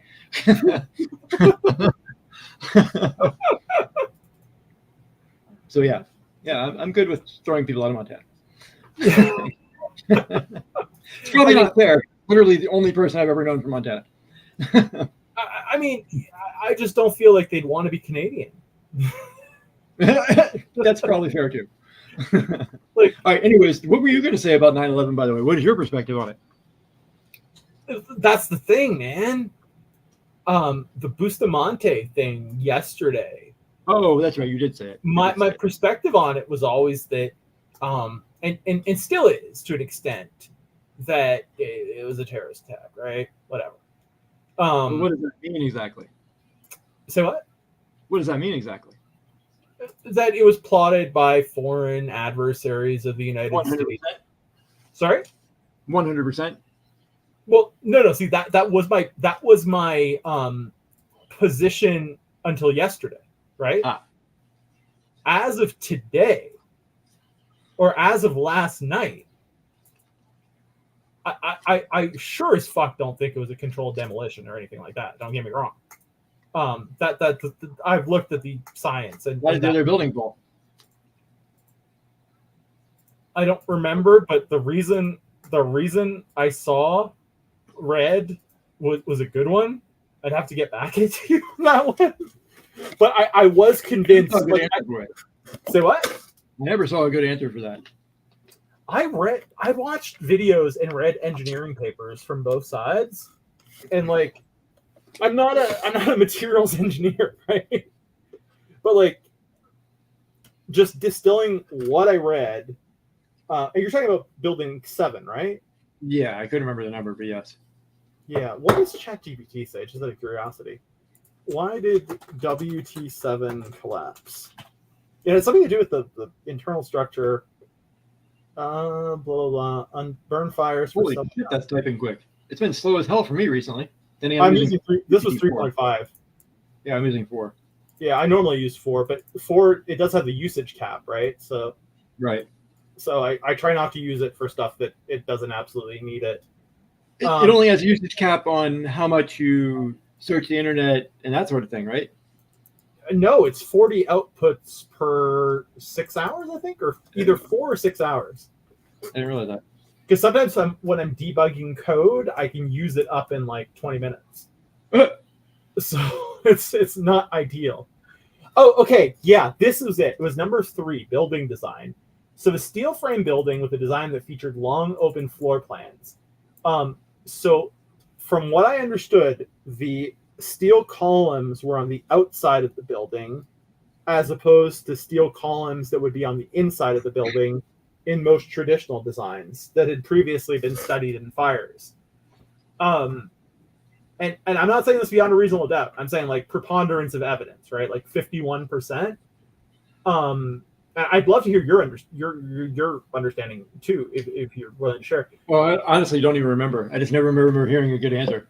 Oh, but the engineering thing for me was the compelling thing was basically because the fact that the steel beams were on the outside rather than on the inside, as soon as one collapsed, it was basically like Jenga. Why? Well, just geometry, like spatial geometry. Like if one of the buildings collapse, if one of the beams on one of the corners collapses, right? All the trusses that are inside, they can't resist the strength of the weight. Why didn't any of the others fall then? Say what? Why didn't any of the others fall then? Didn't they fall though? Only 7 went. Sorry? Right? The rest were all brought down. Is that true? I thought the rest were all brought down. I think only 7 came down on its own. Did all 4 columns collapse on 7? Oh, it's giving me its opinion. It was not necessary for all 4 columns in a particular area to collapse simultaneously. The structural integrity of the building was compromised. Okay, this is not what I want. See, this is what makes me fucking suspicious. Man, see, even the fact that ChatGPT will not give me an answer. I don't even think like it's in some cases, at least, like in this particular case, I don't really think it's intentionally trying to sway you as much as intentionally trying to stay out of the debate. Let's see this. Just when it comes to climate change and some other things, I think they're trying to sway you. I said, just give me the facts. Blah, blah, blah. Fire is ignited in WT7 as a result of the debris impact and burn for several hours. Primarily due to a combination of factors, including fires and structural damage. This is all fucking just gobbledygook. It's like, dude, see this. Like, I'm honestly not even that interested in it, really. I was just curious what you said about it. Yeah, no, I mean, the thing I read with the fucking videos, like the NIST thing, it was super convincing compared to the controlled demolition ideas. But now it's like, you look at ChatGPT output and you're like, why is it not giving me what I want? Probably, like I said, they're probably on something like that. They just want to stay out of the controversy. They want the government to leave them alone. I mean, the reality of it is that at some point, I think that AI is going to transcend government before any intentional communities ever arise. And we'll see. We don't actually know. Like, there's a lot of theorizing about where AI might go. The reality of it is we may never actually make that super intelligence breakthrough. No, we might not. But what I think we will make is we'll get to the... I do think we'll inevitably get to the point where we have automated AI weapon systems. They already are. They're not fully automated yet. They've already had fully autonomous kills. What? By drones. That have not been supervised by a human? Maybe if you mean by supervised somebody watching a video as it happened, sure. Well, AI yeah, did it all on its own. with a bypass available to them. I mean, Actually, I believe there's already been an error where like one tried to turn on its own and start turning on somebody that it wasn't supposed to, and they shut it off. But I'm pretty sure even that's happened already, where it like started targeting the wrong person. Wow. Okay. If so, I missed that. But yeah. Maybe it's not actually AI level. Maybe is there another form of autonomy? But I mean, it was autonomous kill. Machine learning. The drones has already happened. It could be machine learning. That's the other possibility. But it was an autonomous. Let's put it that way. A drone on a in an autonomous mode has already made kills. I believe it's happened more than once now, and that's probably just the ones we know about. Oh, 2021. Yeah. Okay. The fuck. But U.S. Air Force denies running simulation in which AI drone killed operator. Oh, so this last one was ostensibly a simulation. No, there was supposedly one where like this is not. I don't think it's this. This sounds like something else altogether. It was like one like it was already like in a mode where it was able to target on its own, but it started to make the wrong decisions and like target the wrong people, and they had to like shut it down. Yeah, I think this is it because it was a simulated test in which a drone powered by AI was advised to destroy an enemy air defense system, but ultimately attacked anyone who interfered with the order. Oh, maybe that's what I'm thinking of, actually. Yeah, where it was a simulation. Yeah. Oh, so what did it do? It killed the operator. But only in simulation killed the operator. Yeah, exactly. That's kind of funny because there was a video like talking about how AI doesn't necessarily have to get to like some incredible level to end the world. No, it doesn't. A relatively simple AI that is just programmed to make paperclips the best possible way might end up taking over the world just because it starts looking for better and better ways to be more effective at creating paperclips. It doesn't even care that the world doesn't need that many paperclips. Its entire motivation is to make paperclips as many as possible, as cheaply as possible, as fast as possible. And so it just starts building and building and building, and then it starts eliminating anybody who gets in its way. Yeah. and try to interfere, like, hey, you're piling up our streets with paperclips, stop, and oh, you're in my way, buddy. I gotta make paperclips. To a lesser extent, one of the next episodes of Uncouth and Unkempt is going to be on botting, kind of in defense of botting, not in the sense that I think you should bot, respectable Web3 projects, more in the sense that, like, as we develop AI bots and let them roam the blockchain unsupervised, they might start automating play on their own. So say when the bull run comes, I give a bot 1,000 whacks, right? And I've trained the bot based on my own behavior with the blockchain, getting drops, playing a game, right? It's going to figure out how to maximize utility. And if I build a neural network through deep Q learning, and just let it operate completely on its own from a server, am I responsible for the fact that it decides to automate if it's making its own choices? Like, who's automating at that point? Is it me still? I mean, now you're getting into deep shit. It's also illegal. At the current level of AI, yes, I would say it's you, because it's not literally capable of having desires. But it's capable of maximizing incentives. Any bias and any decisions it makes are based on whatever you biased it with. Well, what if the bias is not a bias and that the bias is only to earn money? That's the bias you implied it. You gave it, though. But at the same time, that's equivalent to survival. So is survival not alive, though? If it's not aware, if it's not reached an aware level, it's not alive. It's just a program. It's doing what you programmed it to do, which is to make money. But that's the point, though. I never programmed. But see, okay, right. Sorry, let me rephrase that. This is a bot that I don't program. I train it based on what I do. I never tell it what to do. All it does is it watches me not botting, right? Like buying a drop, playing a game manually, trading a currency.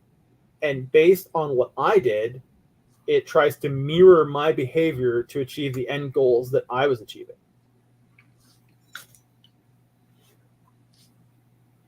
It's only doing that though because of the bias you gave it. It's not doing it because it had a desire to do it. Right, it's not a desire to do it, but it also wasn't told, "Hey, go." Didn't need it. You created it. It has your biases. Whatever you employ, whatever bias you instilled in it is the only thing it has to make decisions on. Yes and no, because keep in mind, I'm saying this somewhat out of ignorance. I mean, I've read a handful of articles about AI, but I'm not a programmer. no. I mean, app that GPT wrote me is the only app I've ever written. Well, I take that back. That's not fair, but more or less. I don't think there's an answer to that question. I mean, it's so complicated because it's being the thing is it's not being programmed, it's being trained. So it's like, no, it doesn't have. And is that really that different? You're still biasing it with its training. The thing is, I don't like your use of the word bias. Rogue, what are you doing? Rogue, hey, bad girl. She's chewing on something she shouldn't be chewing on. No, Everything's biased. Yeah, no, bias everything's isn't even biased. Necessarily. I agree. It's just the word bias. It doesn't seem like the right word to be using to a certain extent. What else is it making decisions on? I don't know what word to use. I mean, training is bias. You're literally instilling bias through training. Yeah, but the thing is because so when you're using a neural network, right? The motivations that are inside the neural network, they're kind of like a black box. You can't necessarily know what they are. It's going to select certain behaviors that it derives as optimal from your behavior without you necessarily seeing those behaviors as optimal. So it could just as easily shit the pot and send all my whacks to a random account. Right? There's no certainty as to what the outcome of the bot's training will be. I think that's what I'm trying to get at. I mean, yes, you're responsible if nothing else. Also, you gave it the wax. I gave it here, go out there, do what you want with it. That is true. That is true. And you created something that has no ability to actually make decisions on its own, like per se. I mean, yeah, it has no emotion to it and nothing to bias the decision on other than what you gave it. So I mean, well, yeah, no, so you're definitely responsible. I mean, the difference here is that, like, I could train. What I'm trying to say is, I could train 5 bots on the same data, right? And they might all behave differently. And you're responsible for all of them. Right. But responsible, I agree. Yeah. But if it bought something that's not supposed to be botted, am I responsible for the bot? Is my question. If that Especially makes sense. if the money is ultimately coming back to you, yes. That's a good way of looking at it, I guess. It is something I plan on doing, to be honest with you. I'm fully transparent about this. As I'm going to say in this program, I bought certain things, but I do not bought any project that I respect. Here's my thing. Really, here's my thing on it. I don't think it's really stoppable. Unless AI hits a wall of some sort. Mm-hmm. Really, I think, especially like pay-to-earn gaming, especially, is going to move more towards people's AIs competing against other people's AIs. Oh yeah, that's exactly. That's exactly what I'm going to talk about. Yeah, and that's kind of how. Sorry, how could it not? Yeah. I mean, if AI advances to a level where it's better than humans, how could it not? Are you going to do it yourself when you could make twice as much having your AI do it, especially considering everybody else is already doing it? And especially considering how fucking easy it is to train these things. Like, I mean, maybe one day if you want to come on stream to do like we're going to be doing some code-alongs. Here. Sorry, let me just stop my dog 1 second. Bro, coding bores me, honestly. I like GPU to do it for me. Bro, what the fuck do you think you're doing? Oh my god. Bad girl. I don't even know how she got this. Look at this. This is a fucking top of a corned beef. Do you know corn? Do you ever have corned beef? We had a pit bull who would literally bite through canned goods. Dude, look at the. Well, she's half Dogo Argentino. Look at the fucking bite mark she did here. Like this is pretty thick metal. But you know what the scary part of this is? I don't know how she got this because I ate this can of corned beef, and that's a tongue twister. I ate this 3 weeks to a month ago, and I threw it in the garbage. She's been hiding it, saving it. She does sometimes rip up trash bags. Man. She buried it like a bone in the backyard. Yeah, I mean, I'm happy to give her something to chew on. That's the thing. I do need to get going here soon. This is like my night. Oh, yeah, absolutely. It's funny. It's been such a pleasure chatting to you. Yeah, definitely. Didn't even see the time going by. But yeah, dude, if you ever want to come on for like a code along, or you're welcome. Coding, honestly, I like GPT to do the coding for me. I don't really want to do it. Oh, that's totally fair, dude. But you're welcome. You're welcome on anytime. But for those of you who are still here, if you're not in the Grubfish, hit !Yacht and your Waxwell ID. I'm going to run it right after Marklar gets going. And I'll send first, third, and last some additional prizes, but everyone will get the exclusive stream NFT that we're going to do every time we have the program. I'm just going to mint a few more to get to 13 to save one for myself. Marklar, you want mint 4? Sure. Okay. But yeah, everyone's going to get one of those. And there's no 42. Yeah, there's not going to be 42. There's going to be, I guess there'll be 13 of them, and I'll probably burn the rest. Yeah, other than 42 and 1, I don't care. Oh, but Sensei was here and he didn't enter, so I'll save one for Sensei, if he cares about those kinds of things. But yeah, I have prizes for first, third, and last. I don't know what they are, but I will send them right away. I have a prize backlog still that I'm working through from NFtopia because I hurt my ankle after that, and yeah, those painkillers were a son of a bitch. But Marklar, I'm excited to come on to play Tabletopia with Faded tomorrow on Tabletopia. I'd love to have you on semi-regularly or whenever, just on here. It's just fun to chat to you. So dude, thank you for being my first victim here on the what is this show called? The Prime Yacht Politics Cruise. It was a good time, man. You have a good night, everybody. Thank you. Yeah, same to you, bro. Have a good night. Cheers. Talk later. All right. So if you're not in the Grubfish !Yacht with your Wax wallet ID, otherwise I'm gonna run this in like a minute here. But yeah, what's coming up here on Prime Rogue? We're not on Prime Rogue Inc. We're on Prime Yacht Media. We are launching. I was talking about this earlier. Let me just go back over this a second. Where was that?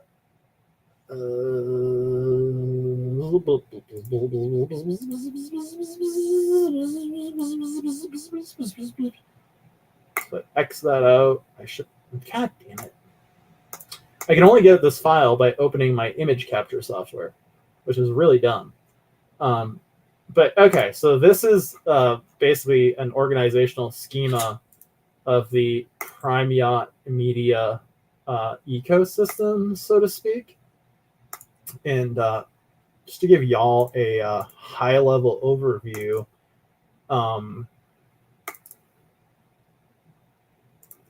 this is Prime Rogue Inc. This is Prime Rogue Inc.'s Web3 division, which is basically the Prime Rogue bot and our NFT collections.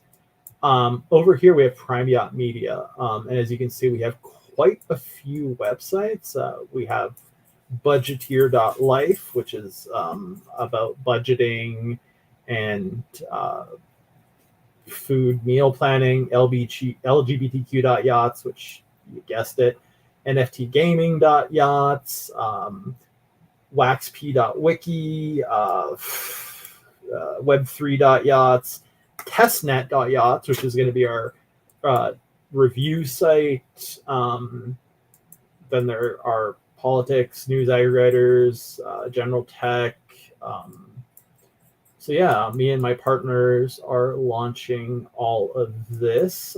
And there's going to be a news aggregator too, where we're hoping to integrate AI technology so that you can, how could I put it? So that you can have it feed you what you like from our collection of websites into the news aggregator.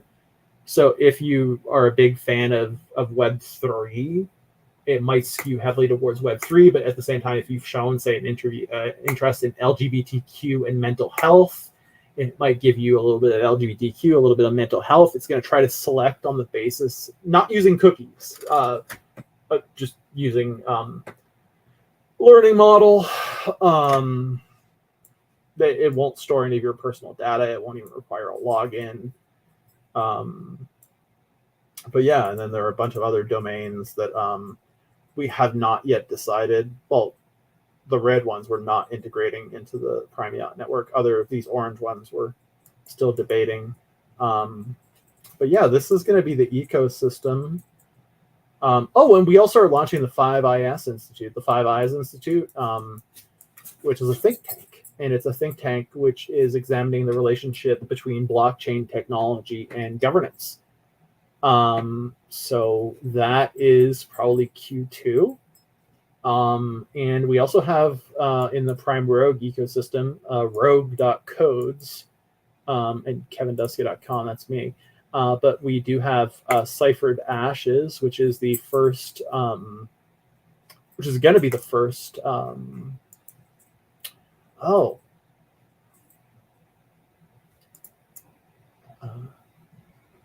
Yeah, no, this has been in the planning for since at least like June or July.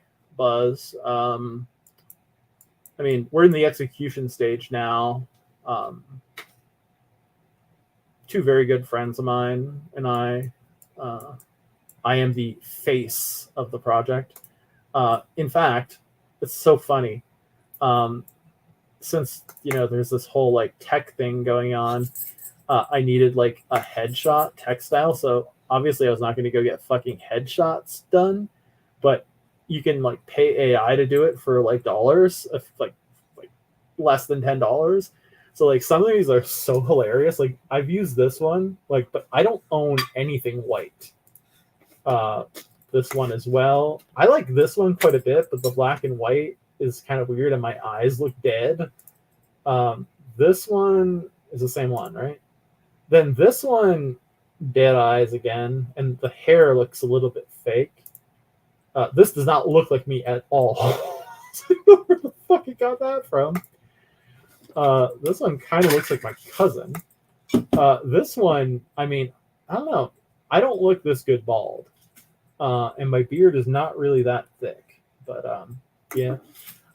This is probably the one we're going to use for the CEO photo. It's the cult. It looks like a cult leader photo.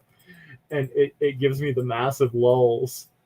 So unless we get a better one, I'm pretty sure we're going to go with this one because one of my partners is the photographer, and he said that there was something wrong about this one. And this, again, does not look like me, nor does that. That kind of looks like me. That's mockocracy. But actually, guys, let me check if I closed the template or not because y'all hung out for so long. I want to see. We do have another game coming out in pre-alpha really shortly, and I've kept it pretty exclusive with who's going to get to play it.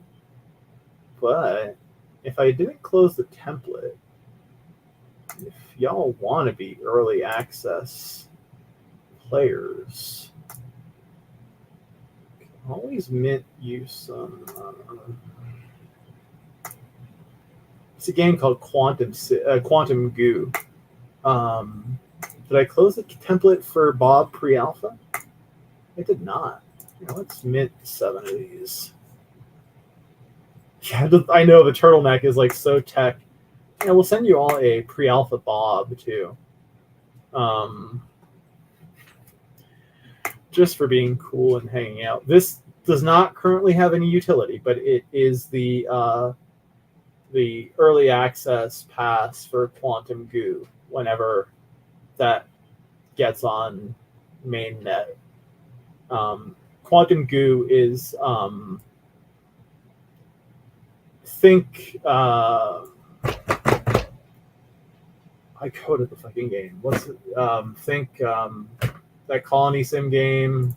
God damn it. RimWorld. Think RimWorld. Think RimWorld with goo. Lots of goo. Yeah, Bob is a placeholder character.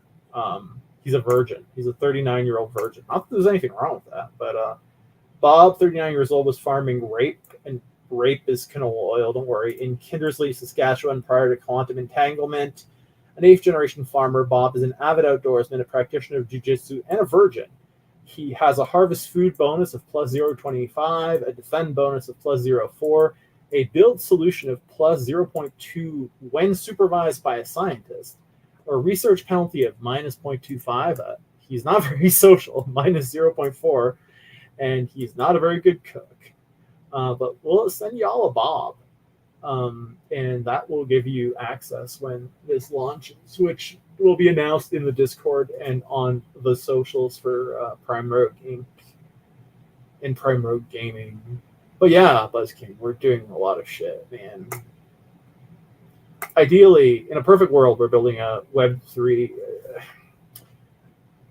I don't like the fact that a lot of the channels right now, whether they're Twitch channels, whether they're publications, are solely focused on Web3, because I think it's way too narrow, and I think Web3 and Web2 and tech are just too closely integrated to focus on something like NFTs alone or crypto alone. So we're trying to perhaps start with that as our focus, but create a broader ecosystem.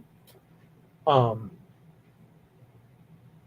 one of us is an artist, and two of us, I'm more of a business person, but I'm also a coder, and one of us is a coder. So anyway, you'll see. The proof will be in the pudding.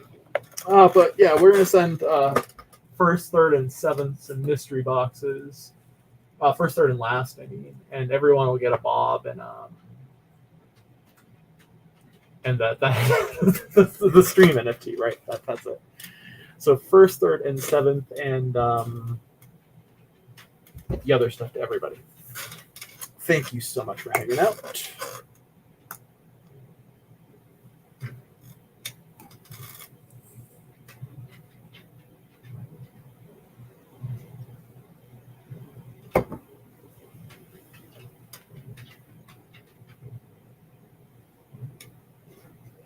Oh, there's a little masker there.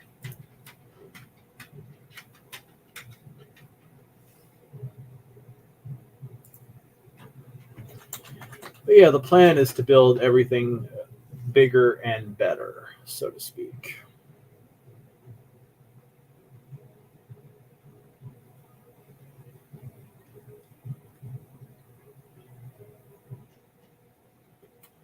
It seems like there is literally no one to raid into unless someone has a recommendation. So I might just log off.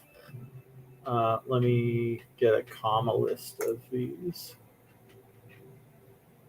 Nice, you have 36 raffles. Okay. Are you in the Discord for?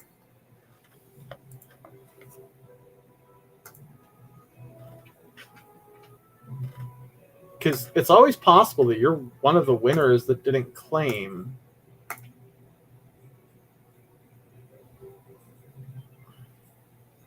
So I would rather, before redrawing.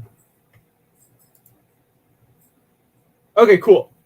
So I'll get back to you in the Discord, either in a few hours or tomorrow morning North America time.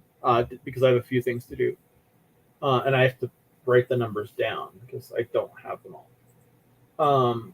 But yeah, in case you are, well, you might be one of the winners. So yeah, because I put a clock till Friday to claim the prizes. So yeah, I mean, it's flexible. I wasn't going to redraw them till the 27th anyway. So we are good. So yeah, I will get all this set up. I will send all this out. I'll send this out right after I go have a smoke. Everyone, thank you so much for hanging. Madrua, Buzz King, For Sensei, Hot Rod, everyone else that was here. It's been a fun time. Have a wonderful, wonderful, wonderful night.